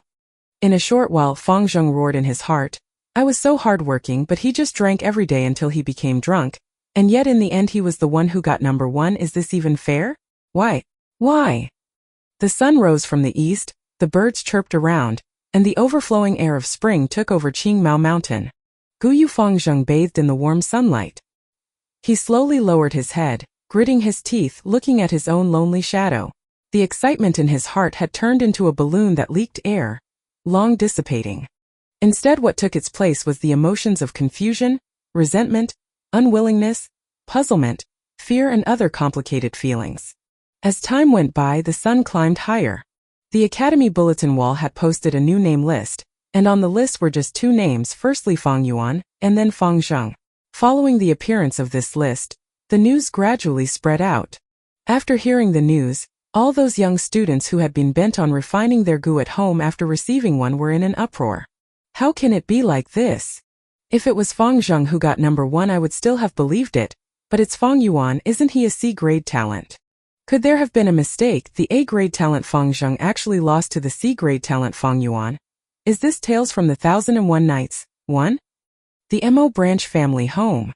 The greenery in the courtyard was overflowing, the fragrance of tea dancing about. One of the clan elders of the Guyu clan, Guyu Mo Bei, was sitting in front of his desk, looking at the spring scenery outside his window.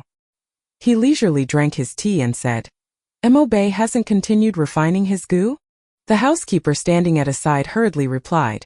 After he heard about news concerning Feng Yuan in the afternoon, young Master Mo Bei seemed to be deeply affected and has no mood to continue refining the moonlight gu.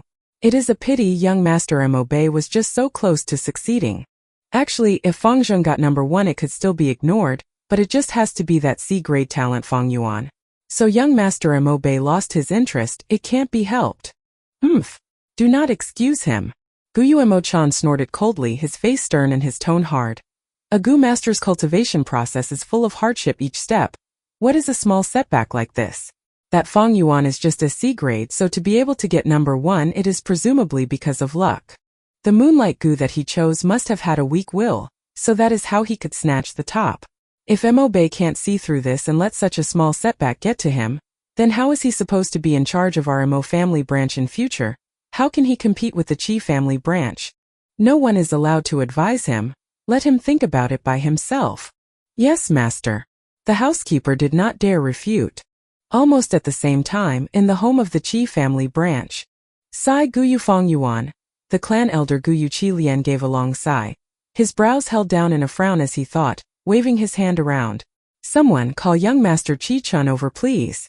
In a moment, Guyu Qi-chan walked into the room with a lost expression, kneeling down with respect. Your grandson greets his grandpa. Seems like you already know about the news. Guyu Qi Lian stared at his only direct grandson, his tone gentle. He slowly said, I called you over to prevent you from getting influenced by this matter. You see, when refining the vital goo, firstly one looks at the talent, secondly at the goo worm.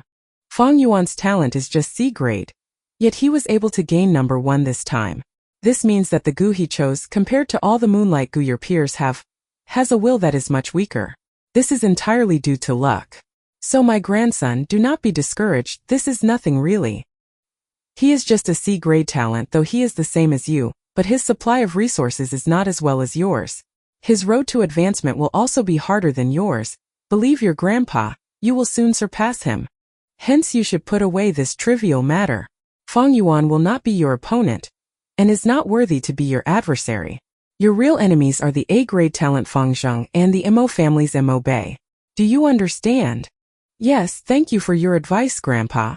I understand. I will go now and continue refining my goo. Guyu Qi-chan had lost the sad expression on his face, replacing it with a high-spirited will to fight. Elder Guyu Qi Lian nodded his head satisfied. A kindly smile emerged from his face and he said, Good grandson. While your talent is only C grade, but you can be rest assured that Grandpa will fully support you. Later on, I will come out and use the aura of a rank 3 goo worm to suppress your moonlight goo's will, and help you refine this goo. 1 Tamfangyetan. I am not entirely sure what it means here, but I only got Arabian Nights from looking up the word. Baidu tells me it is the title of Tales from the 1001 Nights. Chapter 22. Chapter 22 Dancing Moonblade. The sky was blue and clear, looking pure as if it had been washed clean. The sun was shining golden. Puffs of white clouds floated away, and a group of colorful peacock parrots chirped as they flew beneath the blue sky, forming an arrow formation under the clouds as they soared. This variant of colorful parrots would only appear in large groups during springtime. Their bodies were littered with feathers the color of the rainbow, their bodies the size of an eagle. The birds had parrot beaks, while their tails were that of a peacock's flowing long tail. It had been 10 days since the day Fang Yuan managed to acquire number 1 in the test to refine the vital goo. The spring breeze blew over the whole mountain's green grass, while the wild flowers bloomed eagerly, and the bees and butterflies danced around together. Life was surging all around. It was the wonderful beauty of spring. The breath of spring was so strong that the tall bamboo walls surrounding the training grounds could not hold it back. This training field occupied 3 mu. 1. The ground was flat, paved with a layer of thick and wide gray graphite. Its 4 sides were planted with green spear bamboo. These green poles were placed closely together side by side, straight and tall, forming a circle of green high walls. While below the wall corners were stone as well, clumps of green grass emerged from many areas. In between the bamboo were also some wild roses, poking in from the outside, a few even climbing the wall. 57 young teens at the age of 15 were standing in the midst of the training field right now, formed in a semicircle around the academy elder who was in the center, putting their focus on him. This was a lesson to teach the students on how to use the moonlight goo. The moonlight goo is our Guyu clan symbolic goo, just like the Xiong 2 houses bear strength goo, and the Bai 3 houses stream goo. The majority of you on the field have chosen the moonlight goo as your vital goo, so you must all watch properly. Soon I will demonstrate personally how to use the moonlight goo to attack. Students whose vital goo is not the moonlight goo must also concentrate on me, as this classical long-distance attacking method can also be used on other goo. The spectrum of methods one can use is very wide. As he spoke, the academy elder stretched out his right hand, his 5 fingers opening wide. He lowered his palm so that the young teens could see the center of it. Firstly, you use your mind to mobilize the moonlight goo, moving it to the center of your palm. Following his voice, the crescent mark that represented the moonlight goo moved down the elder's arm and into his palm. Then you mobilize the primeval essence in your aperture, pouring it into the moonlight goo. A thread of white-silver colored primeval essence gushed out from the elder's body, so fine it was almost impossible to see. It entered the moonlight goo in his palm. The Academy Elder was of a rank 3 realm, and only rank 3 goo masters could produce white-silver colored primeval essence. Rank 1 goo master's primeval essence was commonly known as green copper primeval essence, while rank 2 goo masters had theirs called red iron primeval essence. When they reached rank 3, it becomes white-silver primeval essence. Once it absorbed the thread of white-silver primeval essence, the crescent-shaped mark in the elder's hand instantly glowed brighter and brighter. Although it was daytime, it still issued a brilliant pale blue light. That's awesome! How beautiful! The youngsters could not help but let out praises of surprise and amazement when they saw it. The pale blue light was clear like water. It flickered faintly in the elder's palm. At first glance it would seem as if the Academy Elder's hand was scooping a handful of moonlight. The Academy Elder smiled a little. Now watch carefully, the last step is just like how I will do it, launching it out. As he said this, his widely open 5 fingers slowly closed together. Then he lifted his arm up and slowly moved it forward, his arm straight. Finally he waved his palm lightly in a cutting motion. The entire movement was steady and powerful. Swoosh!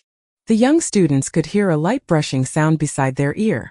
Following the Academy Elder's movement, the condensed water-like pale blue light in his palm was thrown out like that. The light transformed into a small moonblade in the air. The faint blue moonblade only the size of a wide-open hand, the shape just like the crescent moon in the night sky. It drew a straight line in the air before it hit a grass puppet 10 meters away. A tearing sound was heard, and the grass puppet's neck that was about 30 centimeters thick was cut clean by the moonblade. The puppet's body swayed about, the huge head suddenly falling onto the floor. After cutting the grass puppet into half, the moonblade immediately appeared dimmer. However, it continued flying about another 6 meters in the air before the crescent began to gradually fade away, finally dissipating in the air. Looking at the grass puppet's neck again, one could see that the cut area was extremely flat, as if it was cut away by the sharpest sickle.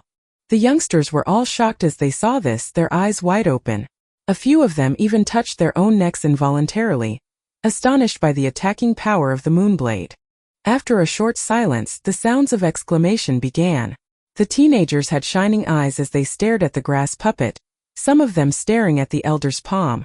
A few of them were looking at their peers, talking and whispering excitedly.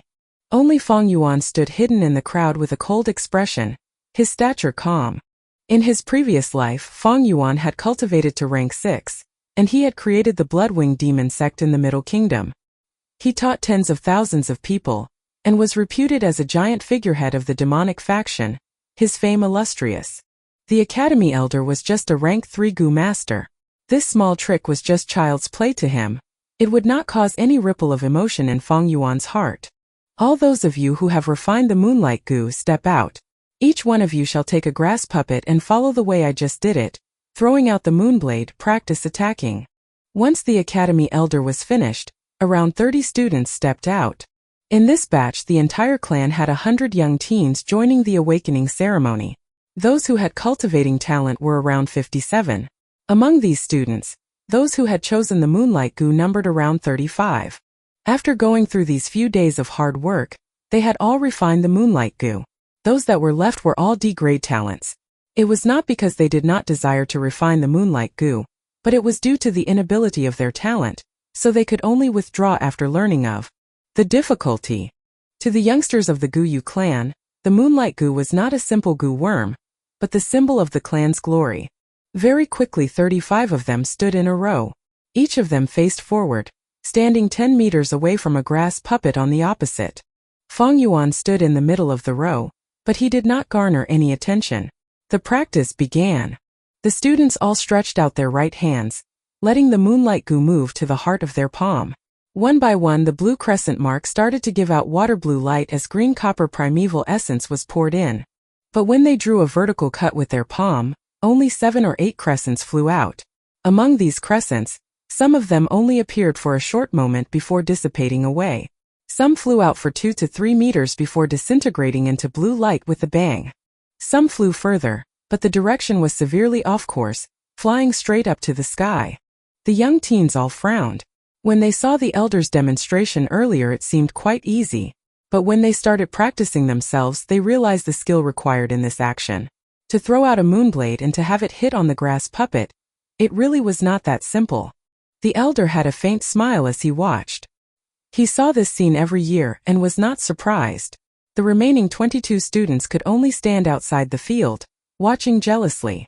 After practicing for 5 minutes, the youngsters were gradually able to produce moonblades.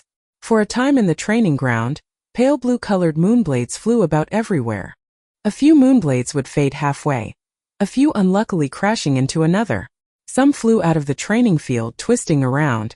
Those that were able to hit on the grass puppets were just a small few. Of course, these were all due to sheer luck. The academy elder started to tutor and guide each one personally.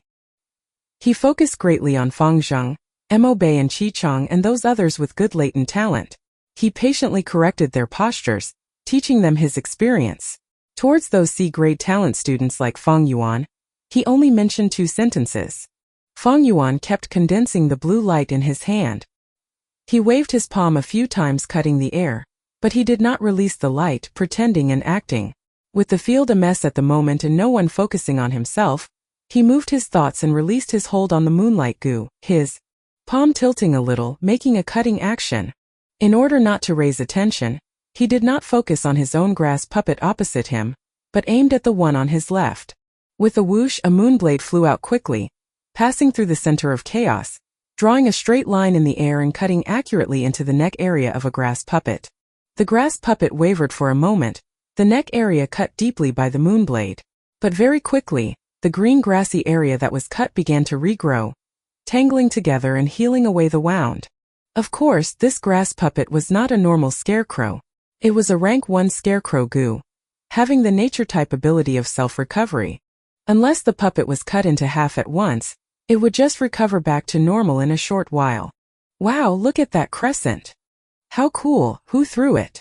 Moonblades that were able to hit grass puppets right now were rare. Fang Yuan just casually hit one, yet it caused the most significant result so far.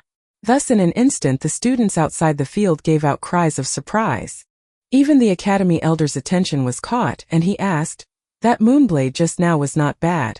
Was it yours?" He looked at a C-grade talent student with an inquiring eye, since that grass puppet was just opposite him. This male student blinked his eyes, feeling somewhat bewildered as he faced everyone's sudden gazes at him. To be honest, the field was just in a chaos earlier with moonblades flying about, so even he did not know if it was he himself who threw it. However, looking at it, it probably is me, thought the young boy. Then he nodded his head subconsciously. The youngsters around him immediately looked at him with admiration. Who is he? What is his name? Some of the girl students asked around. Even he can throw out a moonblade, I must not lose. Guyu Mobei's eyes flashed with a hint of determination. So it's not Big Brother who threw it. Guyu Fangzheng inexplicably sighed with relief. After uncle and aunt consoled him, he was able to recover from the previous blow. Big Brother, you won first place last time because your luck was good. Picking a weak-willed moonlight goo. A goo master's cultivation cannot always rely on luck. I will win you. Fangzheng was cheering for himself in his heart. You did well. Continue trying hard. Seize the feeling you had earlier. The academy elder patted the student's shoulder, smiling as he encouraged him. The young boy quickly showed excitement and he nodded continuously, his eyes appearing with a different luster. The elder took the opportunity and announced, "Listen up everyone, this will be your homework. Practice well after class. In 3 days I will check the results. Whoever performs the best will receive 10 pieces of primeval stones as the prize. Understand?" Yes. The young students all shouted loudly. They could not help but be more excited when they heard about the primeval stone reward. However, only 3 minutes later, the moonblades that flew about in the air started to thin gradually. Damn, every single moonblade takes up 10% of primeval essence. The consumption of the moonblade is just too much. I am just a C-grade talent. My aperture can only hold 38% of green copper primeval essence. I can only throw out 3 moonblades. Those that stopped all sighed. The academy elder was calm as he witnessed everything, but his heart sighed. This is the benefit of those with high cultivating talent. To use the moonblade, it is simply just 3 words: practice makes perfect. Those with higher grade talent are able to hold more primeval essence in their apertures, and the rate of recovery is faster, so they have more chances to practice. Those with poorer talent can also use primeval stones to make up for it, strengthening the number of practices. But those with low-grade talent and have no primeval stones, though they have the mind to practice, they will still be powerless. Sigh, the Gu Master's cultivation process is just so cruel. I had just better take care of those high-grade talent students. 1 mu, an ancient Chinese measurement. 1 mu is 666 and 2/3 meters superscript 2 inch. 2 Xiong Xiong house. Xiong is the word for bear. 3 by house. Bai is the word for white, as in white color. T/N. Well, as per mentioned, Guyu clan's Guyu means ancient moon. I will keep people and clan names in their original Chinese term, but if there is any significant meaning or anything important and relevant to the story, I will explain it, of course. I'll probably make a page in future, detailing and listing down all these names and stuff so you can refer to it any time. Chapter 23. Chapter 23. Raising a Gu is like raising a mistress. The sun had already set.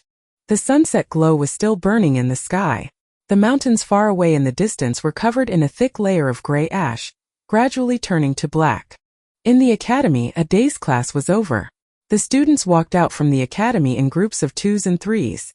I'm really happy today. I learned quite a few things, especially how I got to learn how to use the moonlight Gu. The way the moonblade flies in the air looks so cool. It's too bad that my talent isn't enough, so in the future I can only be a logistics Gu master. I won't be able to go onto the battlefield.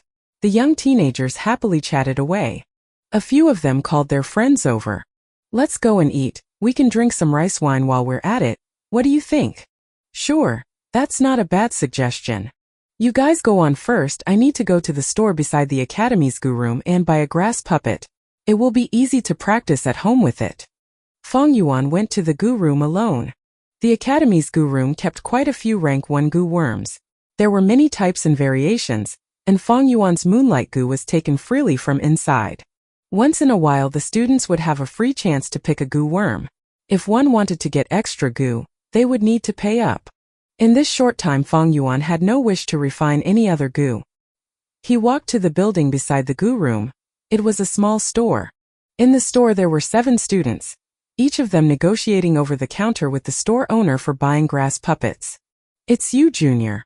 The rank 1 Gu master responsible for the store was in his 20s. When he saw Feng Yuan, he automatically greeted him while bargaining with his customers. Feng Yuan was taken by surprise, finding out that this Gu master was Zhang Ye. It was the young Gu master that had taught the hunters a lesson in the inn.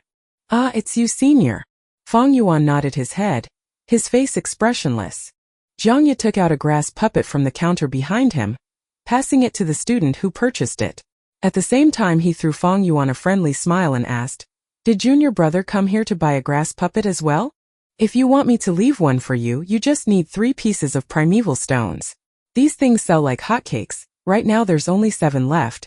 If you wait any longer there won't be any stock left." Zhang Ye's attitude towards mortals was arrogant, but towards people like Feng Yuan, he was very kind and sincere.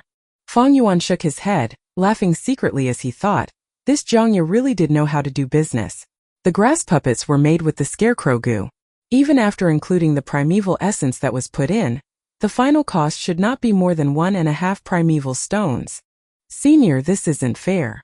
It should be first come first serve. Why leave any for him? Yeah, we all came early. If you want to do business you should know the rules. 3 pieces will be 3 pieces. Here's the primeval stones. Give me a grass puppet. The youngsters in the store were all worried when they heard that the store only had 7 puppets left. They stopped trying to negotiate and took out their stones to buy it. Very quickly, 7 satisfied teenagers walked out. Does my junior want to buy a grass puppet? Zhang Ye laughed as he asked. It seems like they were sold out, but actually there's still the 8th puppet stowed away below the chest. If Junior doesn't buy it now, you will miss the opportunity. Feng Yuan had no interest towards the grass puppet. He shook his head and pulled out a piece of primeval stone, putting it on the counter. I want to buy 10 moon orchid petals. Jiangya was stunned. He looked Fang Yuan deep in the eye, taking away the primeval stone and pulling open the counter drawer. Then he took out a paper bag saying, 10 pieces of moon orchid flower petals, not one less. Please make sure. Fang Yuan checked the goods on the spot and found no mistake with it. Finally he left the small shop. Gu have to be fed. A gu master refines gu, uses gu, and at the same time needs to raise gu. Refining a gu is difficult. There is the risk of counterattack. Using a gu is not easy. One needs a lot of practice. The knowledge of raising a gu is even more extensive and profound, because there are all kinds of gu worms and their food are exceedingly strange. Some need to swallow soil, some need starlight, some require tears, and some feed on the clouds and air from the 9 skies. Just by taking Fang Yuan's current 3 gu for example, the moonlight gu requires moon orchid petals, 2 meals a day. In the morning and night 1 meal, every meal 2 pieces of flower petals. Meanwhile for the liquor worm it needs to drink wine. A jar of green bamboo wine could support it for 4 days. As for the spring autumn cicada, it is even more peculiar as it drinks straight from the river of time, maintaining its vitality. The river of time supports the flow of this world. It is not far away in the sky but very near at hand, flowing by every person's side. Every move made by every living creature requires the push of time. Time is like flowing water, hurriedly gliding forward. The river of time is invisible and colorless, while in reality all living creatures are actually surviving and living in the waters of the river of time. After buying the bag of moon orchid petals, Fang Yuan went to the inn to buy green bamboo wine. The liquor worm could also drink some turbid wine or rice wine to live. However, with this kind of second-rate wine the amount it needed to drink would increase, and it would need many jars every day. After calculating, Fang Yuan decided it would be better to buy green bamboo wine straight away. Not only would it be more worth than buying second-grade wine, it would also not arouse suspicion. "Young sir, you've come." The workers in the inn had already known Fang Yuan. Fang Yuan passed him 3 pieces of primeval stones directly, saying with a familiar ease, "Give me a jar of green bamboo wine and make me a few good dishes. You don't need to give me the change, just put it here first. At the end of the month when it amounts up to 1 stone, you can subtract from my bill with it." Even though Fang Yuan no longer stayed at the inn right now ever since he moved to the academy dormitories, he would always have a meal here when he bought wine. "All right. Young sir, please take a seat. The dishes will be sent over immediately." The worker echoed, leading Fang Yuan to his seat. He took the cloth on top of his shoulder and gently wiped the table before leaving. Indeed, as the worker said, the dishes were very quickly served. Fang Yuan ate and calculated at the same time in his mind, "A piece of primeval stone can buy me 10 pieces of flower petals. The moonlight gu consume 4 pieces every day. A jar of green bamboo wine costs 2 pieces of stones, and it can support the liquor worm for 4 days. In other words, just to raise and feed the 2 of these gu, I would need to spend nearly 1 stone every day." It does not seem like much, but in reality this was very costly. The monthly living expenses for a mortal family of 3 only used up 1 piece of primeval stone. From the starting of refining the gu until today, 16 days had already passed. Just to raise the gu alone Fang Yuan had already spent 14.5 primeval stones. "I have acquired the flower wine treasure, taken away Fang Zheng's bag of primeval stones, and also got the first place reward. My primeval stone assets once reached up to 44 pieces and a half. However, in the early days of refining the gu I wasted 6 pieces and a half, then I used 14 pieces and a half on feeding these gu. My living expenses cost half a piece, and today I am probably left with 20 pieces." Fang Yuan took out his money pouch. He opened it and looked inside. The bag contained pieces of primeval stones inside. Each of these stones were grayish-white in color, their shapes ellipsoid and the volumes equal, the size similar to a duck egg. After counting he found that he really only had 20 pieces left. In other words, if this continued on then Fang Yuan would only be able to go on for half a month with the remaining stones he had left. He was not like his peers. They had relatives and friends to help them out, especially with the case of students like Guyu Bei and Guyu Qichang who were loaded with primeval stones. Fang Yuan could only think of a way himself. "Uncle and aunt have already cut off my living expenses, but every weekend the clan academy would give out 3 pieces of primeval stones as subsidy to every student. Looks like I would need to show off in the Moonblade assessment in 3 days and take that 10 primeval stone prize." Fong Yuan chewed the food in his mouth while he pondered. His current age was just at the age where the body was growing. Without realizing it, all the rice and dishes had entered his stomach. Taking up the sealed green bamboo wine jar, Fong Yuan lifted his feet and started walking, leaving the inn. Young sir. The inn worker chased after him from behind and said, just to tell young sir something, but in less than a month the trading company will arrive to the village. By convention they would always buy the green bamboo wine in our shop. Young sir loves our green bamboo wine and always buys a few jars every week, so the innkeeper ordered me to tell young sir about this matter. The green bamboo wine in our store has limited supply, so after we sell it to the trading company I'm afraid we would be left with very little. Is that the case? When Fong Yuan heard the news he frowned slightly. To know someone and tell apart the conversation, Fong Yuan had 500 years of experience. The shop worker and the young Gu master Jiang Ye spoke with similar meaning. However, Fong Yuan could naturally tell the difference. With Jiang Ye's tricky words and the shop worker's truthful words, this matter was a little troublesome. Fong Yuan needed to feed the liquor worm, and he needed a huge amount of green bamboo wine in the long run. If this inn ran out of stock, then he would have to use huge amounts of second-rate wine to feed the liquor worm. It was not possible for him to drink several jars a day. After a while people would be suspicious. After thinking about it, Fong Yuan took out 10 pieces of primeval stones and said, then I'll buy another 5 jars.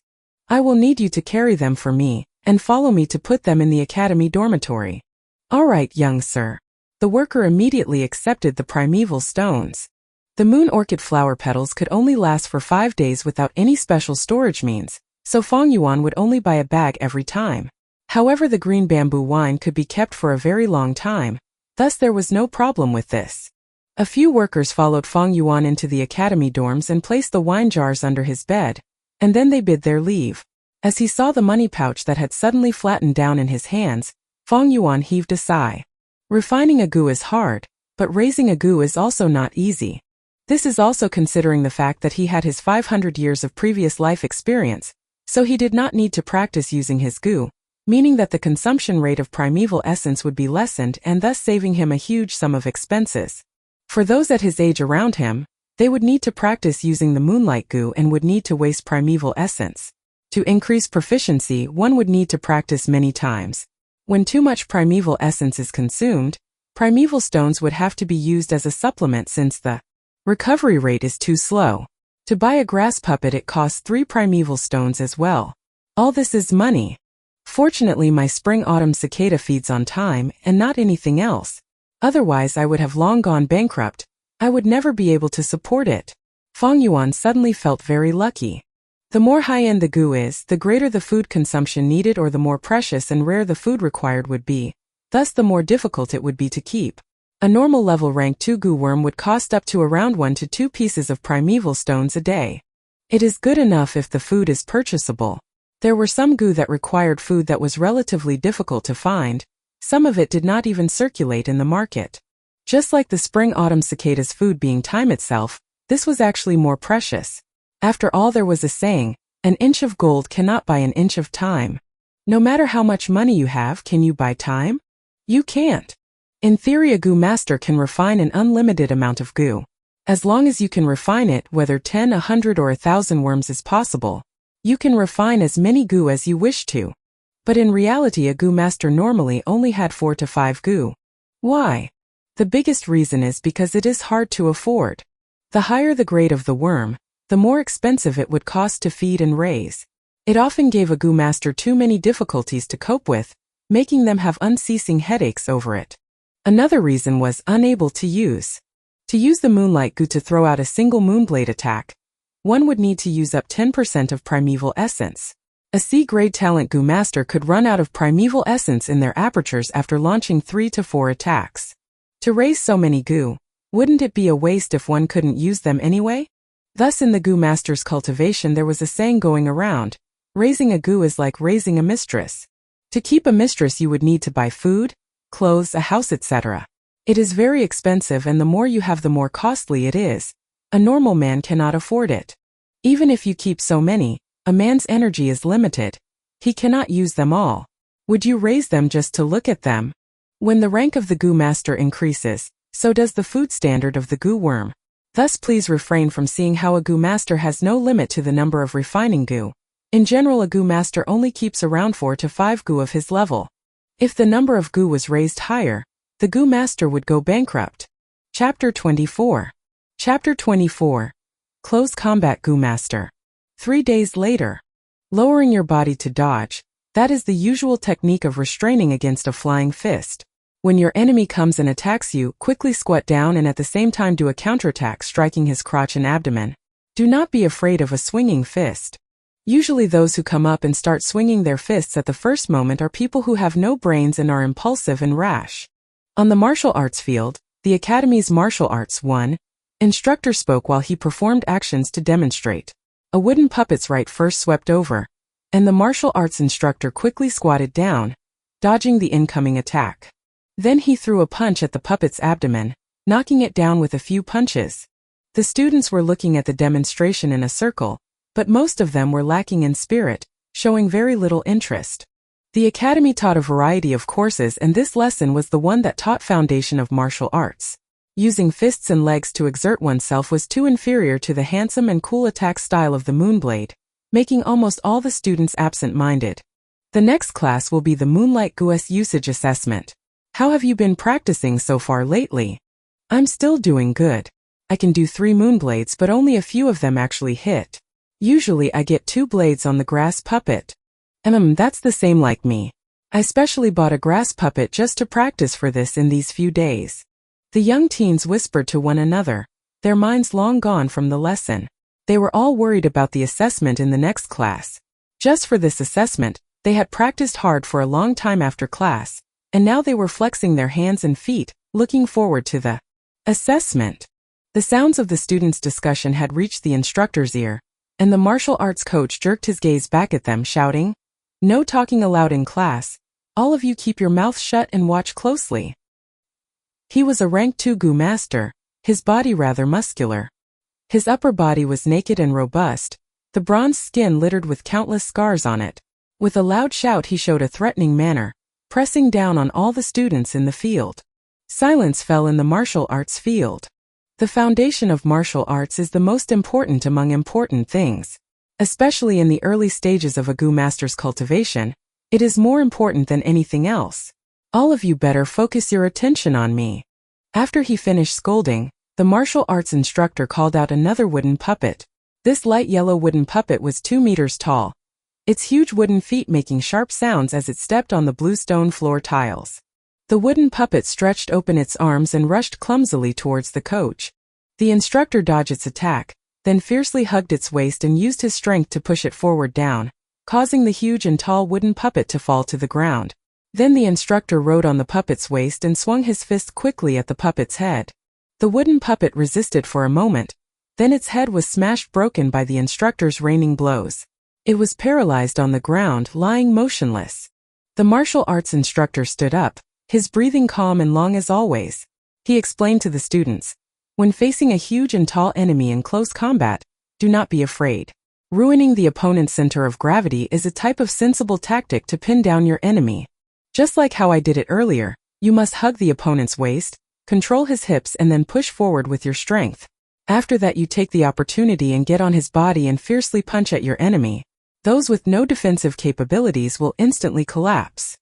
The students nodded repeatedly, but most of their eyes showed disapproval. The coach saw all of this and laughed bitterly in his heart. Every batch was like this. The attitudes of these youngsters were naturally easily attracted by gorgeous things. Without personal understanding and experience, it was hard for them to understand the importance of having a martial arts foundation. In truth, especially for a Gu master in his early stage, while the basic martial arts did not look promising, it was actually more important than the blade attack. Remember, in close combat, your sight must not always stare at the enemy's eye. It should focus on the enemy's shoulder. No matter punching or kicking, the enemy's shoulder will always move first. In close combat, your speed is very important.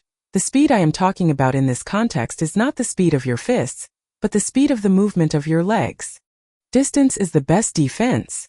Keep your legs elastic, then you will be able to easily burst out your strength. When striking with your fists, maintain a triangle support. Otherwise you will lose your footing. The enemy has not fallen. Yet instead you fell first.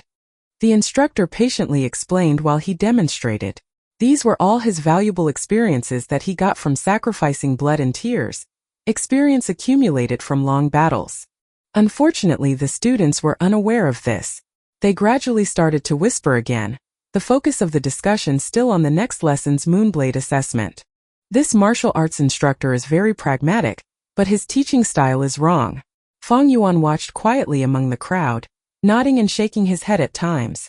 The instructor had no discipline in his teaching. He taught completely by interest, and just taught whatever he thought of. Therefore the things he taught came out in a mess and there was a lot of complicated info. In the beginning many students listened seriously, but gradually they lost interest and diverted their attention to other aspects. Only Fang Yuan listened meticulously all the way. While others were learning, he was revising. His combat experience was richer than the instructor, but listening to others narrating was also a way of verification and cultivation. A Gu master's method of fighting is usually divided between melee and ranged. The Moonblade attack is a type of ranged attack, but when strictly speaking, it is considered medium range due to its effective distance only being 10 meters. When it came to close combat Gu masters, the martial arts instructor was the best example. Melee battle Gu masters would usually choose Gu that amplified their own body strengths and cultivate. These Gu would give them superhuman strength, agility, responsiveness, endurance, etc. Just like this martial arts instructor, his whole body was covered in bronze skin. This was of course not his own skin color, but it was a type of copper skin Gu's effect. The copper skin Gu would increase the Gu master's skin toughness and defense by a lot, letting the Gu master be able to endure more damage. A single Moonblade would consume 10% of primeval essence. How many times can a Gu master throw a Moonblade during battle? The number is few, especially for beginners who have difficulty forming effective blows. It can only be used as a type of trump card. The terrorizing factor is greater than its lethality. To a rank 1 Gu master, the truly useful skill would be martial arts kung fu. This is because the martial art offense is more durable and reliable. It's a pity that this fact is something that they will not understand unless they face it with their own experience.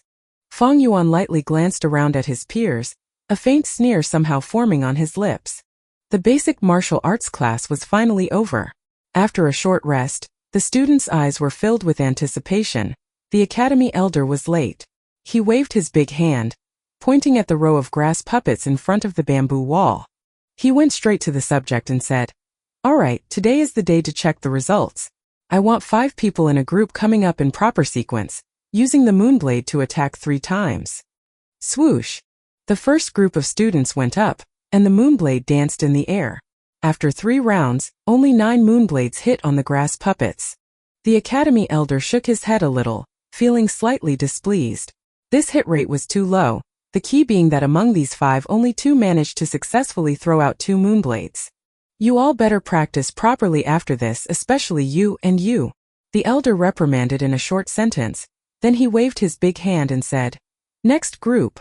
The 2 that were reprimanded dropped their heads and left the field in dismay.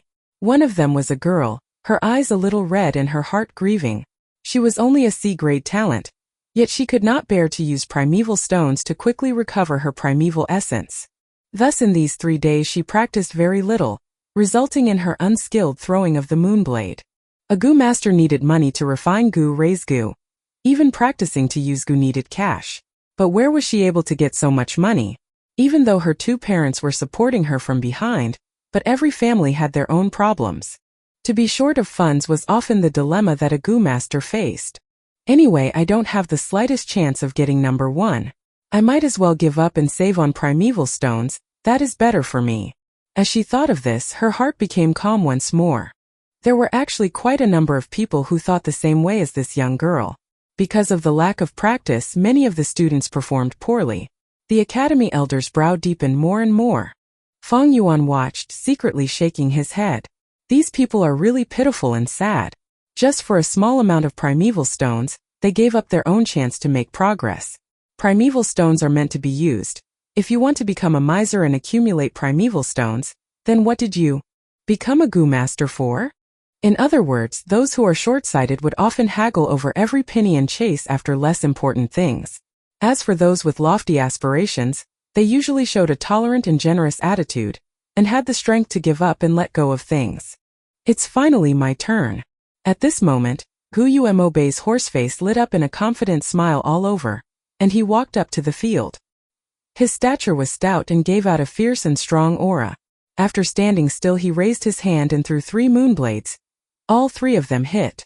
Among the blades, 2 of them hit on the puppet's chest, while the other blade hit the puppet's left arm, shaving away a few green grass. This result naturally caused the young teens to burst with admiration. Well done. The elder's brow slightly smoothed out. The next group came up, Guyu Chichang standing among them. He had a small and short body, his face full of pockmarks, his expression bringing a slight nervousness. He sent out 3 moonblades continuously and all 3 hit on the puppet's chest, cutting out 3 intertwined scars. The scars went from deep to shallow and restored back to its original appearance after a few breaths, due to the puppet's self-healing ability. However, this outcome was already tied to Guyu Mobei's result, and also received the elder's praise. Chichang held his head high as he walked out of the field, looking at Mobei defiantly in the eye on the way. Humph! Below the field, Guyu Mobei gave a cold snort, but he did not return Chichang's glare. Instead, he continued looking at Guyu Fangzheng, who had not gone up yet.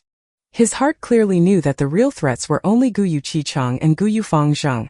The previous was the same like him, a B-grade talent while also having the constant supply of primeval stones. The latter was an A-grade talent, while Fangzheng did not have as many primeval stones as them, but just by relying on his own natural recovery speed thanks to his grade talent, he would also be able to practice a lot in a short amount of time. Right now Guyu Chichang's results have appeared, showing a tie to Mobei, and only Guyu Fangzheng was left. In the last few groups, Guyu Fangzheng finally came up to the stage. One Chenjiao Chinese boxing, but I translate it as martial arts, because firstly I'm not sure Chinese is the proper word here. This land isn't really China and their language isn't really Chinese. Also writing Chinese boxing feels out of place here. Chapter 25.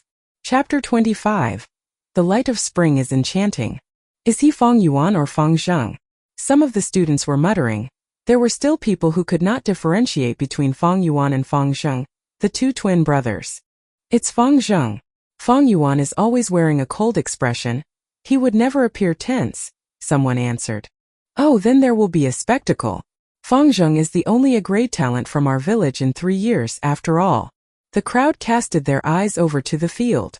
Fang Zheng could feel the pressure among the gazes shot at him, and this made him feel even more nervous. Standing on the stage, his fingers were trembling slightly. He threw out his first moonblade, originally intending to aim at the grass puppet's chest. But because he was tense, he missed. In the end, the moonblade imprinted onto the grass puppet's neck area. The young teens instantly let out a sound of slight surprise. They thought that Fang Zheng deliberately did it. Instead of aiming for the easiest spot, which was the chest of the puppet, he went for the neck instead. This was a showcase of huge self-confidence towards his own attacking skill. They could not help but look forward to Fang Zheng's next move. Guyu Mobei and Guyu Chichang, however, had their complexions cast down. Only those among the field who could see Fang Zheng's error were the Academy Elder and Fang Yuan.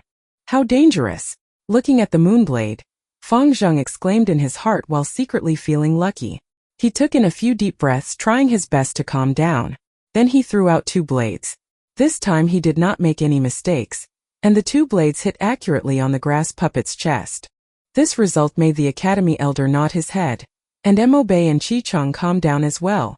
Fang Zheng's result was different from theirs, so it would all come down to how the Academy Elder decided to grade them. The other students let out sounds of sighing. Fang Zheng's later performance was not interesting, making them feel slightly disappointed. The next few groups were not interesting either. No one was able to perform better than Mobei, Chichang and Fang Zheng. The youngsters started to whisper around. At this rate, the top scorer in today's assessment should be among the 3 of them. All 3 of them managed to hit the grass puppet. I wonder who the Academy Elder will deem better. Hold on, it's the last group. Fang Yuan's going up. Oh, that's C-grade talent Cold Genius? Heh. Right when it was the last group, Fang Yuan finally went up stage. It's that Fang Yuan. Guyu Mobei lifted his head and looked at Fang Yuan for a moment, then he lowered his eyes uncaringly. Last time you got really lucky, choosing a weak-willed moonlight gu by accident and getting number 1. Let's see how you perform this time. Gu Chi-chung hugged his arms, waiting to see Fang Yuan make a fool of himself. Big brother, this time will not be like the last. I have practiced so hard for so long. I can definitely surpass you. Among the crowd, Gu Fangzheng pursed his lips, subconsciously clenching his fists tightly. Previously in the assessment to refine the vital gu, he as someone with an A-grade talent actually got second position. Naturally, he was not happy with this, especially after he understood that Fang Yuan was able to win and get number 1 because of sheer luck. This made him even more unsatisfied. To Gu Fangzheng, being victorious over his own older brother Fang Yuan had a special and great significance. Many gazes were gathered on Fang Yuan, and the Academy elder's sight was fixed on him as well. Fang Yuan made no emotion. His expression was cold and detached. He stood still, primeval essence pouring into the moonlight gu in the heart of his palm. With a cut in the air, he struck out the first moonblade. This moonblade flew very high. It not only went over the grass puppet's head, but flew over the bamboo wall as well. It went on for almost 15 meters before the light turned dim and vanished into thin air. Pfft. Someone couldn't help but laugh out. This is way too outrageous, isn't it? Someone sneered. He's indeed a genius. No wonder he managed to get number 1 in refining the gu. Another spoke sarcastically. In the earlier years when Fang Yuan created poetry and showed early wisdom, it had already caused discontented emotions among these people. Later on, when he relied on luck and got number 1 in refining his vital gu, this made them feel a layer of jealousy among their dissatisfaction. Many of them were waiting to see a good show. They waited to see the genius Fang Yuan reveal an embarrassing action, and this moonblade of his did not let them down. Waves of laughter swept across the crowd. The Academy elder shook his head slightly, secretly laughing at himself. Why did he have to be so concerned with Fang Yuan for no reason? He was just a C-grade and merely a boy who got number 1 in refining gu because of sheer luck. In his heart he had already made up his mind. Although Mo Bei, Chi Cheng and Fang Zheng's results were the same, he would still pick Fang Zheng as number 1. The war between Gu Mo Bei and Gu Chi Cheng was the epitome of the political struggle between the two most powerful elders in the clan. The Academy elder had always remained in the center, and had no intention to enter the middle of the political vortex. The Academy elder was more inclined towards the clan head Gu Bo, and Fang Zheng was a set with the clan leader. Add in the fact that he had a great talent. Choosing him as number 1 would mean showing biased care for him, and it was something the clan's upper authorities could accept. A warm spring breeze blew over, the smell of flowers drifting into the training grounds. The sunlight shone down on Fang Yuan's body, sending a lonely black shadow onto the ground. His expression was still cold as he quietly gazed at the grass puppet 10 meters away. The moonblade in his palm was giving out a faint blue light. Of course, he had deliberately thrown the first moonblade off course. Right now he only had 2 chances left to act. Taking into account the Academy elder's position, to acquire number 1 he would have to create an outcome that exceeded everyone's expectations in the next 2 attacks. With only 2 chances left to attack, it's impossible. Big brother, I have finally won over you. Gu Fangzheng's eyes did not flicker as he stared at Fang Yuan. From young till old, the life shadow that his older brother had brought onto him finally faded away slowly at this moment. Fang Zheng could feel victory so nearby. His 2 fists were subconsciously clenched tight, his entire body so full of excitement that he trembled slightly. Big brother, my victory this time is just a beginning.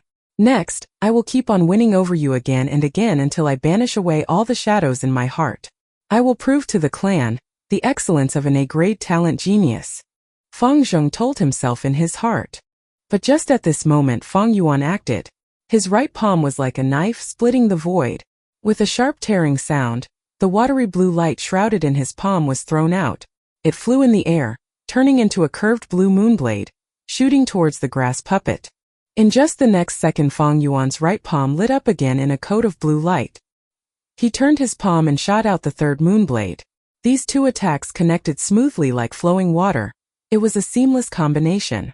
The 2 moonblades flew out in quick succession, the distance between the 2 blades less than half a meter apart in the air. Under the stunned gazes of the crowd, the 2 moonblades accurately hit onto the grass puppet's neck. This? Fang Zheng's pupil shrank, a bad feeling emerging from his heart. In the next moment, The students slowly opened their mouths wide as they wore astonished expressions. They saw that the grass puppet's head slowly tilted to one side. Then it fell off the neck and dropped onto the ground. With a bounce, it rolled 2 to 3 meters away. Fang Yuan had beheaded the puppet. This outcome had gone beyond the expectations of everyone on field. Is this luck or skill? The academy elder frowned. This doubt hovered in the hearts of the rest of the students. For a time, the entire training ground lapsed into silence. How could this be? Fang Zheng murmured.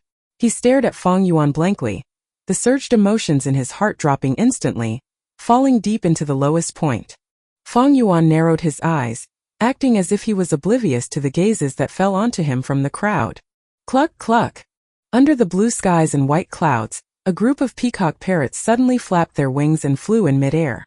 They dragged their magnificent, long and slender peacock tails, clucking in the air as they flew about playfully. Fang Yuan stood in the center of the training field, looking up. Under the bright sunlight, the multicolored feathers of the birds dazzled even greater and gorgeous. His expression was indifferent, as if the person who just cut off the grass puppet's head was not him. Ah, the light of spring is really enchanting. He sighed in his heart. Chapter 26. Chapter 26. The nature of all organizations. As it neared nightfall, the sun on the edge of the horizon looked like blood. The afterglow rays poured into the school where around 50 students sat upright. On the stage above, the academy elder was reading out names one by one, distributing allowance to them. This was the academy's weekly subsidy where every 7 days' allowance would be distributed. One could say it was financial aid for these young teens. After all, with their capabilities, to feed and raise their own gu was a lot of financial pressure. Guyu Fang Yuan. The elder read aloud.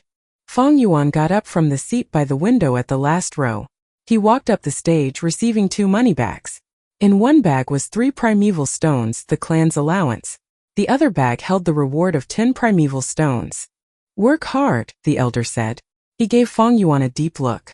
Fang Yuan had continuously achieved number 1, and this had let those elders who were originally disappointed in him start paying slight attention. Fang Yuan nodded his head and took the purse into his arms, returning to his seat. Damn it, he actually got number 1 again. Guyu Mo Bei fixed his gaze onto Fang Yuan firmly, his heart rather furious. Those 2 moonblades consecutively hit the neck of the puppet. Is this because of sheer luck or real skill? Guyu Chicheng narrowed his eyes. Since the end of the assessment until now, this question had been hovering in his mind. It was not just him, many students unconsciously drifted their sights towards Fang Yuan. This question haunted them.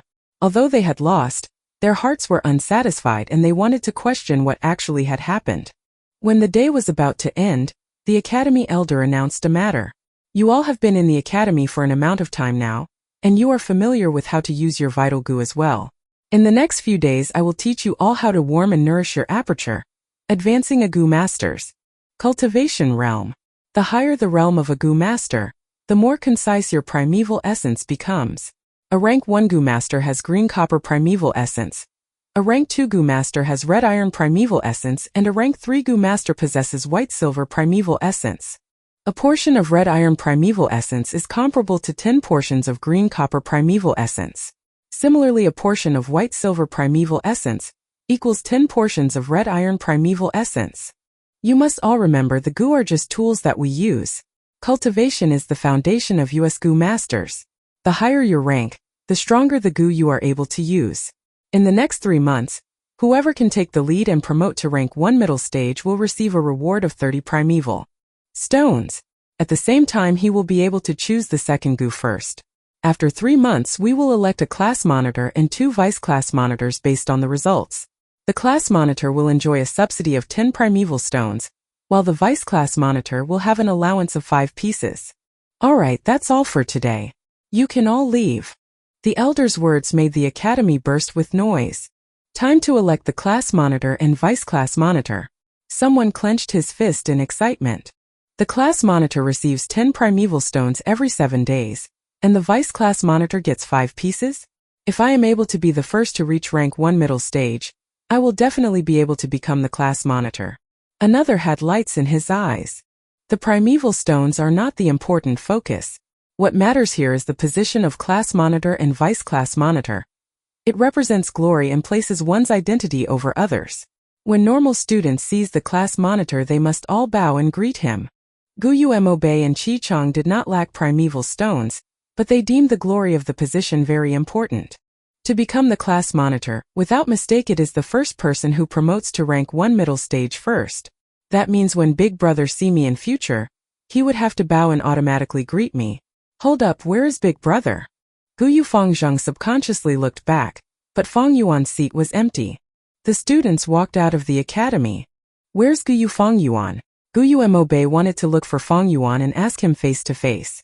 However, Fang Yuan was one step ahead and had long left. He sure ran away fast. Is he afraid? Looks like he got lucky again in today's test. Guyu Qicheng sneered. Whatever, it's just 10 primeval stones. I don't need to care about this small matter. Right now what's important is to advance to middle stage and get that class monitor position. Guyu Mo Bei narrowed his eyes, looking at his side where Guyu Qicheng and Guyu Fangzheng were. These two figures were his real enemy, while Fang Yuan was just a small C-grade talent.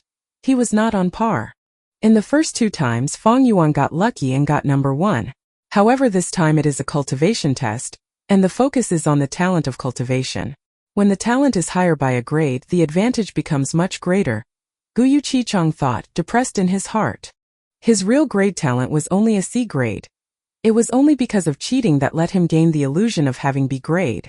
Just a mere class monitor and 2 vice class monitor positions got them itching their fists. How hot-blooded and naive they are at this age. Fang Yuan sneered as he leaned against the gateway of the academy. The so-called glory was just a valuable tool, the upper levels used to motivate those below them. In the end, it was just a layer of illusionary glory. It was useless. His 500 years of experience had long allowed Fang Yuan to understand some of the secrets of life. Whether it comes to a clan, sect, or demonic group, whether it is this world or earth, all organizations are like this. The high and low positions are established, making the law of promotion clear, letting those in the organization climb up non-stop from the bottom.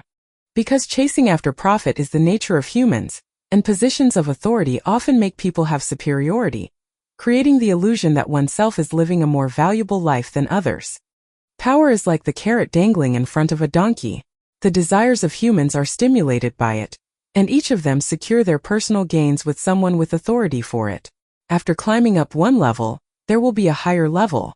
While they are busy currying favor for personal gain, their hard work is squeezed out from them, and their value is exploited by the upper position. In every organization, as long as there is a chain of command, it is to give serve to those at the upper ranks. The so-called class monitor and vice class monitor position is like the smallest carrot, luring everyone else into the structure of the clan. And to stop those below from realizing the truth, those at the higher positions integrate shared values, clear-cutting the idea of glory, meritorious deeds, etc. The establishment of high and low positions are made along with unequal benefits. Sometimes the use of religion is done to dominate people's hearts. This is the real truth. Yet it is a pity that too many people in the world do not understand. They foolishly work hard for others. And for every organization in the world, the most fundamental of its essence is just one thing, and that is the redistribution of resources, where the higher the position, the more resources they can enjoy. In his previous life, Fang Yuan had founded the Bloodwing Demon sect in the Middle Kingdom, where he taught up to tens of thousands of people. He erected the positions of demon soldiers, demon generals, demon sages, etc. Each position gave their corresponding benefits, letting countless people flock over like ducks, letting Fang Yuan order them around. This kind of experience allowed Fang Yuan to understand clearly the way of thinking in this principle. Thus, any organization is just a representation, while the real basis is just one word: resources. Without food resources, one will die of starvation. Without water resources, one will die of thirst. Without cultivation resources, one will become weak and sooner or later be bullied to death. And for a Gu master, primeval stones are the most important resource. Fang Yuan's 2 orbs were deep like an ancient pond, and as his mind reached this point, the corners of his lips curled up slightly, creating the outline of a sneer. He had long left the academy, and right now he stood at the gate entrance of the school. He saw the first batch of students coming out, gradually walking closer towards him. It's Fang Yuan. What's he doing at the middle of the gate entrance? Every time I see his dead dysfunctional state, I feel so pissed off. Don't worry about him. He's probably waiting for someone. The young teens paid no attention to him. Just as they were about to walk over, Fong Yuan strode across and blocked them. I'm plundering. Everyone must surrender a piece of primeval stone before they can leave. Chapter 27. Chapter 27 Outright Extortion. The young teens were instantly shocked and angry. What? I didn't hear wrongly, did I? Fong Yuan, your head must have overheated and gone confused. You would actually stand at the gates of the academy and blackmail us. Have you gone mad? Who gave you the guts to put your ideas on us? Scram, you're just a petty C-grade, how dare you block my way? If you don't scram, I will send you flying with my... Erg! Fong Yuan suddenly lashed out. His right palm furiously cut forward. His movement was quick and precise, his slice of his palm hitting the left side of someone's neck.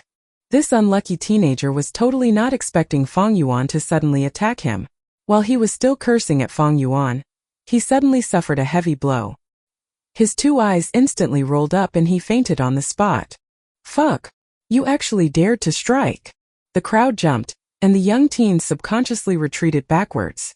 Guyu Beiju fainted, what do we do? Some of them were terrified and scared, shouting around in horror. What else can be done? There's so many of us and Fong Yuan is alone. We should all rush at him together and beat him up. Some people were shouting, their rage erupting. That's right, he sure doesn't know his place. How he dares to provoke us by himself. He's definitely digging his own grave with his overambitiousness. Everyone get on him together. Yet before they could do anything, Fong Yuan had already struck. He strode a few steps forward, rushing into the group of teenagers. He slashed his palm and the edge of his hand cut onto a youth's neck. The young man rolled his eyes upward and fell. Ah! Another teen yelled loudly, swinging his fist at Fong Yuan, sweeping through the air. Fong Yuan lowered his body and dodged. Then he lifted his leg and kicked the boy's crotch area. HOWWWWWW. The youngster's loud roar was originally sonorous and indignant, but after he took the blow his voice instantly rose higher and became sharp and shrill, filled with a kind of misery and pain. Thump! He covered his crotch with his two hands, his knees giving way as he dropped to the ground. He rolled around on the floor screaming loudly. The pain so great his entire body was covered in cold sweat. Fong Yuan swung his two fists around like a tiger that had entered a flock of sheep. He had 500 years of battle experience, and these youngsters were just a bunch of soft green kids. They had only just started cultivating not long ago. How could they possibly be his opponents? In the blink of an eye, Fong Yuan put down the entire group of young students. If they had not fainted, then they would be lying on the ground, the pain making them drained and their bodies hurting all over. What's going on here? Guyu Mobe arrived and exclaimed. He saw that Fong Yuan stood at the entrance of the academy gates, and there were 5 to 6 students on the floor around him. This Fong Yuan he wants to extort our primeval stones. One of them lying on the floor shouted angrily while clutching his belly. Wow, still full of energy, huh? Fong Yuan's expression was flat as he kicked fiercely at the abdomen of the boy who just yelled. Ow! The youngster immediately cried out in pain, his body curling up like a shrimp. Fear emerged from his face, his tears streaming down as he dared not to speak again. As they saw this scene, the students that came over all felt Fong Yuan's fierce savageness and cruelty, their hearts throbbing. All right, all of you be good and hand out a piece of primeval stone. Then I'll let you go, or else, these people on the ground here will be your fate. Fong Yuan made a big step forward, his tone callous. In your mother's face.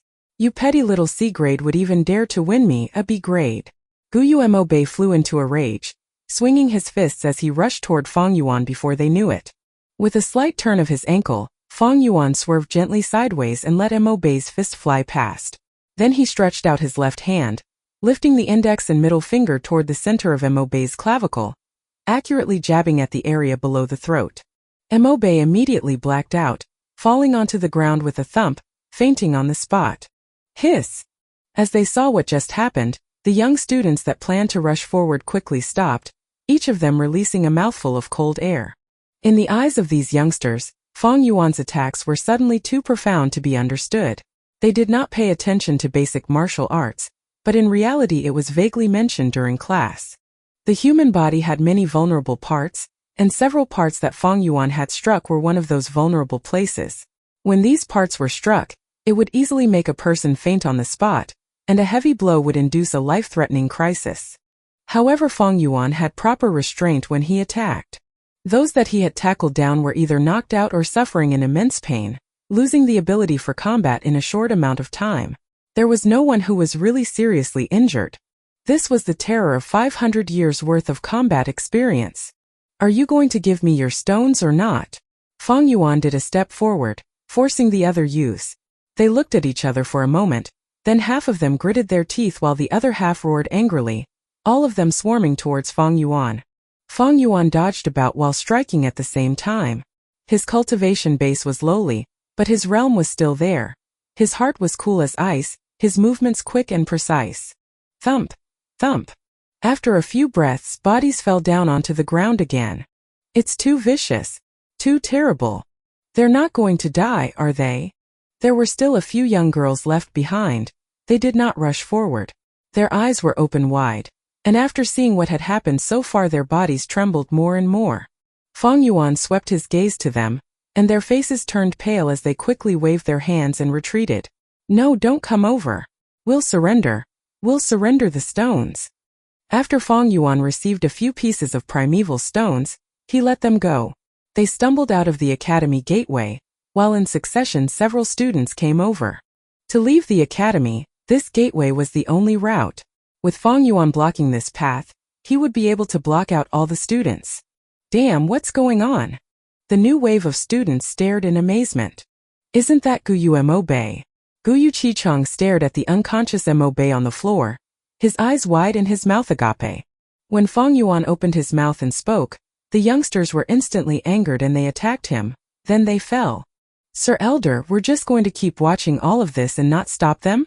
What if someone loses their life? How are we going to salvage the matter? The guards were worried. Some of the guards were indignant, saying, this Fang Yuan has too much guts. He would actually dare to extort his classmates at the academy school gates under our eyelids. This is acting with utter disregard of the law and discipline.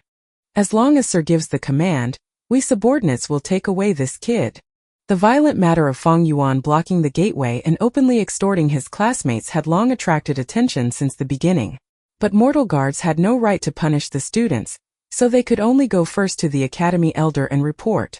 When the academy elder heard the news, he did not immediately command for them to stop it. Instead, he went up the pavilion and observed from afar. Looks like this child has fighting talent. The longer the academy elder watched, the more interested he felt. Fang Yuan's use of the moonblade today had already caused some uncertainty in the elder. Right now he watched as Fang Yuan with his strength alone, making an enemy out of the entire batch of students, bearing a sort of unstoppable fighting style of graceful demeanor. With this, the doubts in his heart were cleared. In this world there were those who were particularly keen and sharp towards battles. These were hidden gifts. They were good at fighting and they loved battles. In the battles they were often inspired, and always created surprising and even unbelievable accomplishments. Ah, he's a natural battle-gu master. Pity his talent is only C grade. In the end he just lacks one step of a grade. The academy elder heaved a sigh. Sir, are you not going to stop this farce? Letting him go on with this nonsense, I'm afraid the consequences wouldn't be too good. The guards beside him had worried expressions on their faces. T/N. They really do curse and swear in this novel, by the way. Hope you guys don't mind the vulgarities, though that's probably the least of your worries in future. Chapter 28. Chapter 28. Capital-free business. Why stop it? The academy elder lifted his eyebrows and laughed. He lifted a finger and pointed it at Fang Yuan, who was far away, and said, this young man has taken control of the entire situation, and his attacks are fully restrained.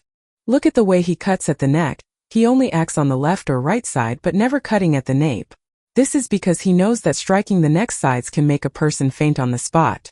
Meanwhile, attacking the area at the back of the head and neck could cause death, so he automatically abandoned that way of attacking. Look at all those youths on the ground. Which one of them is actually heavily injured? None. Even if they were badly hurt, so what? Are you saying that our academy's treatment-gu masters won't be able to cure this sort of traumatic wound? But Sir Elder, that child is just too arrogant. He blocked the entrance. This is obviously not acknowledging our existence as guards. Being ignored isn't the main problem though. The important matter is how the clan will think of our academy. To actually allow a small petty C-grade student make a fuss in the academy and not stop it. If word goes out, we're afraid this might affect your reputation, Sir Elder. The guard squinted as he said this. Humph, in reality is that because you all were disregarded by the boy, so your own dignity feels challenged. The academy elder was not too happy. He sneered and shot a gaze as sharp as a sword edge at the guards. They all lowered their heads, all of them disagreeing. What's wrong with fighting? As long as lives are not lost, it will stir up the competitive side of the students and temper their will to fight. To stop this kind of fight is to stifle the students' fighting passion. Was there no fighting in the past batches? Every batch had their own battles, and it happened very often. The only difference was that it usually happened in the latter half of the year when the students had already mastered some means of fighting. With strength they itched to fight, and at the same time it is an aggressive age. Why didn't you stop those people back then? The academy elder questioned in a cold voice. Maybe it was because the fights in the previous years were all single battles, there were rarely huge-scale fighting like this one. But this Fong Yuan is really good at creating a disturbance. The chief of the guards replied. No, no, no. The academy elder shook his head. That was because you all did not dare to stop it. Because after half a year, a Gu master will have the ability to fight beyond a mortal's strength, and with your petty mortal bodies, how are you supposed to stop it? Right now you all want to stop Fong Yuan, perhaps it is because he just started cultivating so he doesn't have enough power. It's also because you feel that he ignored your existence and offended your dignity. But you must all remember, these students all bear the surname of Guyu. They are my Guyu clan's clan members, your masters. Even if they are still of young age, no matter how weak, they are still your masters. The elder's tone had turned sharply. Your surnames are not Guyu. What is your worth? Because of your loyalty, you were all given the position of guards, rewarding you with some sweet benefits. But in reality you are still slaves. Just slaves. A slave dare give preposterous opinions of their masters, caring about the matters of their masters? The elder's face was dark like water. This was not your subordinate's idea, not my meaning. I wouldn't dare. I wouldn't dare. The guards were ashen-faced as they kneeled down to the ground, spouting non-stop. The academy elder gave a cold snort and pointed at the chief guard who had just called Fong Yuan a person good at creating disturbances. You gave an outrageous comment on your master. You are relieved of your position. After a while, the elder said to the others, after half a month, there will be a re-examination to determine the new chief. The other guards immediately had eyes that shone, their hearts pumping with enthusiasm. The position of chief of the guard. Every month I'll be able to receive half a primeval stone more. To be able to become the chief is to become a man above men. Aside from the masters, I dare to see who else would show displeasure at me. If I became the chief, how cool that would be. Alright, what are you all pestling here for? Get downstairs and wait for the battle to end, then sweep the field. The elder roared. Yes, yes, yes. Your subordinate takes his leave. The guards left in reverence and awe as they went down. One of the guards on the stairs lost his footing and fell down. Immediately there was a series of sounds implicating a chain of people falling and knocking down. However, under the academy elder's power and influence, the guards reddened their faces and endured in suffering, not letting out a single noise. Those minions are just like dogs. Every once in a while they get this itch to misbehave. You'd have to smack them so that they know fear and respect. Then just throw some small victories and bones to them, letting them fight amongst themselves like dogs, letting them compete amongst themselves to serve my clan with their life, to hold a stick in one hand and a carrot in another. This is the unique way of the upper echelons. As the academy elder heard the quiet movements below, he sneered in his heart and turned his head, looking through the window and at the school gates. A fresh group of 10 or so students were on the ground at the entrance. Fong Yuan stood proudly, and there were 3 young girls back to back, huddling at a side opposite him. You better not come over. If you come over, we'll shoot you with the moonblade. In their hands were a layer of blue radiance. It seemed like they were compelled to the point they would actually mobilize their primeval essence and use the moonlight goo. Fong Yuan's body was still that of a normal 15-year-old boy, and if they attacked him with the moonblade it would not do him any good. Yet he was not afraid. Instead he sneered at them and walked step by step towards the girls. You girls have pretty big guts, huh? Have you forgotten the rules of the school? Inside the academy fighting using goo is forbidden, or else the penalty will be expulsion. If you girls want to be expelled, then just do it. The young girls hesitated. Indeed there is such a rule. The blue light in their hands faded away. Fang Yuan's eyes flashed as he caught this opening and dashed forward, his palms waving in the air, cutting down two of them without a shadow of doubt. Being the last one, her morale dropped and her knees turned weak. She collapsed to the ground crying heavily, begging Fang Yuan. Don't you come over, Fang Yuan, please let me go. Fang Yuan stared down at the young girl with a condescending look, his cold voice sounding in her ears. A piece of primeval stone. The girl's body fluttered and she quickly opened her money pouch, realization taking hold of her. She took out 3 to 4 pieces of primeval stones and held them in her palm, stretching out her hand to Fang Yuan. Don't hit me, I'll give them all to you, I'll give all my stones to you. Fang Yuan was expressionless as he slowly reached out with his right hand. He lifted his forefinger and thumb, gently pinching at a piece of primeval stone from the girl's hand. The young maiden could not stop trembling. Fang Yuan's hand had a youth's pale and slender form, but in her eyes his hand was horrifying like a ferocious claw of terror. I've said it earlier, I will only take 1 piece of primeval stone. Fang Yuan paused for a moment, then he said plainly, you may leave. The girl stared at Fang Yuan for a good while, then she finally got up. But her limbs were still weak and she could not properly stand.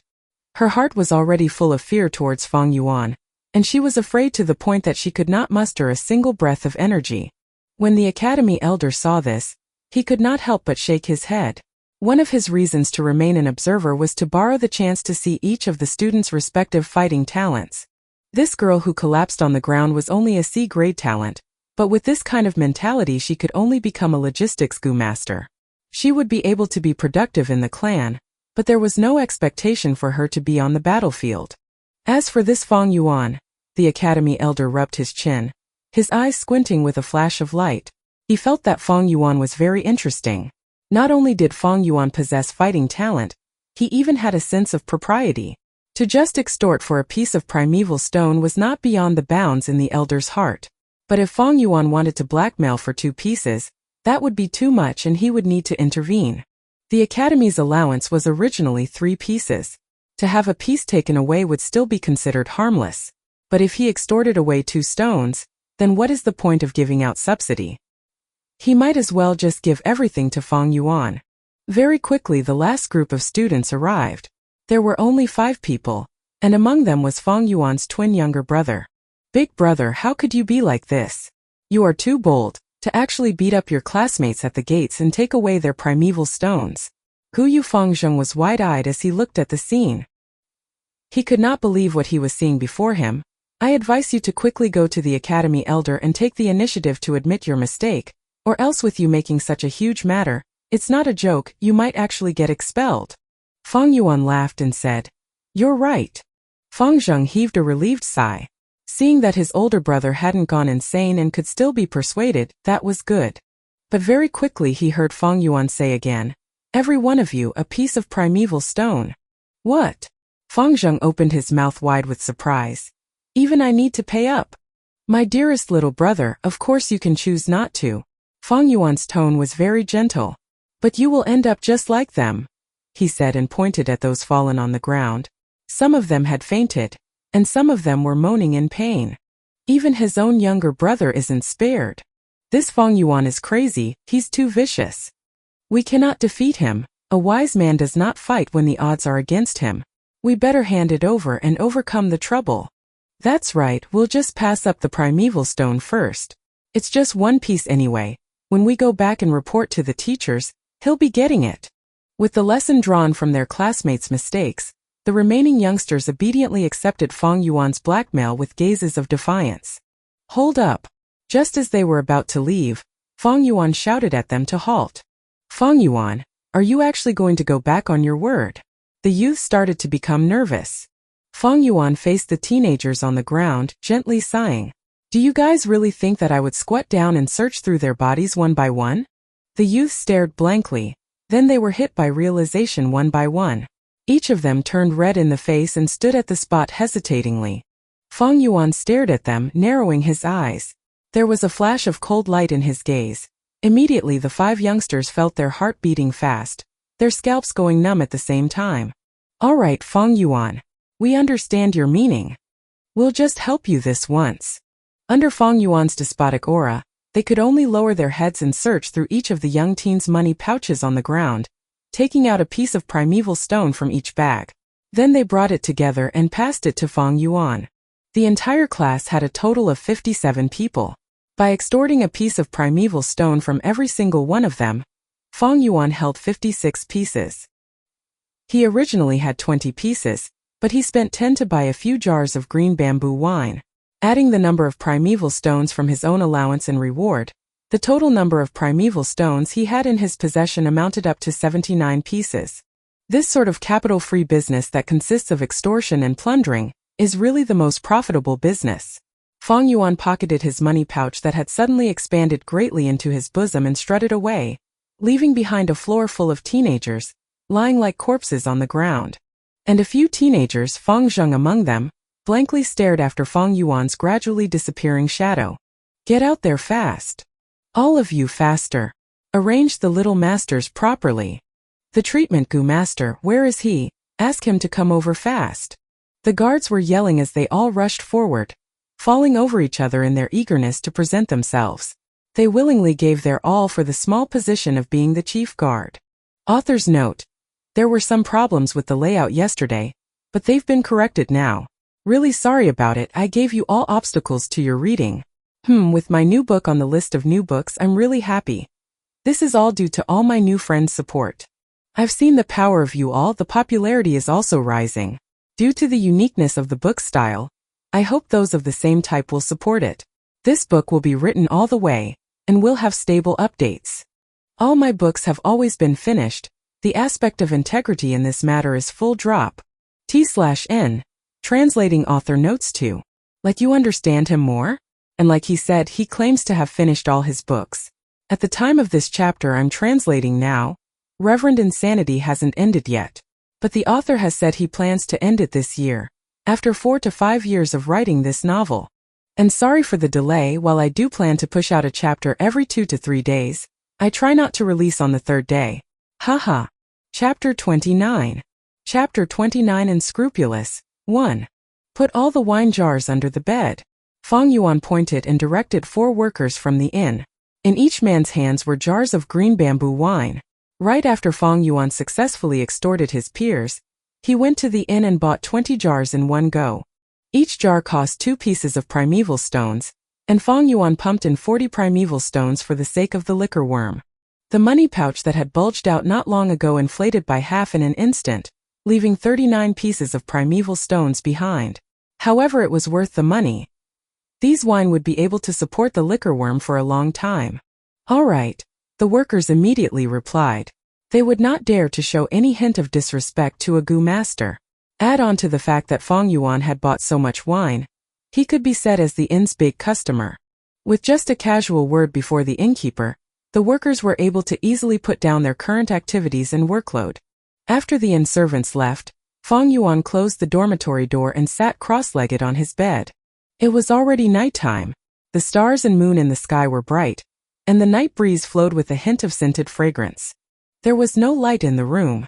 Feng Yuan calmed his state of mind, letting his focus slip into the primeval sea. The waves of the primeval sea rose and fell, the seawater giving out green copper-colored light. Every drop of seawater was the green copper primeval essence that a rank 1 gu master specially had. The primeval sea took up 44% too of the entire aperture. This was Feng Yuan's sea-grade talents. Limitation. The 4 walls of the aperture were a thin layer of white light, supporting and encasing the aperture. In the sky above the primeval sea there was nothing. The spring-autumn cicada had already hidden itself away under Feng Yuan's command, restoring itself under a deep sleep. Floating on the primeval sea was a cute and chubby white liquor worm. It frisked about with its heart's content on the seawater, sometimes diving into the sea, other times shaking its head and tail, splashing and splattering water droplets around. Feng Yuan sent a thought through his mind, and the liquor worm immediately responded. It stopped playing and curled up into the shape of a rice dumpling, leisurely floating into the air. It rose up to the middle of the aperture and out of the green copper sea. Go! Fong Yuan mobilized a tenth of his primeval essence, transforming it into a narrow flow, thrusting it all into the liquor worm. The liquor worm had already been refined by him, so this time it did not resist. It took in the entire jet of primeval essence and absorbed everything into its body. Immediately the sea surface dropped by a small cut. The curled-up liquor worm turned the primeval essence into a driving force and began to radiate out white light. Inside the soft light, an enshrouding mist of wine fumes were gradually produced, finally converging into a pale white wine mist. The wine mist was marvelous. It did not drift apart, instead enveloping around the liquor worm. Rise! Fong Yuan gave a thought, transferring another 10% of his primeval essence. The green copper seawater dived into the wine mist. As the wine mist melted into the seawater, it gradually lessened, and eventually there was no trace of it left. As for that 10% of green copper primeval essence, it also lost its general volume and was left with 5%. However, this 5% of primeval essence was even more condensed than before. The original primeval essence was a jade green, giving out a copper luster. Right now, although this new primeval essence had the same copper luster, the green was a darker shade. It was pale green. Pale green-colored primeval essence was the primeval essence that only a rank 1 middle stage Gu Master would have. The liquor worm's use was to condense the primeval essence and increase it by a small realm rank. A Gu Master had 9 great realms from the bottom rank 1, rank 2 all the way to rank 9. Every great realm was split into 4 smaller realms, which were initial stage, middle stage, upper stage and peak stage. Fong Yuan was only a rank 1 initial stage Gu Master right now, but with the liquor worm's help he had 5% of a rank 1 middle stage Gu Master's primeval essence. If I want to condense out 5% of middle stage primeval essence, I would need to use 20% of initial stage primeval essence. I want to convert all the 44% of my primeval C into middle stage primeval essence, so I'd need to use around 180% of initial stage primeval essence. To reach this target as soon as possible, I'd need to borrow the help of primeval stones. As he thought of this, Fong Yuan opened his eyes and took out a complete primeval stone the size of a duck egg from his bag. The primeval stone was a sort of ellipsoidal-shaped, translucent gray stone. As the natural essence inside it is consumed, its size would continue shrinking. His right hand slowly closed, the primeval stone tightly clenched in his palm. He absorbed the natural primeval essence inside the stone, continuously replenishing his own aperture. The level of the sea surface that had fallen in his aperture slowly began to rise. The primeval stone was meant to be used. Fong Yuan was not stingy by one bit, and he would not save it up. I do not have someone to back me up, and I do not have support from friends and family, thus I can only rely on extortion and plundering. Today was just the first time, but after this, every 7 days when the academy gives out the school allowance, I will continue blocking the academy gates. How could robbing and blackmailing once satisfy Fong Yuan's appetite? In a Gu Master's cultivation, the primeval stone was the most scarce thing. As for the consequences of his plundering actions, Fong Yuan was not the least worried. This world was not the same as Earth. On Earth, schools would always prohibit fights to mainly stabilize harmony. But in this world, fighting was the main theme. No matter a Gu Master or common mortal, they would fight for survival. Sometimes it would be a fight with a scary wild beast. Sometimes it would be a battle against the raging weather, and other times it could be a fight against other Gu Masters over resources. As a result, moderate fighting was instead encouraged and advocated by people. From young to old, from simple brawls to battles determining life and death, this was the portrayal of most of the human lives here. This surface of this world was boundless. Just the southern border alone that Fong Yuan stayed in now, it was bigger than 7 to 8 times the entire surface of Earth itself. The living environment here was hostile and cruel, so humans would often construct mountain villages in the form of clans holing up together. Every now and then there would be waves of beasts, or perhaps extremely bad weather assaulting a village. The Gu Master would become the core force of a village's protection, and every year the situation of attrition would become more serious. Surviving requires men with strong fighting will. A clan needs battle Gu Masters, there is never too much. Moreover, Fong Yuan's attacks were within the proper limit. He never attacked the lower jaw, as this would easily cause the skull to fracture, and caused the loss of a human life. He also never struck the back of the head. When fighting, he did not use his fists or elbow, or even jabbing with his fingers, but he used his palm. The number of kicks he used could also be numbered. The students that fell were not heavily injured. At most they were lightly wounded. Fang Yuan was not bloodthirsty. He just treated killing as a type of means. Every time he acted, he would have a clear goal. Whatever the type of method, whichever would let him reach his goal the fastest, he would use it. In other words, he was unscrupulous in doing things. The clouds floated over, covering the moonlight. A shadow enveloped over the Guyu village. The watchman banged on his clappers, prompting people to know that it was already deep in the night. Be careful of fires, be on guard of beast assaults, as well as the possibility of foreign Gu masters sneaking into the village. There were still a lot of lights in the village. In the Qi family branch home, Guyu Qi Lian stayed in his study, the lights radiantly bright. This high-authority old man spoke with a gentle tone, expressing sympathy as he asked his own grandson Guyu Qi Chang, "I heard you were beaten up by that Fang Yuan today?" Guyu Qi Chang had a black right eye, and he angrily said, "Yes, Grandpa. That Fang Yuan was just a petty C-grade. Yet he dared to act so arrogant. He blocked us all at the entrance, not caring about the friendly sentiments of his classmates, and he robbed us of our primeval stones. What's more, the academy just opened one eye and closed one eye over the incident. It was only when Fang Yuan strode away that the guards hurried over. Grandpa, this time you have to help me expel this angry resentment of mine." Instead, Guyu Qi Lian shook his head. "This is between you and your juniors. You were blackmailed to lose a piece of primeval stone, and you did not suffer heavy injuries. Grandpa cannot act without any justifiable excuse. Even if you were heavily wounded, I will not stand up for you. Do you understand why?" Guyu Qi Chang was stunned. He struggled to think, and after a long while he hesitatingly said, "Grandpa, I think I understand your meaning. You are hoping that I will rely on my own strength to find my way, right? You only understood one aspect." Guyu Qi Lian nodded his head and added, "You must remember, you are not just an individual representative, but you are the image on behalf of our Qi family branch. For many years we have confronted the Mo family branch, and your every move will represent the hope of the future of the Qi family branch. Grandpa may help you in the shadows, but you must stand up and erect a self-reliant and strong image. Otherwise the elders who are supporting our family will not see the hope for our future, and they will abandon the Qi family." As he said this, Guyu Qi Lian heaved a sigh.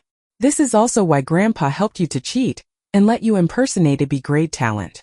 Our Qi family needs a strong successor to hold on to those who are supporting us." Guyu Qi Chang was then enlightened. "Grandpa, I understand now." Guyu Qi Lian shook his head. "Just understanding won't do any good. You must work hard. Fang Yuan is just small trouble. Next up, you must study hard and train diligently on your basic martial arts and get your dignity back. At the same time, do not forget to work hard on cultivating, promoting to middle stage as soon as possible. The best you can do is to win the position of class monitor. This will be great honor and a kind of help to our Qi family."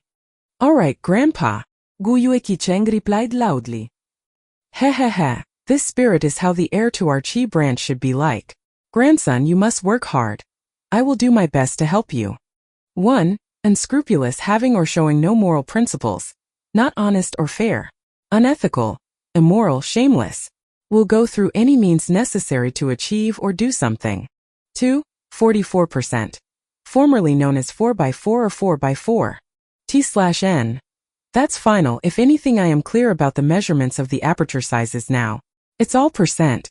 This was confirmed by Chinese readers. So if you remember all that, 4x4, 5x6, 9x8, or 4x4/5x6/9x8, it's 44%, 56%, 98%. Really sorry for any confusion regarding these measurements and aperture primeval C sizes. Chapter 30. Chapter 30. Fang Yuan, you're robbing again? Almost at the same moment in another place.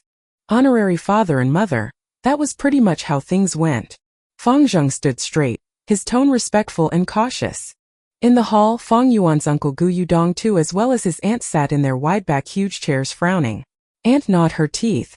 While feeling injustice for Fang Zheng and at the same time gloating over the matter, she said, "Fang Yuan, that bastard son.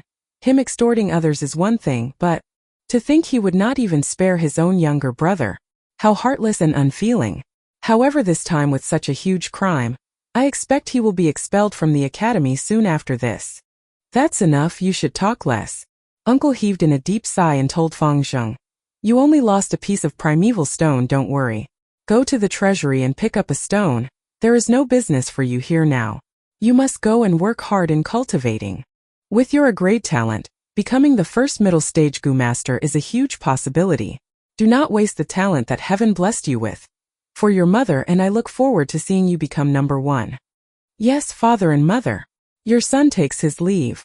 Fang Zheng left with a heart full of trepidation. He secretly thought, Big Brother robbed all the students when he blocked the academy gates today. He created such a terrible aftermath, I'm afraid he might really be expelled. If that happens, should I plead on his case for him? Two voices appeared in his head. A voice said, No need to plead for him. He even robbed your primeval stone away, although you were his own young brother. Even if he was expelled, that was his own fault. If heaven commits a sin, it can be forgiven, but if one commits a sin himself, he deserves to die. Another voice said, But he is your very own older brother. He shares a similar face, his blood thicker than water. All right, even if you do not acknowledge him, you still must plead his case. If you do not do so, how will the outsiders look at you? I'm afraid they might think of you as a heartless and ungrateful person. Seeing Fang Zheng leave the hall, Aunt could not help but exclaim happily, Husband, we cut off Fang Yuan's living expenses. This little bastard finally couldn't stand it and went off committing a huge error. To actually dare to block the academy gates and fight in public, not to mention extortion, this is the equivalent of provoking the academy elder. I dare say the time for him getting expelled is very near. However, Uncle shook his head. You think too simply of things. Fang Yuan will not be expelled. In fact, there may not be any punishment. Why? Aunt was puzzled. Uncle snorted. Brawls and fights are encouraged as long as there are no heavy consequences. Did any students die in this fight? No. Aunt refused to comply. Husband, how would you know there weren't any casualties? There are always accidents happening from fighting. Uncle closed his eyes, leaning against the back of his chair. Woman, you are really naive. Do you really think the academy elder is just for show? When did the guards start acting? They came out at the last moment. This means that the entire scene was under control. If someone was heavily injured, they would have rushed over a long time ago, not at the last moments. You are not a Gu master, so you won't understand. The academy does not forbid brawls among the students, but in fact they maintain an encouraging attitude towards it. The more brawls there are, the more helpful it would be for battles. Some students can even create strong bonds through fighting. The elders will not pursue this. It is already a routine. If anyone wants to take action on behalf of their offspring, it would break the rules. Aunt was dumbfounded as she heard this, and she replied in an unsatisfied manner. Then nothing's going to happen to Fang Yuan who robbed away such a huge amount of primeval stones? He's just going to be let go like that. With such a big number of primeval stones, it will bring a lot of help to his cultivation. Uncle opened his eyes, his face cloudy. What else can we do? Are you expecting me to go over by myself and snatch away all his primeval stones? However, this matter is not something that we cannot exploit. For Fang Yuan to rob and extort even his own brother Fang Zheng. This is the key to his fall. Fang Zheng is an A-grade talent. He will definitely be stronger than Fang Yuan one day. We will use this matter to divide and sow discord in Fang Zheng. We'll lead Fang Zheng away from Fang Yuan for our own use. And with that, 3 days passed. The disturbance that Fang Yuan caused from his robbery and extortion did not spread nor grow bigger, but instead it gradually died down. No elders broke the rules and came to find trouble for Fang Yuan, and the academy elder naturally closed one eye and opened one eye, acting like nothing happened. Although in this period of time, there were 2 to 3 youngsters who refused to accept the truth of having their primeval stones taken, and they challenged Fang Yuan. But after Fang Yuan knocked them down easily, everyone became aware that if they did not train hard in martial arts, they would never beat Fang Yuan. Among these teenagers, a burst of mass fervor towards training hard in martial arts erupted. The martial arts instructor was overjoyed. He had never seen a batch of students so enthusiastic and dedicated towards martial arts. Before this, when he was teaching, the students were all lacking in interest, yawning all day. But right now they would constantly seek advice with eyes brimming with radiating vigor. The academy elder specially came over to inquire about his situation. The martial arts instructor had an excited tone as he reported, "The students have been showing unexpected enthusiasm, and this change is too great. Only one student among them called Fong Yuan remains as lazy as ever." The academy elder laughed and patted his shoulders.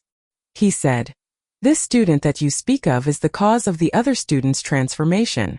The martial arts instructor was puzzled, but of course the changes were more than this. After the incident, Fong Yuan had undoubtedly become the public enemy of the entire student batch. Everyone was hostile towards him and he was isolated. No longer did anyone speak to him, and no one greeted him. The youths exerted full force, training their basic techniques privately. With their parents' and elders' encouragement and inspirations, they had decided that they must reclaim their honor by their own hands. Under the calm surface, the undercurrent was surging. Another 4 days passed. The academy elder passed out the primeval stone allowance once more, and the time for Fong Yuan to act came again. "Fong Yuan, once wasn't enough for you.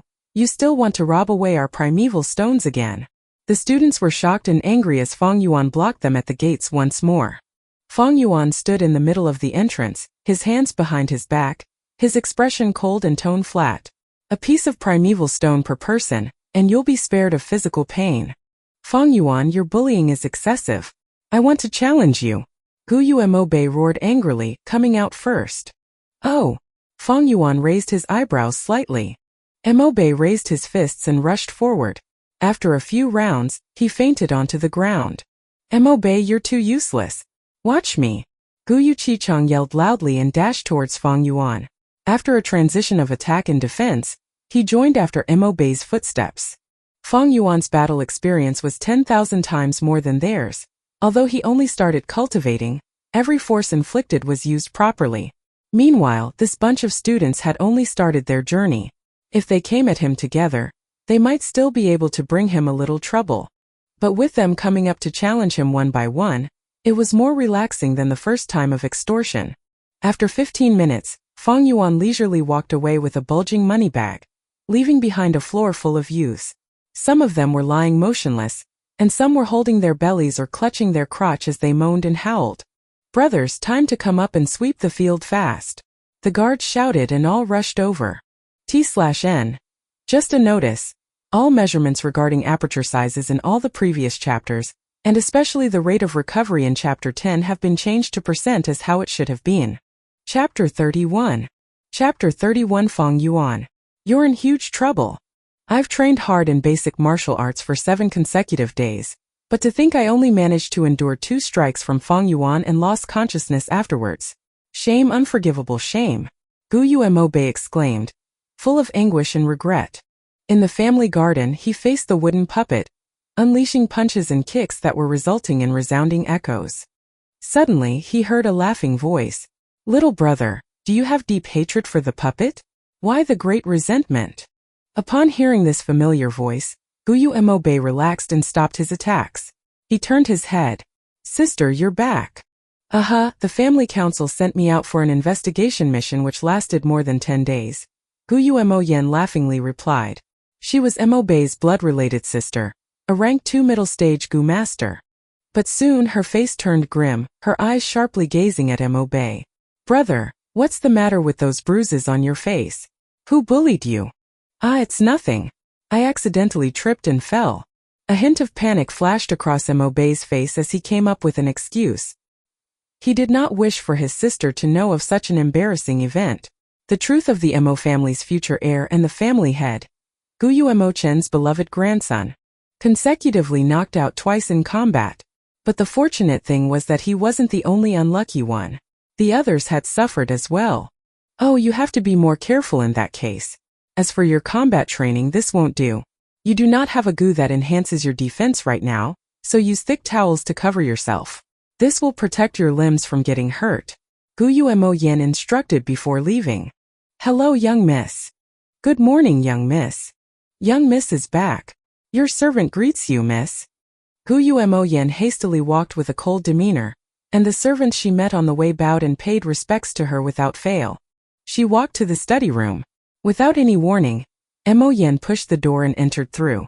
Inside the room, Guyu Mo-chan was practicing his calligraphy art with his back facing her. "You're back?" Guyu Mo-chan asked directly without turning his body. "After investigating for half a month, what is the situation with the wolf's den?" "How did you know it's me, grandfather?" Mo Yen gasped, slightly taken aback. "Humph, in the entire family, you're the only person that dares to enter my room without even knocking the door once. Who else can it be besides you, my beloved granddaughter?" Guyu Mo-chan reprimanded, although his face showed traces of concern and warmth, and he looked at Mo Yen with a smile. Montag Jan pouted. "When it comes to doting, you actually adore little brother more. However, since he's the future family head, you are more strict on him so others cannot sense your concern for him." After a while she asked, "Grandfather, little brother was beaten up. I asked him and he lied about the situation, so I had no choice but to ask you." Guyu Mo-chan's face turned serious. "You have not answered my question." He put down his brush and sat down. Mo Yen reluctantly reported, "The wolf's den is almost full, so according to the current rate of breeding speed, although there won't be an outbreak this year, there will definitely be a wolf tide next year at our mountain village." Guyu Mo-chan inquired again. "Generally there's an outbreak every 3 years, so this is no surprise. However, within that horde, how many Thunder Crown wolves are there?" "Around 3. Guyu Mo-chan nodded, feeling assured. The Thunder Crown wolves were the head of the pack, and were the most troublesome to deal with during an outbreak. 3 wasn't a large number since Qingmao Mountain had 3 clan villages. Each village could handle 1 wolf, and the pressure of the outbreak would be greatly reduced." "Grandfather, you have not told me about my little brother's matter yet." Mo Yen pursued again. "I suppose there's no matter telling you, but he was beaten up.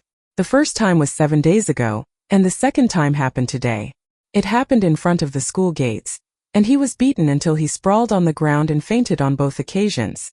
Guyu Montag Shen Laukingli replied. "Who has the guts to knock out my little brother?" Mo Yen stared wide-eyed. "He's a classmate of Mo Bei called Fong Yuan. He fights really well." Guyu Mo-chan sniggered. Guyu Mo Yan's eyes grew larger, and she was perplexed as she replied, "Grandfather, what are you saying? He is your own blood-related grandson." Guyu Mo-chan stared deeply at his granddaughter and spoke meaningfully. "Mo Yen, my dear, you are a girl so you may not understand. Defeat and humiliation only serve as fuel for improvement. Without failure one can never develop and grow into a true mature man. Mo Bei was defeated, and that is his own failure. Once he wakes up, he will ask fighting techniques from the teachers. This is a sort of improvement, and this improvement comes from Fong Yuan, who beat him into realization. As his sister, if you really care and want to protect your brother, you should not interfere with his growth. Fong Yuan is just a boy with C-grade talent while Mo Bei has B-grade talent. With us supporting him, he will step over Fong Yuan and drive him into the ground eventually. Leave this opponent to Mo Bei. In a woman's life she needs a family and a lover. But for a man a family is not a necessity, yet what he cannot lack is a rival. Do not find trouble with Fong Yuan, do you hear me? This is a matter between the youths. If you get involved, this will be perceived as bullying. Breaking the rules like that will cause our Mo family to be looked down upon." Mo Yen gasped wordlessly, but under Guyu Mo-chan's gaze, she finally lowered her head. "Yes, grandfather, your granddaughter understands." She staggered out of the study room, but even Guyu Mo-chan did not notice. Her eyes shined ominously. "Grandfather, this is your way of loving your grandson.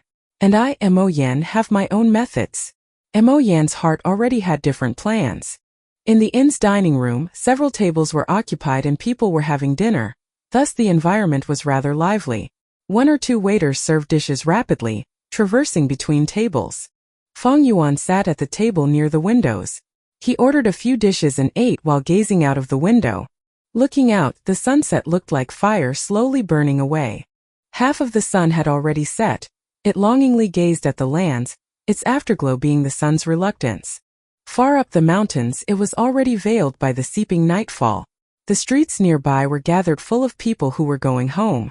Some of them were barefooted, some muddy farmers, some of them herb pickers, some hunters holding mountain pheasants, wild boars and other animals, and some were gu masters.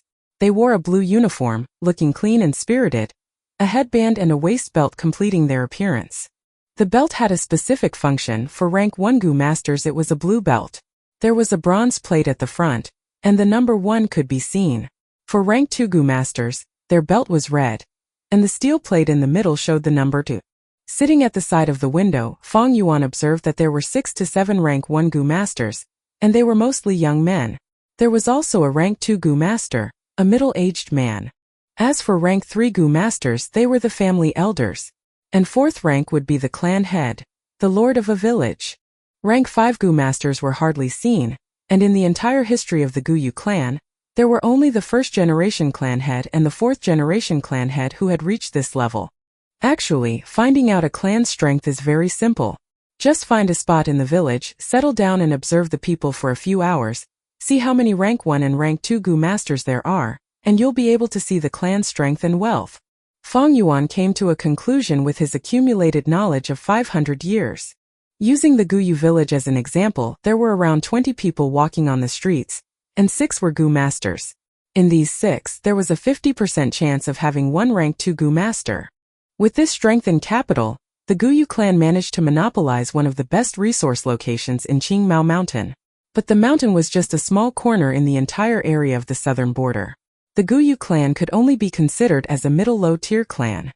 I have only started my cultivation, and with rank 1 initial stage, I do not even have the qualification to roam the southern border. I need at least rank 3 cultivation to be able to further roam the world. Fang Yuan sighed as he consumed his dinner. Qingmao Mountain was too small, it could not contain his ambitions, and he was determined to leave. Haha! Guyu Fang Yuan, I have finally found you. At this moment, a middle-aged man laughed deviously as he approached.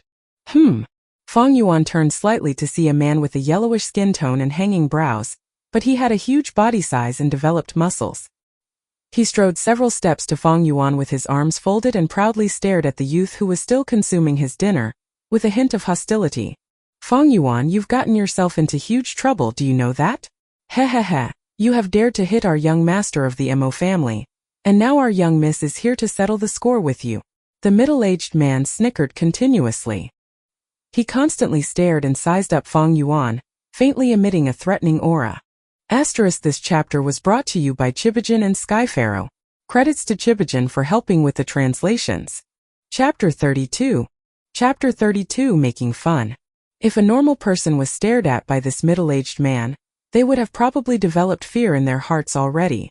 However, Fang Yuan lost interest after looking at him for a second and continued focusing on his meal, treating this man as if he were invisible. Who's that guy? He wears the clothing of a family servant, and he is not a Gu master. Why would he dare to question young Master Fang Yuan? An employee wondered as he hid at the corner of the inn, sensing that the situation may turn ugly. He's like a fox assuming a tiger's ferocity. By using the Mo family as his backing, this servant man dares to clamor at a Gu master. If it were any other mortal man, they wouldn't have the guts to do this, someone beside the employee replied in disdain. Even so, as a mere mortal he has the guts to cause a ruckus towards a Gu master. TSK. This kind of experience must feel really great. TCH, you shouldn't think that a Gu master is always high and mighty. Young Master Fang Yuan is merely a rank 1 initial stage Gu master, and he has just managed to refine his vital Gu. If they were to fight now, he may not be the opponent of this muscular and strong mortal. Sigh, let's just hope that when they fight later, they will spare our inn and the furniture. The employees chattered back and forth, but none dared to take a step forward, only staring from a distance. You still have the mood to continue eating. Seeing as how he did not manage to intimidate or scare Fang Yuan, the muscular middle-aged man had a hint of doubt in his eyes. Do you think I'm lying to you? There are already people reporting to young miss and she will be here shortly. Do not attempt to run away, young lad, because you won't be able to get away. My job here is to make sure you stay put. There will be much suffering for you later. Fang Yuan paid no heed to the man and continued eating his meal. The middle-aged servant frowned as he did not see a hint of panic or shock from Fang Yuan. This made him feel ignored and his pride was severely offended. He had been a servant in the Mo family for over a decade, and he had acquired the trust of his master. Over a long period, he would naturally come to learn about the details of Gu masters. Rank 1 Gu masters mostly relied on their physical combat skills. In battle, A goo worm's worth was attributed more to its deterrence factor than as a fighting force. He knew especially that for a young goo master like Fang Yuan who had just started cultivating, his physical strength was far inferior when compared to a grown man. If it came down to close combat, he who had trained for many years would gain the upper advantage. At the same time, Fang Yuan had supposedly only refined the moonlight goo, so at the max, he would only be able to shoot out several moonblades. The middle-aged man was used as a sparring partner from a long time ago, so he knew deeply that if a rank 1 initial stage goo master were to use his primeval essence to unleash the moonblade, the most it could do was cut several palm-sized wounds and cause limited damage if it managed to hit the human body. Additionally, the man had the backing of the Mo family, so when he confronted Fang Yuan he had no fear, and was wholeheartedly trying to show off his worth to his masters so that he could be rewarded and deemed more useful to the family. "Young lad, you sure are courageous, huh?" The middle-aged man's tone was turning unfriendly as he folded up his sleeves, revealing his well-toned and muscular forearms. His 2 arms were large and full of scars. The forearms had thick protruding veins and were even thicker than Fang Yuan's legs. The inn employees watched in fear and several customers were already getting up, paying the bills and leaving this land of conflict. "Fang Yuan has been found." Suddenly, the door emitted a proud, loud female voice. Mo Yen strode forward in big steps and entered the inn. Behind her were numerous family servants.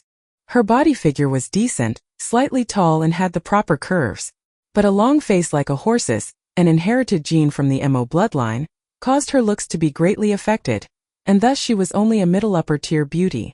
However, she wore a dark blue uniform and a red belt, affixed with a square steel plate, tied around her waistline. The steel plate was engraved with the 2.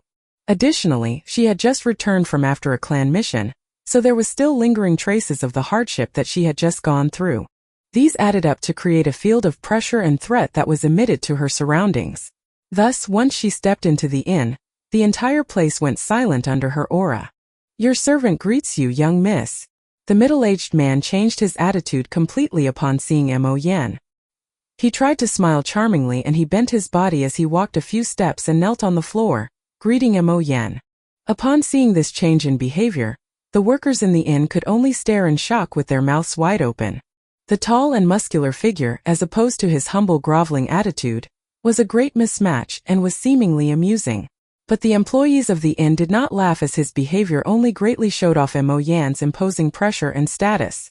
Some of the inn workers could not help but worry for Fang Yuan as he was their major customer. If something were to happen to him and made him unable to patronize the inn any further, it would be a huge loss.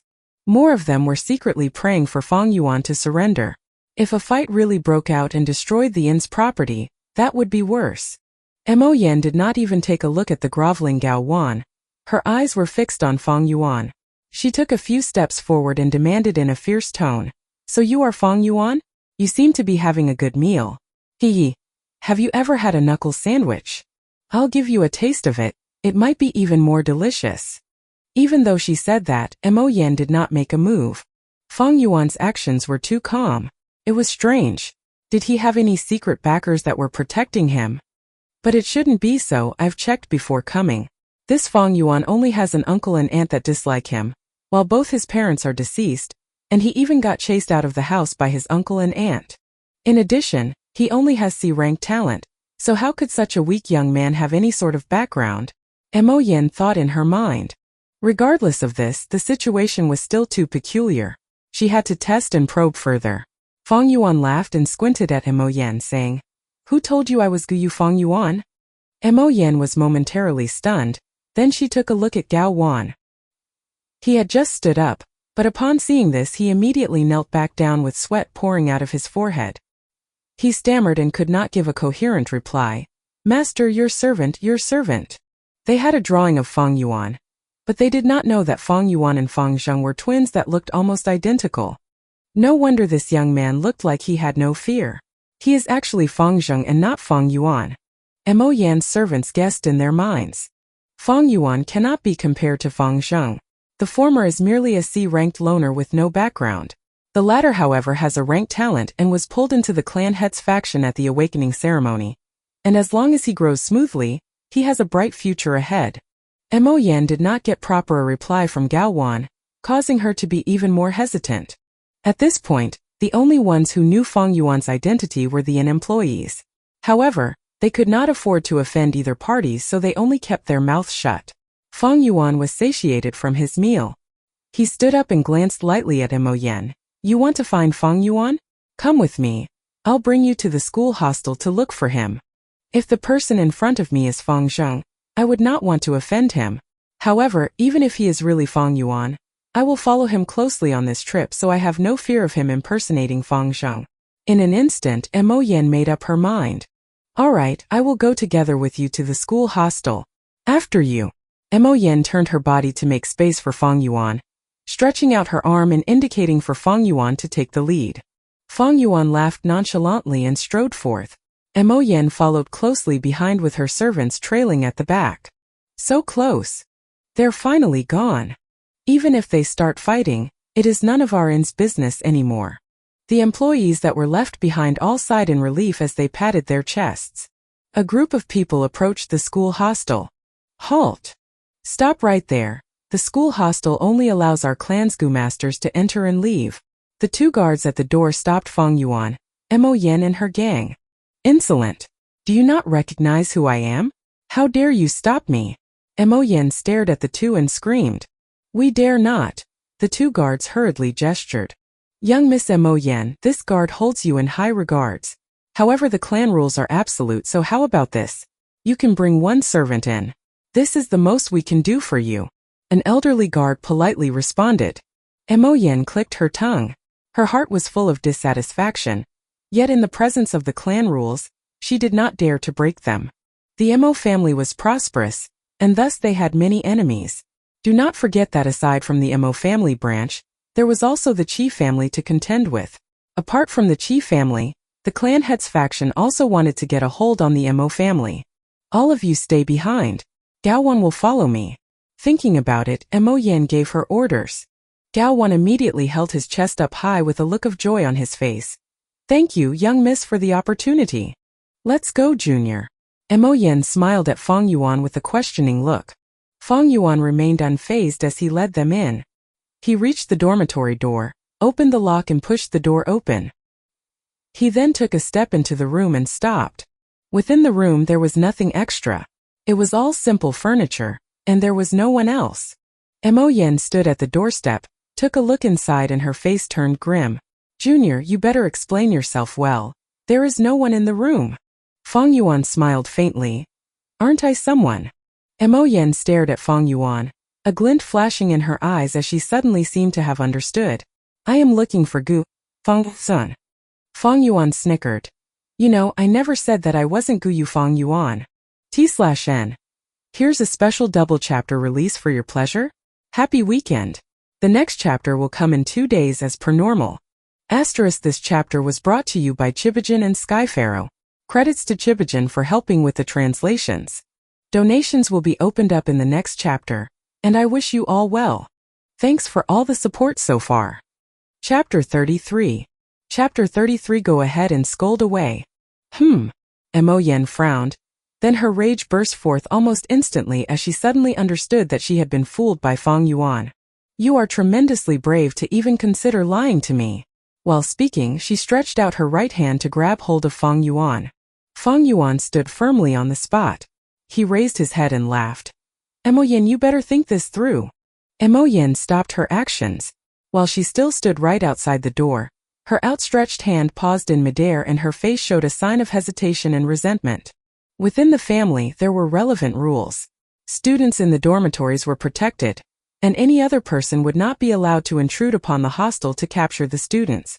Mo Yen only wished to teach Fang Yuan a lesson and let him bear a taste of suffering. She definitely did not want to risk getting punished for breaking the rules. If it's only me who broke the rules, that would still be fine. However, if this would affect the family and even grandfather's honor. Thinking of this, Mo Yen reluctantly withdrew her arm. She looked at Fang Yuan, who was inside the house with her bloodshot eyes. If her death stare could be converted into fire, it would burn Fang Yuan to ashes in a second. I never lied to you. I said I would bring you to Fang Yuan, and now you have already found him here. It seems you have something to say to me. Fang Yuan smiled faintly with his arms behind his back. Ignoring the pressure of a rank 2 master, fearlessly making eye contact with Mo Yan's furious gaze. He was just a step apart from Mo Yan. One stood within the house and one stayed outside. But this same distance had also become as far as the east was from the west. He-oh Feng Yuan, you sure have studied the clan rules well and thoroughly. Mo Yan, suppressing her anger, said with a sinister smile. She added, unfortunately for you, even while relying on the rules, all it will do for you is to stall for time. There is no way you are staying in the dormitories forever. I'll see how long you can stand hiding in there. Feng Yuan laughed refreshingly and looked at Mo Yan with disdain. Then all the more I want to see how long you can disturb me. It is already late. I have a bed to sleep in, but what about you? If I do not show up for class tomorrow and the elders come to investigate, what do you think I will say? You. Mo Yan flew into a rage, her fingers pointing at Feng Yuan, barely restraining herself. Do you really think I wouldn't dare come in and take you down? Squeak. Feng Yuan opened the doors of the hostel wide open, his lips breaking into a grin, his eyes dark like the abyss and his tone full of confidence as if the situation was within his grasp. He challenged Mo Yan, then show me. Mo Yan calmed down instead upon seeing this. Her eyes squinted as she looked at Feng Yuan and she said, do you think I'd fall for your goading? Feng Yuan shrugged. He had already seen through Mo Yan's personality. If he had closed the door or even half shut it, Mo Yan had at least a 50% probability of breaking into the house. But when he purposely opened it fully, it had instead made her more wary and calm as a result. Thus there was barely any chance of her forcing her way in anymore. 500 years of experience had already made him fully aware of the human nature and their weaknesses. He grandly turned around, exposing his back fully to Mo Yan. If Mo Yan struck now, she would definitely be able to capture him in one swift action. However, Mo Yan stayed still outside the door, as if there was an invisible mountain blocking her way. Even after Feng Yuan sat in his bed, Mo Yan only stared at him in anger, gritting her teeth. But regardless of this, she did not make a move. This is the pathetic side of humans. Feng Yuan sat up and stared at Mo Yan, who was outside looking like a fool, thinking to himself, at times, the things preventing people from taking action is not physical difficulty, but instead it is the restrictions they have placed on themselves. Subconsciously. When comparing cultivation levels, Feng Yuan was definitely not her match at this point in time.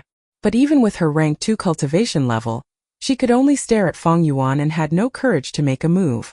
Her distance from him was only a few steps away, and the door was wide open with no hindrance.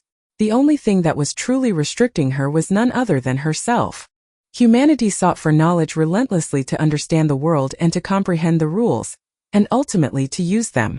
If one is constantly bound by the rules, thus being restricted by the very knowledge they sought, that is the ultimate tragedy. Feng Yuan took a final look at Mo Yan before closing his eyes and letting his consciousness sink into the primeval sea. This Feng Yuan dares to cultivate right in front of me. He is simply doing so as he pleases. Looking at this sight, Mo Yan felt a sense of frustration erupting from her chest, making her almost wanting to vomit blood. She badly wanted to go ahead and give him a few punches, but she knew she couldn't. Mo Yan suddenly felt a hint of regret. Standing outside the door, she felt the awkwardness of not being able to back down. She was indignant to give up now, but she would be devastatingly humiliated. She mobilized her servants with the intention to come and teach Feng Yuan a lesson, yet in the end she was the one who ended up becoming the laughing stock. Especially when there was a servant looking at her now. Damn it! Feng Yuan is way too uncooperative. He's too sly. Mo Yan furiously thought and started to provoke him with all sorts of insults, hoping to force him out of the room. Feng Yuan, you brat, come out if you're a man. Feng Yuan, as a man you must own up to your own doings. Now you're being a coward hiding in that room. Do you not feel ashamed of yourself? Stop pretending to ignore me. Get out if you know what's good for you. You cowardly, spineless trash. Feng Yuan shut his ears and did not give a single response. After scolding for a while, instead of venting all her anger, she felt even more irritated. She was starting to feel like a clown or a shrew. Blocking the door was just way too embarrassing. This is getting to the death of me. Mo Yan was about to go crazy, and she finally gave up on provoking Feng Yuan. Feng Yuan, you can hide now, but you can't hide from me forever. She furiously stomped the ground and left indignantly. Before leaving she gave a final order. Gao Wan, stand there and watch him. I do not believe he will not leave the house. Yes, master. The muscular servant, Gao Wan, rapidly replied and sent Mo Yin off. Within his heart he was feeling bitter. The mountain was chilly and breezy at night. He would have to stand guard the entire time, catching a cold easily like this. It was not an easy task. Swish swoosh. Within the primeval sea, ebb and flow of the tides raged on. The green copper primeval essence gathered like water, forcing a tidal wave rolling about. Under Feng Yuan's mental guidance, the waves endlessly crashed towards the surrounding aperture walls. A rank 1 initial stage Gu Master's aperture walls resembled a white barrier. At this time, with the green copper primeval essence crashing towards them, it produced shadows of light, creating an indescribable feeling. Time passed gradually and the level of the green copper primeval sea slowly declined. From the original 44%, it dropped to 12%. If a Gu Master wants to raise their cultivation level, they would have to expend their primeval essence to nurture the aperture. Initial stage Gu Masters have light barriers as their aperture walls, while middle stage Gu Masters have water barriers as their aperture walls, and for upper stage they have stone barriers. For me to cultivate from initial stage to middle stage, I will have to nurture the light barrier into water barrier aperture walls. From his 500 years of memories, Feng Yuan had complete familiarity with the current stages of cultivation, and the methods were as clear as day to him. He slowly opened his eyes, only to see that it was already late into the night. The crescent moon hung high in the night sky, the moonlight shining pure as water. The door was wide open and the moonlight shone in, letting Feng Yuan think of a famous poem from Earth. On a quiet night I saw the moonlight before my couch, and wondered if it were not the frost on the ground. 1. The night winds blew with a hint of chilliness.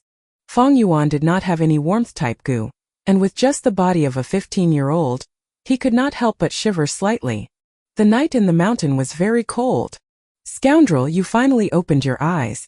How long are you planning to be cultivating there? Get out, you'll be punished regardless. You beat up our young master Mo Bei, so it was only a matter of time before young miss teaches you a lesson. Seeing that Feng Yuan had woken up, Gao Wan, who was standing at the door, got his spirits up. Feng Yuan squinted. It seemed that the rank 2 female Gu Master had left. Scoundrel, did you hear me? Hurry and come out here. You have a room to stay in and a bed to sleep, but I had to stand here all night. If you don't come out anytime soon, don't you believe I might just barge in? Seeing no reaction from Feng Yuan, Gao Wan threatened. Feng Yuan remained unfazed. Scumbag, come out and surrender yourself. You've offended the Mo family. You will not have any good days from now on. Hurry and apologize to young miss and maybe she might just forgive you.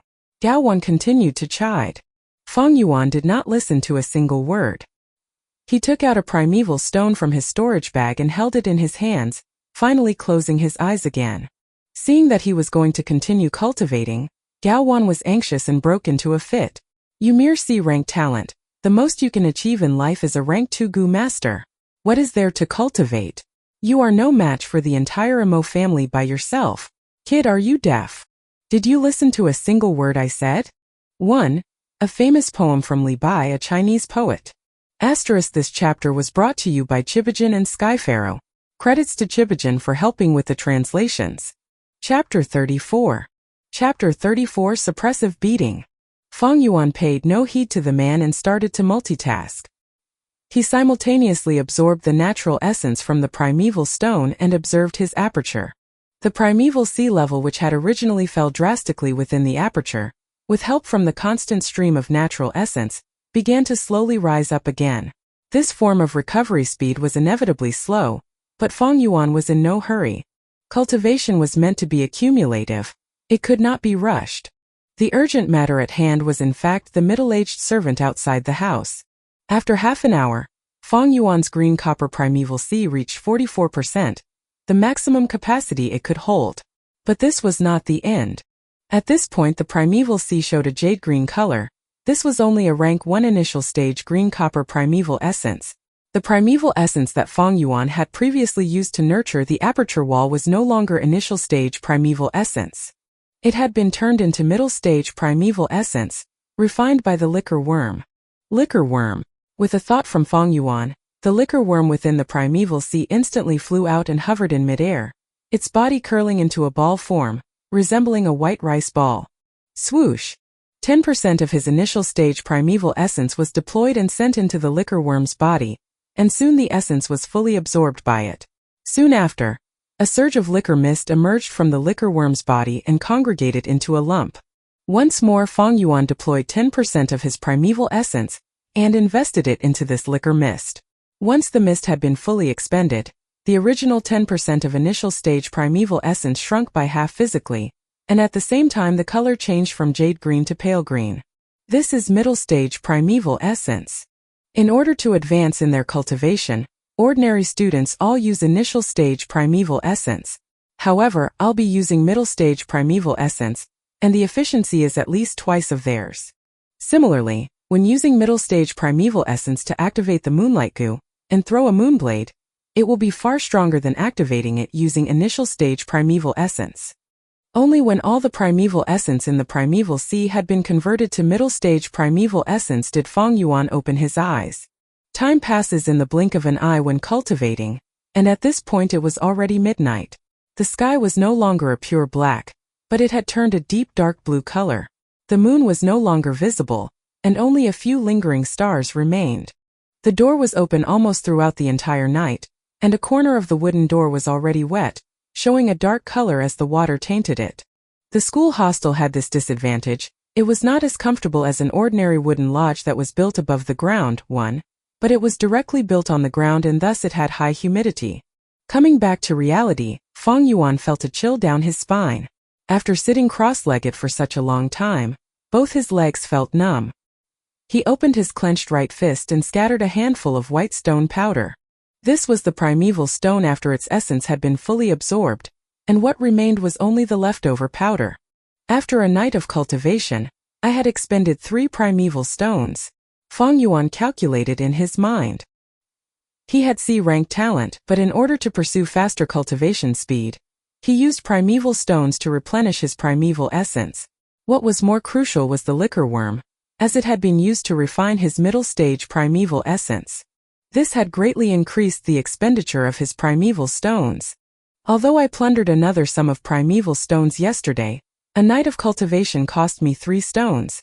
In this case, although it might seem that I have a lot of resources, it is unable to sustain me for a long time with my current cultivation speed, but this is the price I have to pay for.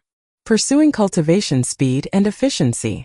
Fang Yuan looked outside the room again, only to see Gao Wan, the muscular servant, squatting at a corner with his body curled up, seemingly fallen asleep.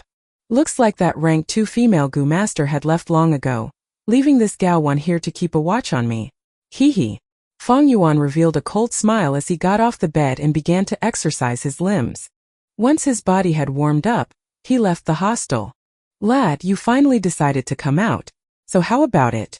Obediently surrender and leave with me to kowtow and apologize to our young Mississippi. Gao Wan's ears caught Fang Yuan's footsteps and he stood up immediately.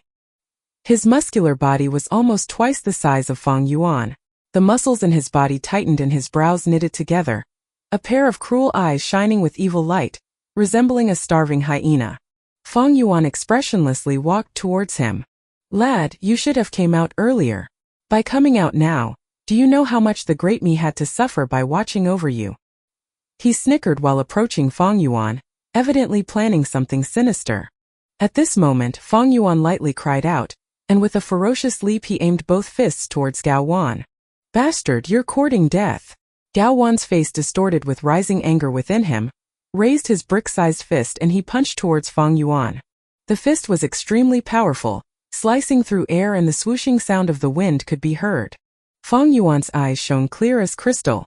Seeing that the fist was approaching close, he sidestepped and turned towards Gao Wan's rear. Stretching out a finger, he struck towards Gao Wan's waist. Gao Wan blocked with his retracted arm. Fang Yuan did not get a clear hit, and ended up hitting onto Gao Wan's left forearm. Fang Yuan's finger felt like it had hit a steel plate, painful and numb. This Gao Wan has already approached the limits of a mortal's physical prowess. Right now I can only use the moonlight goo to fight, and without any other goo worms to assist me, I am not his match at basic close combat. Fang Yuan's eyes shone and he decided quickly to give up on attacking. Instead, he retracted a few steps and pulled some distance away from Gao Wan. In the Guyu village, only the Guyu clansmen had the rights to cultivate as a Gu master. The outsiders, regardless of whether they had cultivation talent or not, had no rights to attend the awakening ceremony. But these mortals could train in physical combat. Just like the Gao Wan here, although he was not a Gu master, he had trained vigorously in his punches and kicks and his basic skill was steadfast. Additionally, he was a middle-aged man, and this meant being at the physical prime in a mortal's lifetime. Fang Yuan, other than having the Moonlight Gu to fight, had only the body of a 15-year-old teenager. Be it strength, agility, or endurance, he was not Gao Wan's match. Martial artists like Gao Wan were sufficient enough to kill a rank 1 initial stage Gu master. Even towards a rank 1 middle stage Gu master, they still posed a certain threat. This lad is too sneaky. Seeing that Fang Yuan had drawn some distance between them, Gao Wan felt anxiety within his heart. The waist was a vital point of the body, and if it was damaged by someone through brute force, the harm was not negligible. If the force was exerted beyond a point, it could also be deadly. Gao Wan had waited outside the hostel for the entire night, and thus his body was enshrouded by the moist atmosphere, causing his reaction speed to be slightly slower. Hence the strike earlier had almost succeeded. Fortunately, although he was a bootlicker, he had trained hard in his physical ability. So at the crucial moment his body's reflex instinctively reacted, and allowed him to narrowly block Fang Yuan's attack. I can't be careless anymore. This lad behaves like a wolf, striking harsh and deviously, getting his way whenever I am even but a little careless. No wonder young master was knocked out by him twice. Gao Wan wiped the sweat off his forehead and swept away all hints of contempt. He started to take his opponent seriously. If I can capture this lad, it'd be a great accomplishment. Young miss is sure to reward me. A rank 1 initial stage's Moonblade is at max only like a small dagger, so as long as it does not hit my vital points it'll merely be a light external injury. Thinking of this, Gao Wan's heart started to beat faster. Stretching out his shovel-like hands, he grabbed at Fang Yuan. Boom boom boom. Fang Yuan showed no fear and approached Gao Wan to engage in close combat. Exchanging punches and kicks, taking turns attacking and defending, loud impact sounds echoed through the area. When plundering the students, he had only used his palm with his objective being to control the crowd. But now when engaging with Gao Wan, Fang Yuan had gone all out. At times he used his fingers to jab at the eyes, sometimes strangling the throat, hitting the jaw with the base of his palm, chopping at the back of his opponent's head, using the knee to strike the pelvic area, or using his hands to grab at the waist. Gao Wan's sweat poured out like a river. Fang Yuan's moves were all aiming at the vital points, each strike devious and deadly as if he wanted to end Gao Wan's life right there. Gao Wan was a mere mortal, and unlike the Gu masters, although he trained well in his physical combat, his vital points remained vital. Mortals were unable to train their eyelids to become steel-like. This was the limits of the mortal martial arts. In addition, Gao Wan did not dare to unleash any deadly moves on Fang Yuan. Fang Yuan was a Guyu clansman, so killing him would incur public rage, and he would be immediately executed. In fact, the Mo family will be the first to carry out his punishment. Thus his only thought was to capture Fang Yuan alive, and it would be good if he could make Fang Yuan suffer in the process of capture. One side has apprehension while the other side had killing intent. The situation thus became Fang Yuan suppressing Gao Wan in the fight. One Daojiao ordinary wooden lodge that was built above the ground, see image. This chapter was brought to you by Chibijin and Skypharaoh. Credits to Chibijin for helping with the translations. Chapter 35. Chapter 35. Go ahead and scream. Fang Yuan had the upper hand for now, but it could not sustain him for much longer. Exchanging blows back and forth, he was already panting in exhaustion. In contrast, Gao Wan's breathing was still smooth and in sync, reflecting the huge difference in stamina between the two. At the same time, as Gao Wan exercised his limbs, his body gradually heated up while his punching speed became faster and faster. The effect of the cold that caused him to be slow and numb had worn off, displaying the true skills honed by his training for decades. Lad, you are unable to beat me. There are clan rules stating that within the school hostel, you are forbidden from using the Moonlight Gu. You are dead meat, doomed to be my captive. Gao Wan laughed maniacally. His fighting experience was rich, so he attempted to use words to cause Fang Yuan's fighting spirit to waver. In the end, I'm only just a teenager and my body that hasn't fully developed cannot be compared to this servant. Fang Yuan's state of mind was calm as ice. Having sharpened his will for 500 years, there was no way his fighting spirit would waver. Moonlight goo. He called out in his mind, activating his primeval essence and at the same time leaping backwards to pull away from Gao Wan.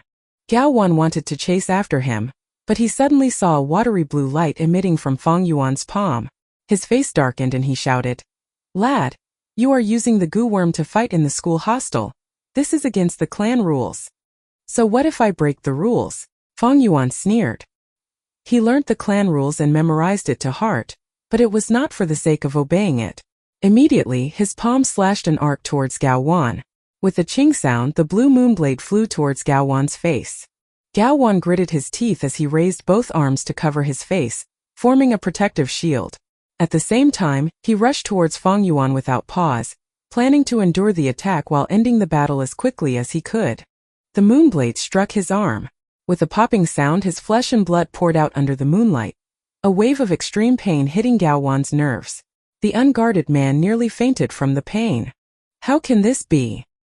His rush towards Fang Yuan stopped, and he frightfully found out that both his limbs had been cut open with a deep wound. Fresh blood oozed out from the wound and from the side, while bloody muscles could be observed hanging around his flesh. Even the broken white bones of the forearm could be seen. Gao Wan was shocked beyond words. This is impossible. A rank 1 initial stage moonblade, the most it could do is to lightly injure my flesh. How could it cut through my bones? Only a rank 1 middle stage can do this. He had no idea. While Fang Yuan was a rank 1 initial stage goo master, due to the liquor worm's refining, he possessed rank 1 middle stage primeval essence. The moonlight goo, activated using middle stage primeval essence, emitted a moonblade far superior to the initial stage that he originally predicted. This is bad, this boy is weird. Gao Wan, who was caught off guard, had already suffered a grave injury. His fighting spirit was gone and he decisively decided to retreat. "Are you able to escape?" Fang Yuan smiled coldly as he started to give chase, the moonblades in his hands shooting out consecutively. "Save me!" Gao Wan shouted out in horror as he fled, his voice traveling far out beyond the school hostel. "What is going on? Someone is asking for help." The voice alerted the school hostel guards who were nearby. "It's the Mo family's young Miss Mo Yan's servant." The guards who arrived stopped in their tracks upon seeing the chasing scene. "This is only a servant. There is no need for us to risk protecting him. Letting him stay here was already a favor towards the Mo family. We still have to be careful, just in case he hurts Fang Yuan in desperation." The anxious guards all gathered around, but no one lent a hand to Gao Wan. They only observed from the sidelines. This servant Gao Wan, even if he died, it had nothing to do with them. However, if Fang Yuan died or got hurt, it would be their responsibility. Seeing such a sight, Gao Wan despaired. He tragically screamed, "We are all outsiders. You cannot leave me to die." His blood loss was getting more severe, and his speed decreased. Fang Yuan caught up to him, his voice cold as ice, announcing Gao Wan's death sentence. "Go ahead and scream. It doesn't matter how loud you do so." While saying that, the blade in his arm rotated, and he fired 2 moonblades towards Gao Wan. Swoosh swoosh. The moonblades flew towards Gao Wan's neck. The servant lost all hope, seemingly one step away into the abyss. The next moment he felt that his world was spinning. He actually saw his own feet, chest, back, and that severed neck. Afterwards, total darkness awaited him. Gao Wan had died. Beheaded by 2 moonblades, his head flew away from the impact. His body pushed back 10 meters before falling. The neck area spewed out a fountain of fresh blood, dyeing the surrounding grass a blood red. Murder! Fang Yuan killed someone. The guards could not help but scream out. They had witnessed the entire process, and they felt a sense of extreme trepidation and terror rushing all over their body. Fang Yuan was just a weak 15-year-old teenager, but he expressionlessly murdered a strong adult. This was the power of a goo master. The victory had been set. Fang Yuan slowed in his footsteps and gradually moved towards the corpse. His face was calm, as if he had done nothing out of the ordinary. This expression further sent a shiver down the guards' spines. Gao Wan's head lay on the ground, both his eyes wide open, turning in his grave. Fang Yuan stared coldly. He raised his leg and sent the head flying. The guard's eyelids twitched. Fang Yuan approached the corpse and found that it was still vibrating. The blood spread through the ground, forming a small bloody puddle. He looked at Gao Wan's injuries with a grim expression. These injuries were deep enough to expose the secret to the fact that he had middle-stage primeval essence. Once this was exposed, it'll be quickly deduced that he had a liquor worm, and with that the family would naturally think of the flower wine monk. Thus, Fang Yuan had to keep this secret hidden. But there are too many onlookers. Fang Yuan's gaze swept through the nearby guards. There was more than 10 of them. He had less than 10% primeval essence left, so there was no way to kill them all. After pondering for a while, Fang Yuan bent down and raised Gao Wan's ankle, dragging the corpse away. "Young Master Fang Yuan, you can leave this to us." The guards controlled their fear and approached Fang Yuan, politely speaking. The respect and politeness held a tint of obvious fear. Fang Yuan silently looked at the guards, and they all held their breaths looking down. "Give me the saber." He stretched out his hand and lightly said. With authority in his speech, he emitted undeniable pressure. The guard closest to him uncontrollably handed him the saber on his waist. Fang Yuan took the saber over and continued walking, leaving behind a dozen stunned guards staring after his back. The sun rose from the east, and the first ray of light shone over the mountain peak, lighting up the school hostel.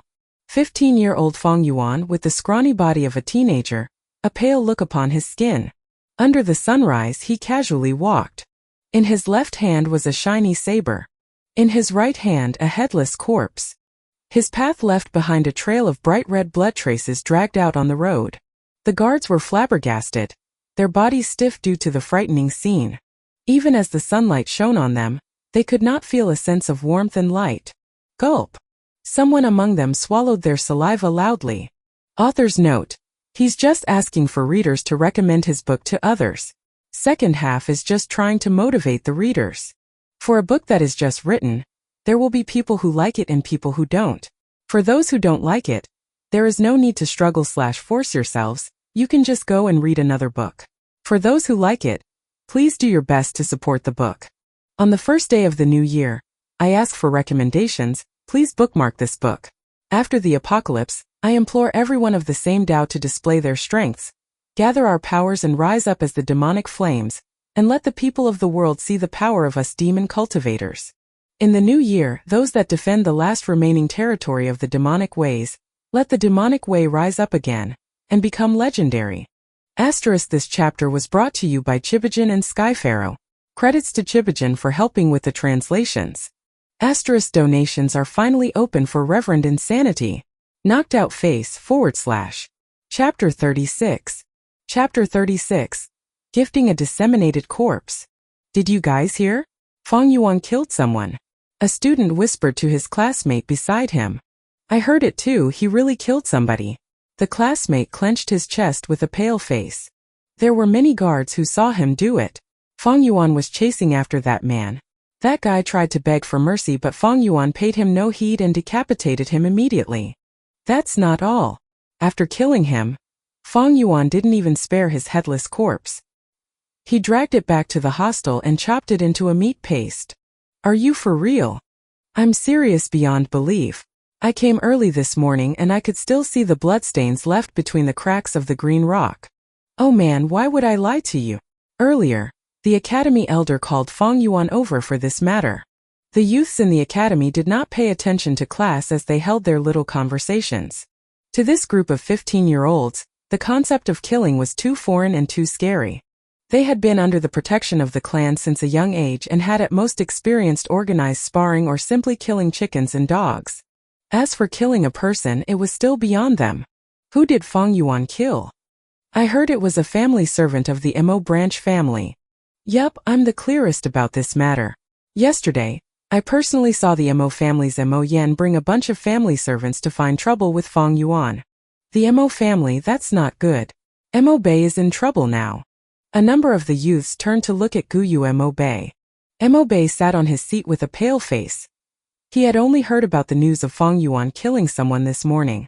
Additionally, it was the Gao Wan that Mo Bei was familiar with. As one of the more energetic family servants, Gao Wan was good at bootlicking and had also put effort into his fighting skills. He was an able lackey. A long while ago, Gao Wan had even sparred with Mo Bei for a bit. To think that he was simply killed by Fang Yuan. It was precisely because of this that Mo Bei felt astonished. He was full of disbelief and felt twice the shock compared to the others. However, compared to his shock, he felt a greater sense of worry and fear. Facing a murderer like Fang Yuan, it would be a lie if Mo Bei said that he was not afraid. Actually, it was not just him. The other youngsters were afraid too. When Fang Yuan had robbed them twice previously, all of them had gotten physical with him. I actually fought with such a ruthless murderer? To think that I'm actually still alive. Many of them patted their chest, feeling a lingering fear. Fang Yuan killing someone was still somewhat acceptable, but the crux was that he even dissected the corpse and chopped the body into meat paste. That was way too cruel. The truth of such a horrifying crime had a strong impact on all of the youth's pure and innocent minds. Within the room, there was only the Academy Elder and Fang Yuan. The Academy Elder sat while Fang Yuan stood. Neither of them spoke a word, causing the atmosphere to be extremely tense. The Academy Elder silently looked at Fang Yuan and a hint of complication flashed in his eyes. In the morning, the guards had reported to him about Fang Yuan's murder incident. This news had made him feel both shocked and suspicious. He was a rank 3 Gu master and was in charge of the academy. He obviously knew the fighting strength of a rank 1 initial stage Gu master. Fang Yuan being able to kill Gao Wan was like the weak defeating the strong. In truth, some guards had already reported to him that Mo Yan had trapped Fang Yuan within the academy by barging in the previous night. Back then, he had not paid attention to the matter and had not stopped them. He was the academy elder. His objective was to nurture future Gu masters, not to protect them. As long as there were no deaths among the students, he encouraged hidden conflicts. Mo Yan coming to find trouble with Fang Yuan was something that he was happy to see. For one, he knew that regardless of whether the fight was won or lost, it would be beneficial to Fang Yuan's growth. Secondly, he wanted to suppress Fang Yuan's influence. Fang Yuan had consecutively blocked the academy's gates and robbed the other students. His influence was too great, it had to be suppressed. However, he hadn't expected that Mo Yan would return fruitlessly, and that the family servant that she had left behind would be unable to beat Fang Yuan. Gao Wan even got killed by him. In this world, strength was above all else. Killing someone was not something peculiar. Especially to a Gu master, it was something very common. But it was not so simple when it was a 15-year-old's first kill. The academy elder vividly remembered his first killing scene. Back then, he was already a rank 2 Gu master. At the age of 19, he had killed a Gu master from the Bai clan's village in a conflict. After killing the person, he vomited profusely and panicked in his heart. For a few days he had no mood to eat and had no appetite. He could not even find peace in his sleep. The moment he shut his eyes, he would see the dead person staring angrily at him. But looking at Fang Yuan now, his face was calm as ice. Where was the fluster? Not to mention that he had no uneasy feelings. It was almost like he had slept perfectly well last night, as if the person who killed a man was not him at all. Especially when the academy elder heard more about the matter. After Fang Yuan had killed the servant, he did not spare the corpse and had even dragged it back to the dormitory to chop it into meat paste in his rage. Such vicious methods, even hearing about it was a kind of terror. Thus, at this point, the academy elder looked at Fang Yuan with complicated emotions. On one hand, he was amazed at Fang Yuan's indifference towards life. His attitude was as steady and as cold as ice. On the other hand, he was appreciative of the fact that Fang Yuan was a born battle freak. After familiarizing himself with the Moonlight Gu for a few days, he had managed to kill someone with it. An ordinary teenager, even those with great talents, may not be able to achieve this. This was a talent for battle. If he was well nurtured and fought for the clan, it would be all of their enemies' nightmare. Lastly, he felt worry and distressed. Worry because after this incident, Fang Yuan's reputation was sure to rise, and it would be impossible to suppress him. Fang Yuan was way too daring. Not only did he disobey the clan rules by using his Gu in the academy, he even killed someone with it. There was a need to suppress his influence.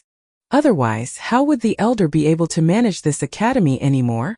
Distress was because he did not know how to perfectly resolve this issue. After all, it involved the Mo family's side. Fang Yuan, Do you know why I called you here to meet me? The Academy elder used a solemn and deep voice to break the silence in the room. I know. Fang Yuan nodded and replied. I used the moonlight goo in the Academy, breaking the clan rules. According to the rules, as it is my first offense, I should compensate 30 pieces of primeval stones as punishment. He evaded the crucial point and did not mention Gao Wan's death. The Academy elder was stunned for a second. He had not expected that Fang Yuan would answer like this. His expression darkened as he coldly snapped, Don't try to blur things in front of me. I'll ask you what was the matter with Gao Wan's death. Fang Yuan squinted his eyes and said, Humph, this Gao Wan went against his superiors. His intentions were vicious. Last night, not only did he block my room door, he even tried to kill me. In self-defense, I was forced to use the moonlight goo. Fortunately, I managed to kill this traitor. I suspect that there is a high possibility of him being a spy of the other mountain villages. I implore the elders to investigate this thoroughly. Upon hearing this, the Academy elder frowned and became at a loss for words. Now that Gao Wan was dead, Fang Yuan could say whatever he wanted. After all, Gao Wan was just an outsider, not a member of the clan. Even if he was dead, it would not matter to the Academy elder. However, he was worried about the Mo family's reaction. Gao Wan was their servant and he had died within the Academy. The Academy elder was in charge of the Academy, and had to give the Mo family an explanation. Thinking for a bit, the Academy elder stared at Fang Yuan and questioned, Then let me ask you, Gao Wan's corpse, how did you deal with it? Fang Yuan's lips curled, revealing a cruel smile. I diced Gao Wan's corpse and put it inside a wooden box. When morning came, I put it at the Mo family's back door. What? The Academy elder was stunned beyond words as he almost jumped from his seat. Not only did Fang Yuan kill their family servant, he had even chopped up the corpse and placed it at the Mo family's back door. This was blatant provocation. To the Academy elder who was trying to resolve this peacefully, it was a true nightmare. Fang Yuan was just a small rank 1 goo master. How would the large Mo family react? Thinking of this, the Academy elder felt a headache as the matter had already developed out of his control. This Fang Yuan was a true troublemaker. Sigh, since it has already happened, there's no point in saying anymore. Leave first, the punishment will come within these few days. You should get mentally prepared. The Academy elder was terribly upset. He waved his hand and signaled for Fang Yuan to leave. He needed to think through this calmly to come up with a solution. TL note. So my person in charge said I can post on my site with a time delay while Chidian site has to be the first, so I'm just going to post here too anyway if that's the case. Skypharaoh. Chapter 37. Chapter 37, both a compromise and a threat. Meanwhile, at the Mo family. What were my instructions to you? See what you did. In the study room, Guyu Mo-chan slammed the table, exploding with a rage. Mo Yen stood opposite this old man, her head lowered. Her eyes were full of shock and rage. She had also just gotten the news that Gao Wan had been killed by Fang Yuan. That 15-year-old teenager, to think he had such methods and determination. Gao Wan was the proud servant of her Mo family, and Fang Yuan's act of killing him was a blatant showing of disrespect towards them. Grandpa, you don't have to be so angry. This Gao Wan was only a servant. His death is of no concern. He isn't a Guyu clan member anyways. But that Fang Yuan, he is too daring. You have to look at the owner before you beat the dog. Not only did he beat our dog, but he even beat it to death. Mo Yen said indignantly. Guyu Mo-chan furiously scowled. You still have the cheeks to say that? Have your wings grown so tough now that you don't even put my words to heart? What I told you before. You have forgotten all about it. Your granddaughter dares not. Montag-Jan jumpet in shock. She knew now that her grandfather was really angry and quickly kneeled down. Guyu Mo-chan pointed his finger out the window and scolded. So what if that servant died? But now you are still showing hostility towards Fang Yuan. This is really a matter of you being short-sighted and unclear of the implications. Do you know the significance of your actions? The fight among juniors is their own business. As elders, we should not interfere. These are the rules. Now that you went to find trouble with Fang Yuan, it means you are breaking the rules. I can't tell how many people are out there now, looking at this disgrace of our Mo family. Grandpa, please calm down, anger will harm your body. It's Mo Yen's fault I burdened the Mo family. Whatever Grandpa tells Mo Yen to do, Mo Yen will do it. But your granddaughter really cannot take this lying down. That Fong Yuan is too despicable, too shameless. First, he lied to me and entered the academy. Next, he hid in the dormitory, and no matter how much I scolded him, he would not come out. Once I left, he went ahead and killed Gao Wan. He is extremely sinister and despicable. Mo Yin reported. Oh, is that so? Gu Yue Montag Chen Fraunet. This was the first time he had heard this information, and a bright light shone across his eyes. He took in a deep breath, suppressing his rage, and he stroked his beard while saying, I've heard stories about this Fong Yuan. In his early years, he was able to make poems and songs showing early intelligence. But to think that he only had C-grade talent. It was difficult for him to have a good future, and thus I gave up on recruiting him. But now it seems that it's slightly interesting. Pausing for a second, Guyue Mochan knocked on the table and ordered, Someone, bring that box over here. The servant outside the door quickly obeyed. Soon he brought in a box. The box was neither too big nor too small, but it was slightly heavy. The servant used both hands to carry it and stood beside the study table. Grandpa, what is this? Mo Yen stared at the wooden box and asked doubtfully. Why don't you open it and take a look? Guyue Mochan squinted his eyes and said in a complicated tone. Mo Yen stood up, flipped over the wooden lid and looked inside. Immediately, her facial expression changed and her pupils shrunk to a needle-like size. She could not help but take a step back and let loose an unsuppressed scream. The wooden lid in her hand also fell to the ground. Without the wooden lid, the thing kept within the wooden box was shown to everyone present. It was actually a pile of flesh and blood. The bloody flesh was obviously sliced off piece by piece and placed into the box. Bright scarlet blood had accumulated inside. There was some pale skin and flesh, while some were long strands of intestines, mixed in with a few pieces of bones, either leg bones or the ribs. In the pool of blood at a corner, there were also 2 fingers and half a toe floating in it. Black! Mo Yen's beautiful face changed color as she took another step backwards, her stomach turning as she almost vomited on the spot. She was rank 2 Gu Master and had gone out to gain experience before. Despite that, this was the first time that she had seen such a disgusting and twisted scene, even though she had killed people before. The flesh and blood in this box were obviously the corpse of a person after being minced into pieces and stuffed in. The scent of blood burst into the air and rapidly permeated the air immediately, filling the entire study room. Both of the family servants' hands shook as he carried the box, his complexion pale.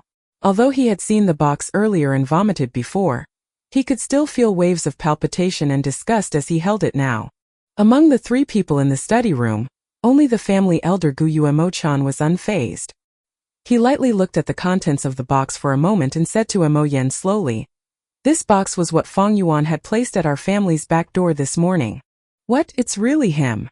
Mo Yen was extremely shocked as images of Fong Yuan showed up in her mind. The first time she saw Fong Yuan, it was at the inn. At that time, Fong Yuan sat near the window, quietly eating his meal. His facial features were bland and both of his eyes were dark and gloomy. His body was thin and his skin had the special paleness of a teenager. He looked like such a normal and quiet youth. To think that he had done such a twisted and insane act. After her initial shock came a furious rage. Mo Yen yelled. This Fong Yuan is too outrageous. Who gave him the guts to do so? To dare to do such a thing? This is a provocation towards our Mo family. I will go ahead now and bring him here to question him for his crimes. After she said this, she headed towards the exit. You scoundrel, stop right there. Guyue Mochan was angrier than she was as he grabbed an ink slab on his study desk and threw it over. The hard and heavy ink slab hit Mo Yen's shoulder and with a bang it fell to the ground. Grandpa! Mo Yen held her shoulder as she called out in alarm. Guyue Mochan stood up, his finger pointing at his granddaughter as he spoke with an extremely agitated tone. It seems like all these years of training were in vain. You have disappointed me greatly. Against a small rank 1 initial stage Gu Master, not to mention you involving so many people, but even getting led by the nose by the other party. Now that you've let your rage get the better of you, at this point, do you still not understand the meaning behind Fong Yuan's actions? What meaning? Montag Jan was puzzled. Guyue Mochan snorted. If Fong Yuan wanted to provoke us, he would have blown up this matter. So why did he place this box at the secluded back door instead of placing it at the front door where there are many people walking around? Maybe he wants to reconcile with us? No, if he wanted to reconcile, wouldn't it be better to apologize face to face? Why must he send us this box of minced corpse? This is definitely a provocation. Emo-yin said. Guyu Emo-chan shook his head, then nodded. He wants to reconcile, but at the same time he is also provoking us. Placing the wooden box at the back door is his intention to reconcile. Placing the corpse inside the box, that is a provocation. You see, the old man pointed at the box and spoke. This wooden box is not big, and it cannot hold a complete corpse. Therefore there can only be a portion of the corpse inside. He is trying to tell us that he does not wish to blow up this matter, and wants to settle this amicably. But if our Mo family wants to pursue this matter, he will place the remainder of the corpse at our main entrance, thoroughly blowing up the issue. By that time it would be a losing situation for both sides. The entire clan knows that our Mo family broke the rules first, and to our Mo family's future head, this would be seen as him being so weak since he actually required his elders' doting and protection. Upon hearing these words, Emo-yin was momentarily dumbfounded. She had never expected that Fong Yuan's actions would have such profound meaning. His method is really wise, Guyu Emo-chan said with admiration. With just one action, he exercised both toughness and softness, capable of advancing and retreating safely. This is just a simple wooden box, but it not only expresses Fong Yuan's intention to compromise, but also his ability to pose a threat to our Mo family. And it so happens that he does hold on to the weakness of our Mo family. If the Mo family's reputation is tarnished, what follows after will be the Qi family's attack, as well as the assault from the clan leader's side. Emo-yin found it unbelievable. Grandpa, aren't you thinking too highly of him? Are you sure that he's capable of this? He is only 15 years old. Too highly. Emo-chan looked at his granddaughter unhappily. Looks like you've had too smooth a life in these past few years. Fostering your arrogant attitude, you are unable to clearly see the reality. This Fong Yuan was unfazed towards danger and deceived you to enter the school. Next, he used his wisdom in the face of danger and hid within the dormitory to avoid trouble. No matter what insult you threw at him, he did not respond. This is his ability to calmly endure. After you left, he killed Gao-wan immediately. This is his bravery and courage. Now he sent this box, clearly showing his wisdom and planning ability. Can you still say that I thought of him too highly? Emo-yin listened with wide eyes as she had not expected her grandfather to praise Fong Yuan so highly. Immediately she said indignantly, Grandpa, he only has a C-grade talent. Guyu Emo-chan sighed deeply. The old man's sigh was full of emotion. His sigh held both regret and at the same time rejoice. Emo-yin was silent, and in her mind, Fong Yuan's image appeared once again. Under her psychological influence, Fong Yuan's frail expression was shrouded by a layer of mysterious and vicious shadow. This problem was created by you single-handedly. How are you going to settle it? Guyu Emo-chan broke the silence as he started to test Emo-yin. Emo-yin pondered for a while before she replied in a cold and aloof tone. Gao-wan was just a servant, so there are no implications even if he dies. Fong Yuan is just a C-grade, so he is also a small matter. What's important is maintaining my Mo family's reputation. To appease this matter, we might as well kill Gao-wan's entire family to show the entire clan our attitude to protect the rules and regulations. You're able to think of the big picture. Setting aside your personal emotions to defend the interests of family. This is very good. However, your method is still flawed. Guyu Emo-chan analyzed her response. Please enlighten me, Grandpa, Emo-yin implored. Guyu Emo-chan said solemnly, this matter was instigated by you, so I shall punish you with 7 days of confinement. From now on, do not find trouble with Fong Yuan again. Gao-wan defied his superiors. A servant who dares to offend his master deserves death, so he should have been executed for his crimes. Because he is a servant of the Mo family, we are responsible for our inability to educate our subordinate, and thus we shall compensate that Fong Yuan with 30 primeval stones. As for Gao-wan's family members, give them 50 primeval stones as compensation and expel them from the clan. After a short pause he continued, for the next 7 days rest well at home, do not go out.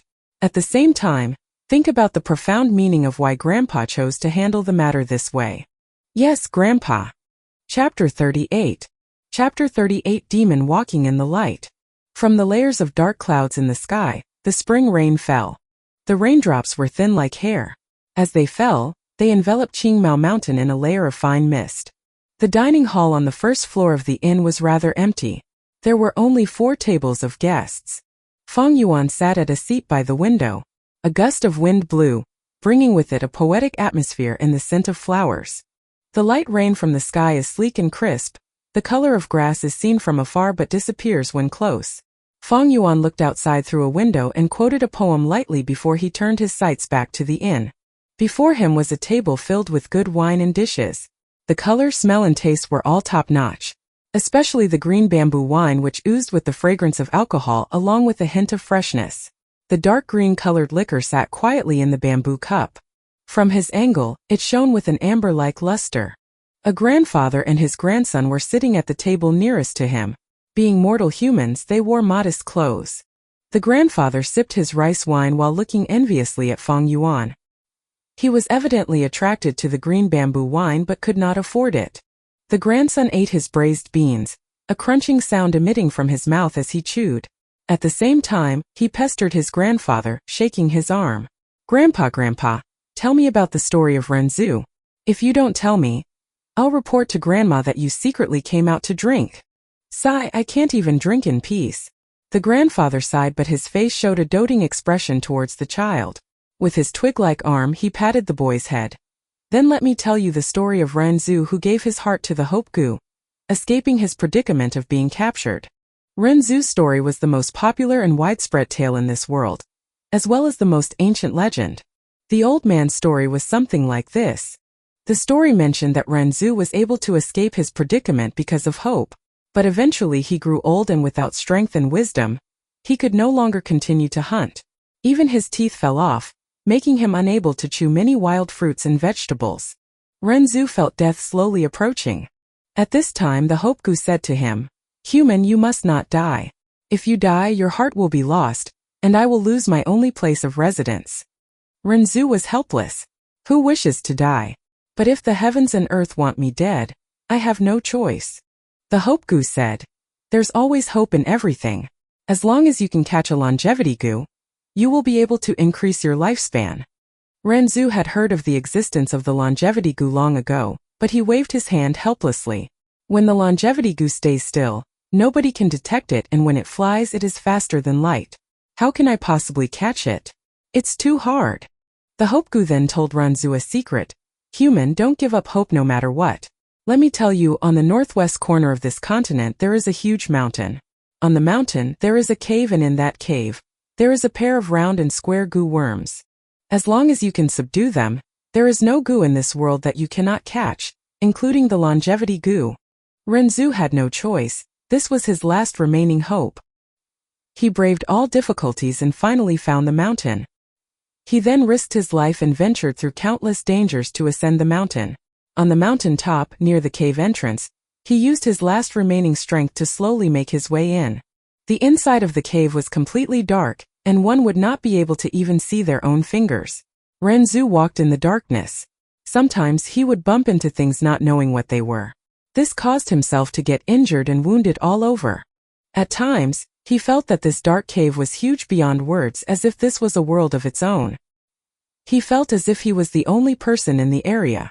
He spent a lot of time, but he could not walk out of the darkness, not to mention subduing the 2 gu worms. Just when he was at a loss about what to do, 2 voices spoke to him from the darkness. One voice said, "Human, you're here to catch us? Go back, for even if you had the strength gu, it would be impossible." The other said, "Human, go back, we will not take your life. Even if you had the wisdom gu to help you, you may not be able to find us." Renzu laid exhausted on the ground, panting. "The strength and wisdom gu had left me long ago, and I do not have much lifespan left, so I'm at my wit's end. But as long as there's hope in my heart, I will not give up." Hearing Renzu's words, the 2 voices went silent. After a while, one of the gu said, "I understand, human, you have already given your heart to the Hope Gu. You will not give up no matter what." The other continued, "In that case, we shall give you a chance. As long as you can say our name, we will allow you to use us." Renzu was stunned. To find their names among all the words in the world, it was akin to finding a needle in a haystack. Furthermore, he did not even know how many words were in their names. Renzu quickly asked the Hope Goo, but it did not know either. Renzu had no alternatives and had no choice but to randomly guess their names. He said many names and wasted a lot of time, but the darkness did not respond to him, so evidently he was wrong.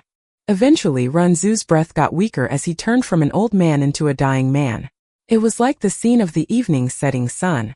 The sun that was slowly descending had already been lowered halfway across the horizon, becoming a sunset.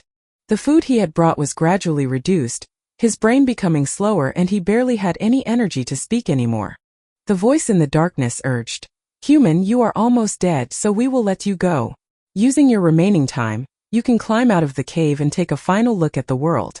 But you have offended us, and as punishment, the Hope Goo shall stay here as our companion." Renzu clenched his heart and rejected, "Even if I die, I will not give up hope." The Hope Goo was very touched and answered Renzu's call enthusiastically, emitting a bright light. At Renzu's chest area a light began to shine. But this light was too weak. It could not illuminate the darkness. In fact, it could not even cover Renzu's entire body, but only engulfed his chest area. Yet Renzu could feel a renewed surge of energy gushing into his body from the Hope Goo. He continued to speak, shouting out names. But he was already muddled. A lot of names had already been said, but he could not remember that and repeated them, wasting a lot of effort in the process. As time continued to flow, Renzu's lifespan was almost over. Finally, when he was on his final day, he said out the word regulation. A sigh came from the darkness as a voice spoke. "Human, I admire your perseverance. You have said my name, so from today onwards, I will obey your commands. But only with my brother can I aid you in capturing all the goo in the world. Otherwise, with my ability alone, it is impossible. Thus you should give up. You're almost dead. You might as well use this chance to take a final look at the world." Renzu was determined and shook his head. He made use of all his time to continue saying out names as he tried to guess the other goo worm's name. Seconds and minutes went by and soon he only had 1 hour left. But at this time, he unknowingly said the word rule. Immediately, the darkness dissipated. The two goos appeared before him. As the Hope Goo had said, one was cubic, called regulations. The other was spherical, called rules. Together, they made up rules and regulations. The two goo said together, "No matter who it is, as long as they know our names, we will listen to them. Human, since you know our names already, we will be at your service. But you must remember, it is important to not let others know of our names. The more people that know our names, the more people we have to obey them. Now that you are the first to subdue us, tell us your request." Renzu was overjoyed. "Then I order you both, go and catch me a longevity goo." The rules and regulations goo worked together, and captured an 80-year longevity goo. Renzu was already 100 years old, but after consuming this goo, the wrinkles on his face vanished and his frail limbs became muscular again. A vibrant aura of youth oozed from him. With a belly flop, he jumped up onto his feet. He ecstatically looked at his body, knowing that he had regained the body of a 20-year-old. "That's all for today, let's go home, grandson." The old man, having completed the story, finished his wine as well. "Grandpa, continue telling me, what happens to Renzu after?" The grandson was unyielding as he shook his grandfather's arm. "Let's go, I'll tell you when there's another chance." The old man wore his straw hat and jacket, then gave his grandson another set that was a smaller size. The two walked out of the inn, stepping into the rain and slowly vanishing from sight. Rules and regulations. Fang Yuan's gaze was dark as he twirled his wine cup, looking at the liquor in his cup. His heart was touched. Renzu's legend was widespread throughout this world, and there were almost no people who did not know of him. Fang Yuan had naturally heard of him too. But no matter if it was a legend or a story, it was dependent on the knowledge of the reader. The grandfather and grandson earlier merely treated it as a story, but Fang Yuan could understand the deeper meaning. Just like that Renzu. When he did not know the rules and regulations, he explored in the dark. Sometimes he bumped into things, knocking into others, causing himself to get injured and look like a mess. And at times within a wider area he got lost and confused, moving without a sense of direction or purpose. This darkness was not purely black or the absence of light. Strength, wisdom, and hope could not oppose it. Only when Renzu knew of the rules and regulations and said their names did the darkness dissipate and invite light into Renzu's life. The darkness was the darkness of the rules and regulations, And the light was also the light of the rules and regulations. Feng Yuan switched his gaze from his cup and looked outside through the window. He saw that outside the window, the sky was still dark, the greenery abundant and the pelting rain flying by like mist. Close by, the bamboo tall houses were lined up in a row, extending far out. On the road, several people walked, their feet stained with the mud from the rain. Some of them wore grayish-green straw coats, while others carried yellow oiled cloth umbrellas. Feng Yuan concluded, "This world's heaven and earth is like a huge chessboard. All life forms are chess pieces, acting in accordance with their rules and regulations. The 4 seasons have their own rules and regulations, rotating between spring, summer, autumn, and winter. The flow of water has its own rules and regulations, flowing from high ground to low ground. Hot air has its own rules and regulations, floating upwards. Humans naturally also have their own rules and regulations. Everybody has their own standpoints, desires, and principles. For example, in the Guyu village, the servants' lives are cheap while their masters' lives are noble. This is a part of rules and regulations. Because of this, Shen Chui, who wants to get close to the rich and affluent, is doing her best to try and escape her servant status. Gao Wan tried all means and methods to please his master, using their authorities for himself. As for uncle and aunt, they gave in to greed, wanting to hoard my parents' inheritance. The academy elder wants to nurture Gu masters to maintain his position in the academy. Everyone has their own rules and regulations, every profession has its own rules and regulations, and every society and group also have their own rules and regulations. Only by understanding the rules and regulations can we see the situation clearly from the side. Gone with the darkness and embraced the light, moving around the rules with much to spare. Feng Yuan thought about his own situation, his heart already clear. To the Mo family's head Guyu Mo Chan, it is to protect his family branch's prosperity and benefits. Mo Yen found trouble with me and that would be considered spoiling the rules, so for the sake of his family honor, he will not do anything to me. In fact, he might even compensate me. Actually, the Mo family has great influence, so if they risk their reputation and are bent on punishing me, there is nothing I can do to resist them. However, Guyu Emochan is afraid. He is not afraid of himself breaking the rules, but he is afraid that others will follow in his footsteps. In a junior scuffle, if the elders interfere, it would aggravate the situation. If it involved the higher-ups, it'd pose a threat to the entire mountain village. Guyu Emochan's fear lied here. What if in future conflicts, others laid their hands on his grandson Guyu Mo Bei? In his entire family line there's only one male, so what would happen if he died? This kind of fear, maybe he doesn't realize it himself. He is only subconsciously protecting the rules. Feng Yuan's eyes were clear as he had the perfect grasp and understanding of the matter from start till the end. Gao Wan's surname was not Guyu. Instead, he was an outsider, a servant. The master executing a servant was nothing to be alarmed about. In this world it was normal. In the case of Feng Yuan killing Gao Wan's death was not crucial. The crucial part was his master, the Mo family behind him. However, Guyu Mo Chan should be able to understand my intention of compromise and threat from the time I sent a box of a minced corpse to them. This is also what I want him to think. If I'm not wrong, the Mo family will not pursue Gao Wan's death. Of course, if I had better talent and was at least a B grade, the Mo family would feel threatened. Even with the loss of their reputation, they would want to suppress a future threat such as myself. Feng Yuan snickered in his heart. Strength can be relied on, but weakness can also be used as an advantage. Although Feng Yuan was in the game of chess as a pawn, he was clear of the rules and regulations, thus he already had the mentality of a player. An ordinary character would at most be like Guyu Mo Chan or the academy elder, also knowing their own rules and regulations but unsure of their non-expertise. Being like Feng Yuan, who had a clear view of the big picture, and was clear of rules and regulations was extremely difficult. To understand rules and regulations, one has to be like Ren Zhu, stumbling around in the dark and wandering about aimlessly. At this point, strength, wisdom, and hope would be useless. One must spend a lot of time going through it themselves and gaining the experience. For Ren Zhu to be able to say out the names of the rules and regulations this was after spending time. Under the threat of death, he had tried countless of times. Feng Yuan was an expert in rules and regulations due to his 500 years of experience in from past life. After his rebirth, he believed that he could create a brilliant future.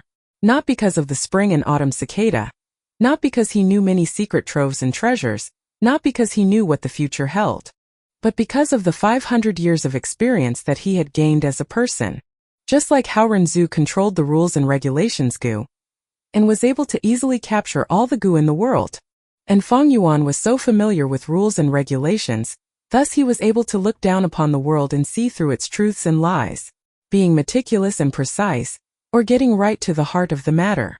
I proudly laugh as I stand on top of the world, coldly looking at the people in the world who behaved like pawns, obeying their respective rules and regulations, living their lives in a straightforward manner. The rules and regulations of the darkness is darkness, and the rules and regulations of the light is light. But the reborn demon had stepped foot under the path of light. Chapter 39. Chapter 39 Toad Caravan Merchant. The month of May was a transition between spring and summer. The fragrance of flowers filled the air. The huge mountains evergreen and the sunlight began to gradually release its ardent side. Under the clear azure skies, the white clouds drifted like cotton. On Qingmao Mountain, the bamboo forest was straight like spears as always, pointing towards the blue sky. Weeds grew wildly everywhere, and unknown varieties of wild flowers dotted the grass thicket. As the light breeze blew, the wild grass moved to and fro, the heavy fragrance of flower pollen, and the smell of green grass assailing visitors. Halfway up the mountain was a huge number of terraced fields. Layer by layer, step by step, the soft green wheat sprouts were planted down. From afar it looked like a verdant green sea. On the terrace fields were numerous farmers busily working away. There were some farmers cleaning the canal for the channeling of water to irrigate the fields, while some farmers were rolling up their trousers, standing in the fields and planting sprouts. These people were naturally all mortal outsiders, as the Guyu clansmen would never have do these lowly jobs. Ring ring. The sound of camel bells could be faintly heard in the spring breeze.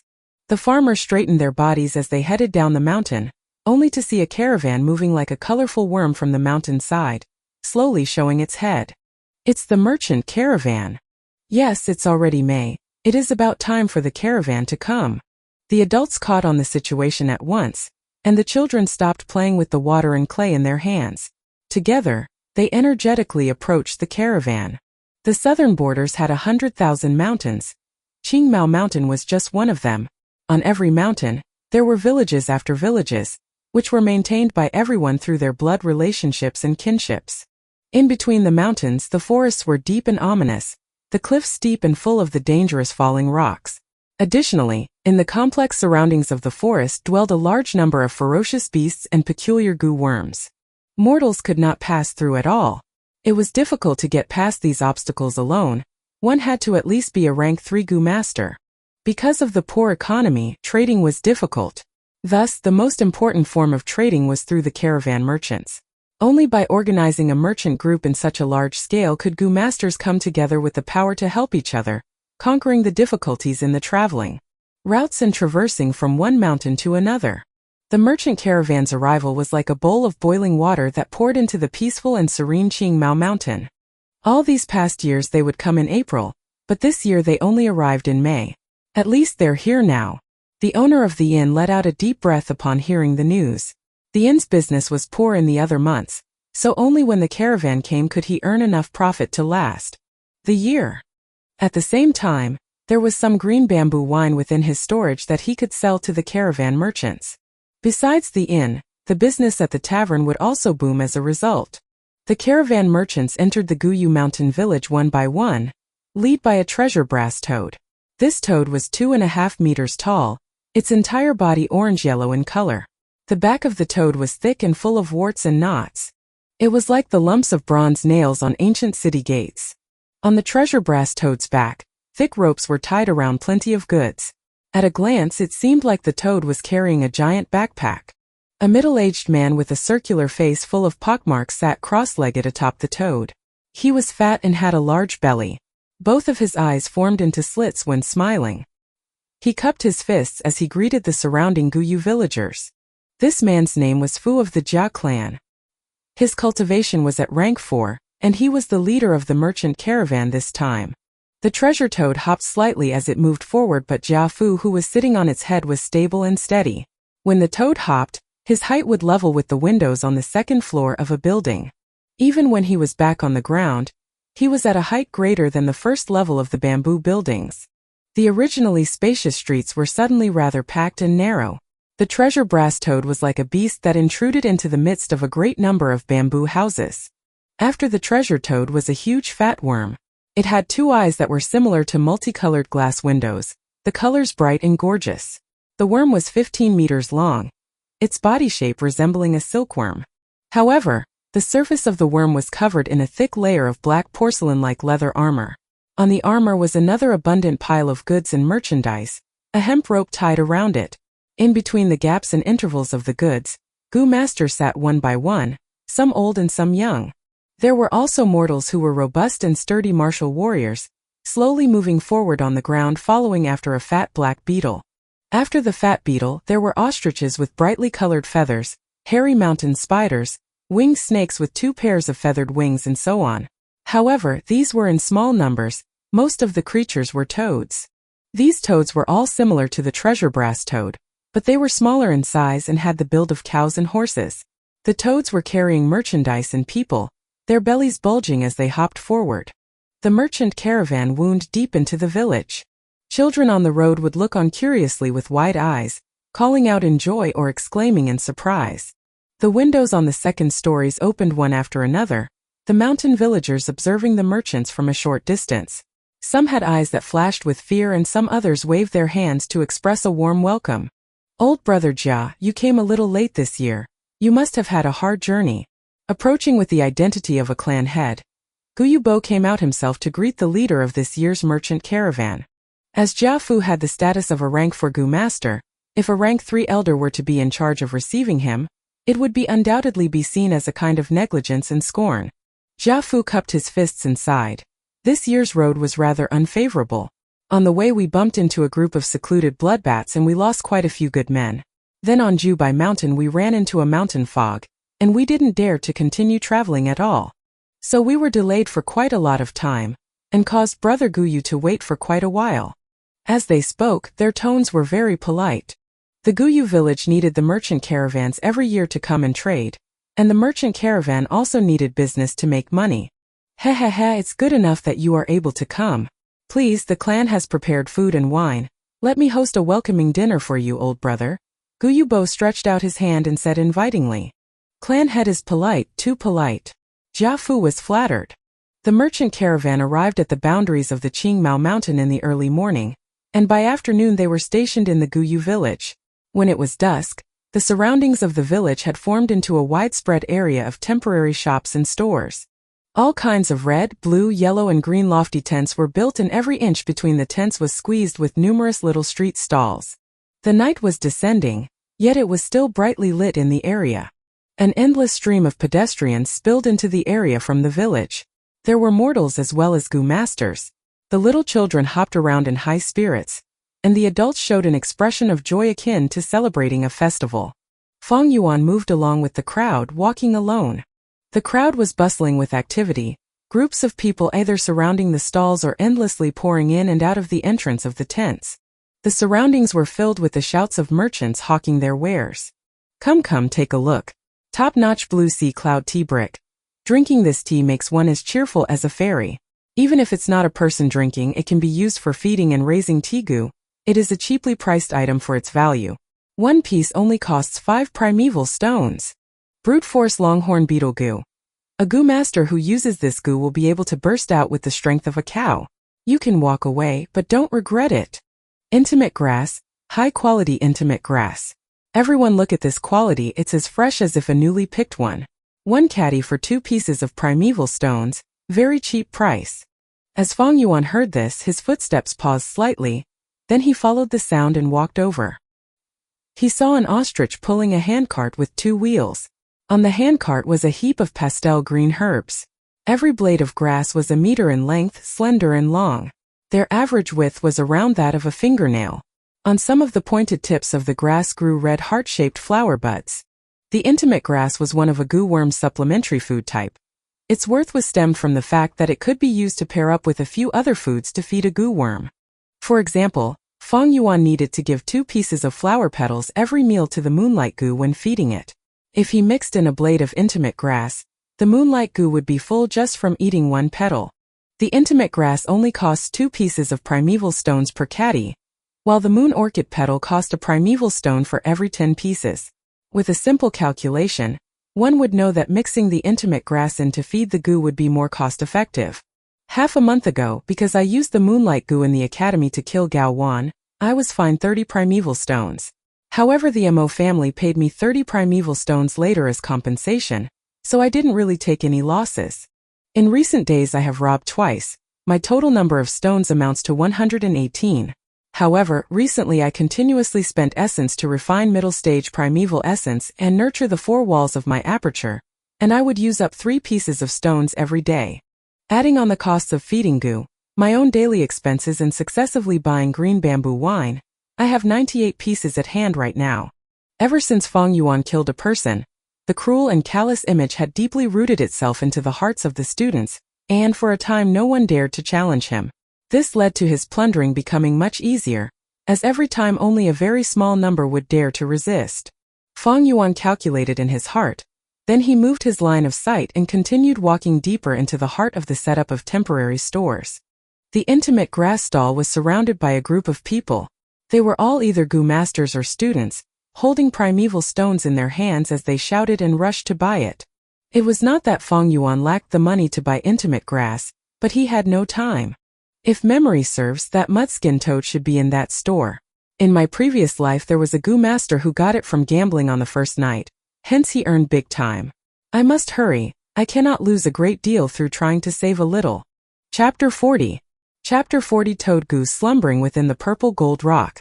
The further one walked, the more flourishing and prosperous it was.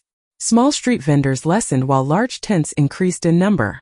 There were all sorts of large tents to be seen, red, blue, green, yellow, in different shapes and sizes, several being a cylindrical shape. Some erected 2-door pillars at the entrance of their tents, while others hung large red lanterns instead. Inside, some tents had vibrant lights, whereas others were dim and dark. Fang Yuan observed his surroundings as he walked, finally stopping near a gray-colored tent. "It's here," he evaluated while looking at the tent. It had 2 pillars at the entrance, and there were carvings on the pillars, 2 lines of antithetical couplet, 1. The left side wrote, "Small display of courage, obtain good fortune during the 4 seasons." The right side wrote, "Large display of skills, obtain good prosperity in all 4 directions." In the middle there was still another line, "Luck changes with time." That's right, this is a gambling den. This gambling den took around 1 mu-2 of land. It was considered a large-sized tent. Fang Yuan walked inside. Inside of the tent, there was 3 rows of counters on a side. On the counter were pieces of amber or fossils. Some were as big as a palm, others were as big as a face. There were also others which were even bigger. Those were as tall as a person. It obviously could not fit on the counter, thus it was directly placed on the ground. Different from the other tent shops, it was silent in here. Several goo masters stood before the counters, some meticulously observing rocks on the display counter while others took the fossils and rubbed it in their hand to get a feel of it.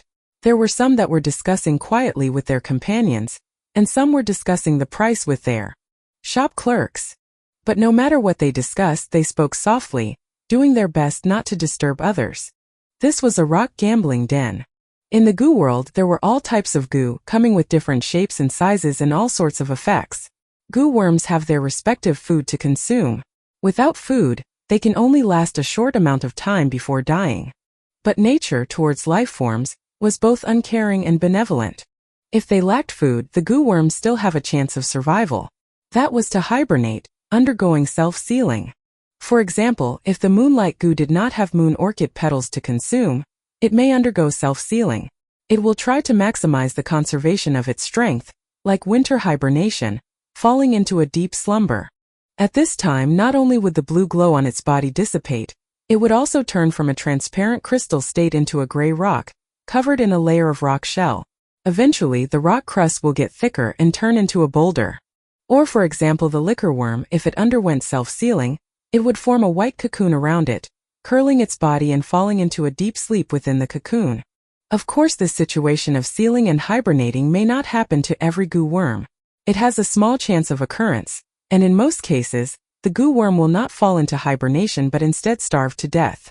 Only a small number of goo worms may, under specific situations, undergo self-sealing. A few goo masters who accidentally obtained these sealed goo worms' rocks or cocoons would awaken the goo worms that were slumbering within. Thus they would have a stroke of fortune. Some of the goo masters became successful due to this, it being a turning point in their lives. These situations happen frequently in the goo master world, often being fake or real rumors, giving people hopes and dreams. The source of the idea behind this rock gambling den originated from these rumors. Of course, these rocks all looked alike on the outside. Only after opening them can one determine if there really is a goo worm hidden inside.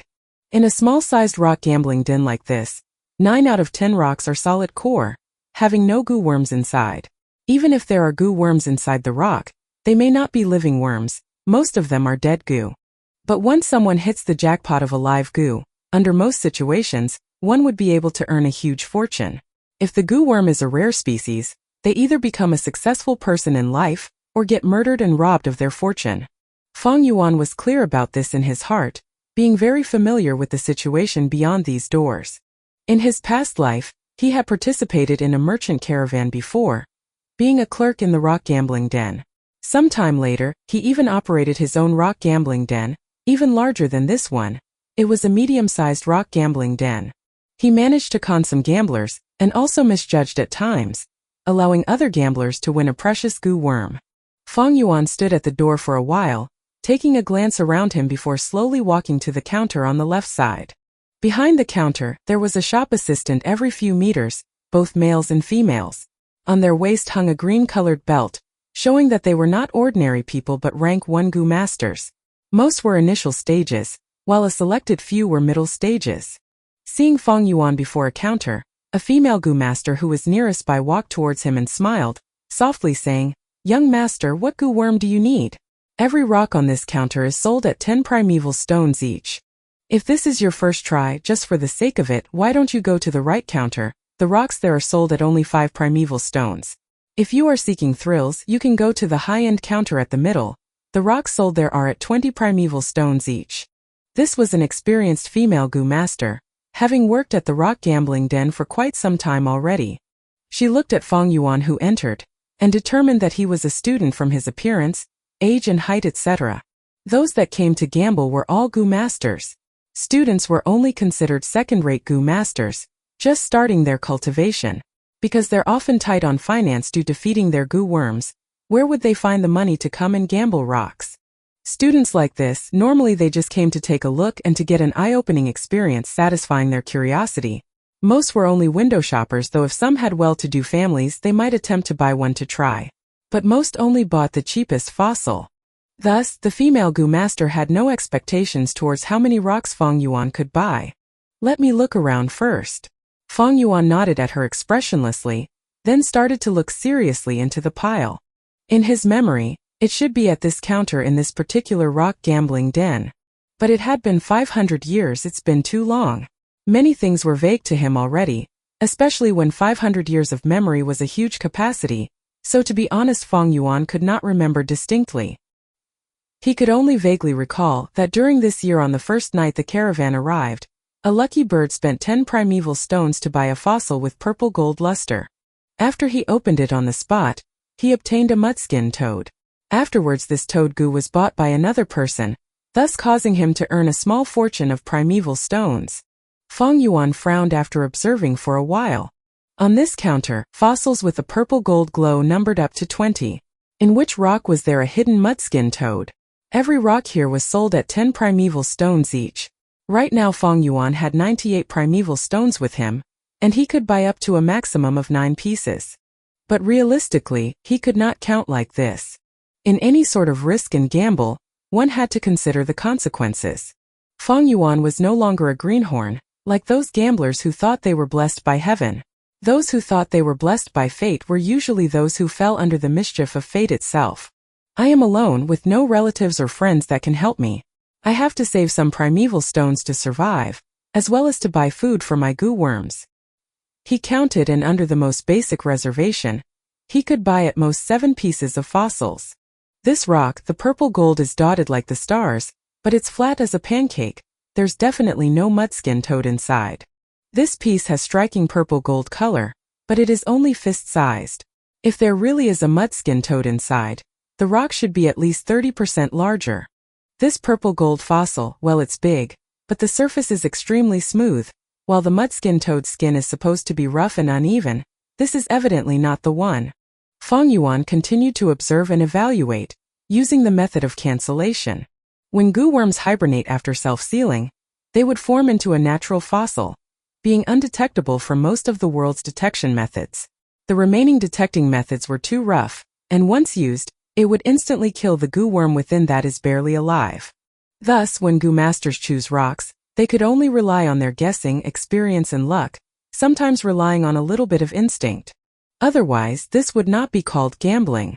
Of course, in this wide world, there are countless wonders, and one cannot exclude the fact that a detection method which is extremely gentle exists, allowing a goo master to know if the rock contains a goo worm.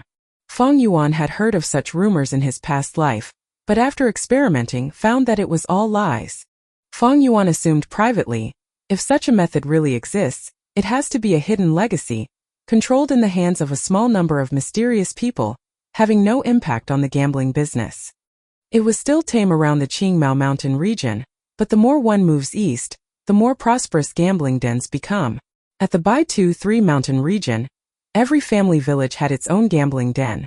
In some large-sized forts, there were even large-sized gambling dens built. The three villages that were famous for their rock gambling were Panshi 4 village, Gumu 5 village and Songjing 6 village, where there were even mega-sized gambling dens. These three mega-sized gambling dens each had 1,000 years of history. Currently, their business was still blooming, with an endless number of gamblers. There had never been a situation of clean sweep by anyone. Currently, the tent that Feng Yuan was in can only be barely qualified as a small-sized gambling den. If it was any other 15-year-old who came, they would definitely be confused by all the different fossils, and even if they chose it, it would be by random guessing. But Feng Yuan was different. Firstly, he already knew a portion of the answer from the start, thus his search range shrunk to less than 30 pieces. Of course, to find that one rock out of these 20-odd pieces was extremely difficult as well.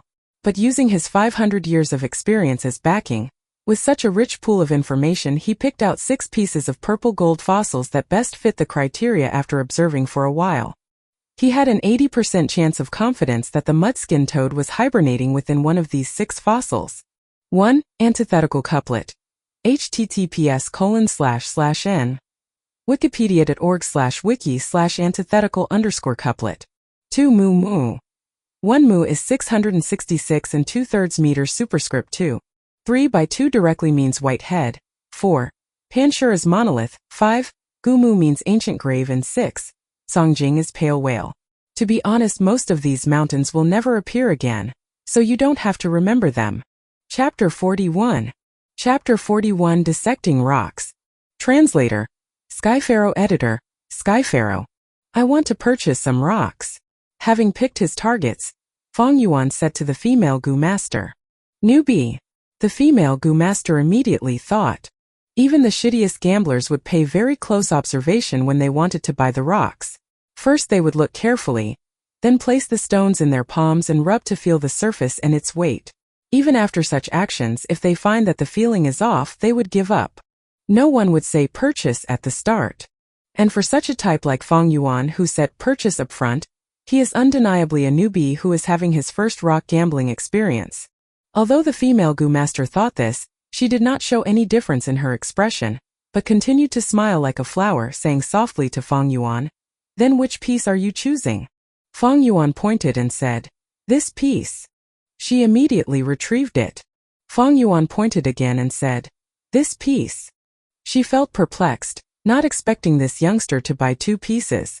It seems like this youngster is the type to gamble heavily, she evaluated mentally. But next Feng Yuan pointed yet again. "And this piece, that piece, I'm buying them all." The female goo master was stunned, feeling extremely surprised. She could not help but assess Feng Yuan again. It seems like this ordinary-looking youngster has a really good family background. Otherwise, how would any ordinary goo master have the spare cash to spend like this? Thinking of it, the female goo master's smile became more gentle and friendly. To think that the youngster in front of her was a real customer. This was an unexpected joy. However, Fong Yuan surprised her once again as he pointed to the furthest purple gold rock. Oh yeah, and those 2 pieces as well. The female Gu master could not help but feel shocked internally. Which young master is this from the Guyu village? It looks like he's the main family branch's inheritor. If I can hook up with him, I may not need to stay here and slog as a shop clerk anymore. With this thought, the female Gu master's smile became even more gentle, and she even looked towards Fong Yuan seductively. 6 rocks were placed in front of Fong Yuan. Fong Yuan took out 60 primeval stones and passed it to the female Gu master. His act of payment attracted the attention of all the other Gu masters in the tent. Oh? Someone is going to rock gamble. We've been watching for over an hour, but we haven't acted yet. Now that someone is giving it a try, we might as well watch. It's a student. He actually took out 60 primeval rocks at once. His family must be affluent. He looks like a greenhorn. Gambling rocks isn't so easy. He's gonna get hurt real bad. The Gu masters stood on the spot, discussing softly, all directing their gaze towards Fong Yuan. Young master, do you want to open the rocks on the spot? Our gambling den provides free service to open the rocks. The female Gu master gently advised, sending seductive glances with her eyes. Fong Yuan used the corner of his eye to take a look at the crowd, his lips curling into a mysterious smile. He waved his hand, rejecting the female Gu master. Purple gold is my lucky color, and this is my first time betting. It is very meaningful. I'll open the rocks myself. The female Gu master's eyes shone brighter, thinking this heroic demeanor, as expected of a rich young master. Never in her dreams would she be able to imagine that Fong Yuan could be said to be kinless in Guyu village, a drifter with no backing, having to rely on himself for everything. Tisk, so what if you have money? I wonder which rich kid this is, coming here to waste his parents' hard-earned money. Ignorant young lad, how can one choose the rocks based on lucky color? Sigh. This act is simply akin to throw primeval stones into the water, and waiting to see the ripples for fun. The Gu masters in the tent lost their excitement at once. After thinking that Fong Yuan was a prodigal son, their already low expectations vanished into thin air. Some Gu masters even retracted their gaze and turned around to continue inspecting the fossils on the counter. The changes to his surroundings did not affect Fong Yuan's state of mind at all. He expressionlessly activated the primeval essence within his primeval sea, pouring it into the moonlight goo. The next moment, the crescent mark on his right palm emitted a faint water-like blue light. Fong Yuan used this right hand to grab a purple gold rock, holding it in his palm. Next he closed his fingers and slowly rubbed against the surface of the fossil. The blue light continued to shine, the waves of light rippling like water as the purple gold rock shrunk in size, large amounts of powder from rock shavings falling out from the gaps of Fong Yuan's fingers, landing on the carpet of the tent. Young master has good handiwork. The female Gu master took the chance and immediately praised. This youngster, he isn't a good for nothing. What great skills. Seeing this sight, the Gu master's eyes shone across with a complicated glint. They had started to see Fong Yuan in a new light. Fong Yuan used the blue light to rub against the surface of the rock. This was a form of meticulous usage of the moonlight goo. Normally, one would have to use the moonlight goo for 2 to 3 years to be able to reach this level. With Fong Yuan's age and student identity, being able to do this is really remarkable. See, he's using our Guyu clan specialty, the moonlight goo. Some of the Gu masters found this and instantly felt proud, gaining affection for Fong Yuan. But opening the rocks with this method, it's still too rough. Some of the older and more experienced Gu masters shook their heads. The purple gold rock got smaller and smaller, from being slightly larger than a palm into the size of a fist, being gripped tightly by Fong Yuan's fingers. The blue light intensified as the fossil became pearl-sized, until finally what was left was a pile of rock powder, falling on the carpet to form a small hill. This was a solid rock, there was no Gu worm inside.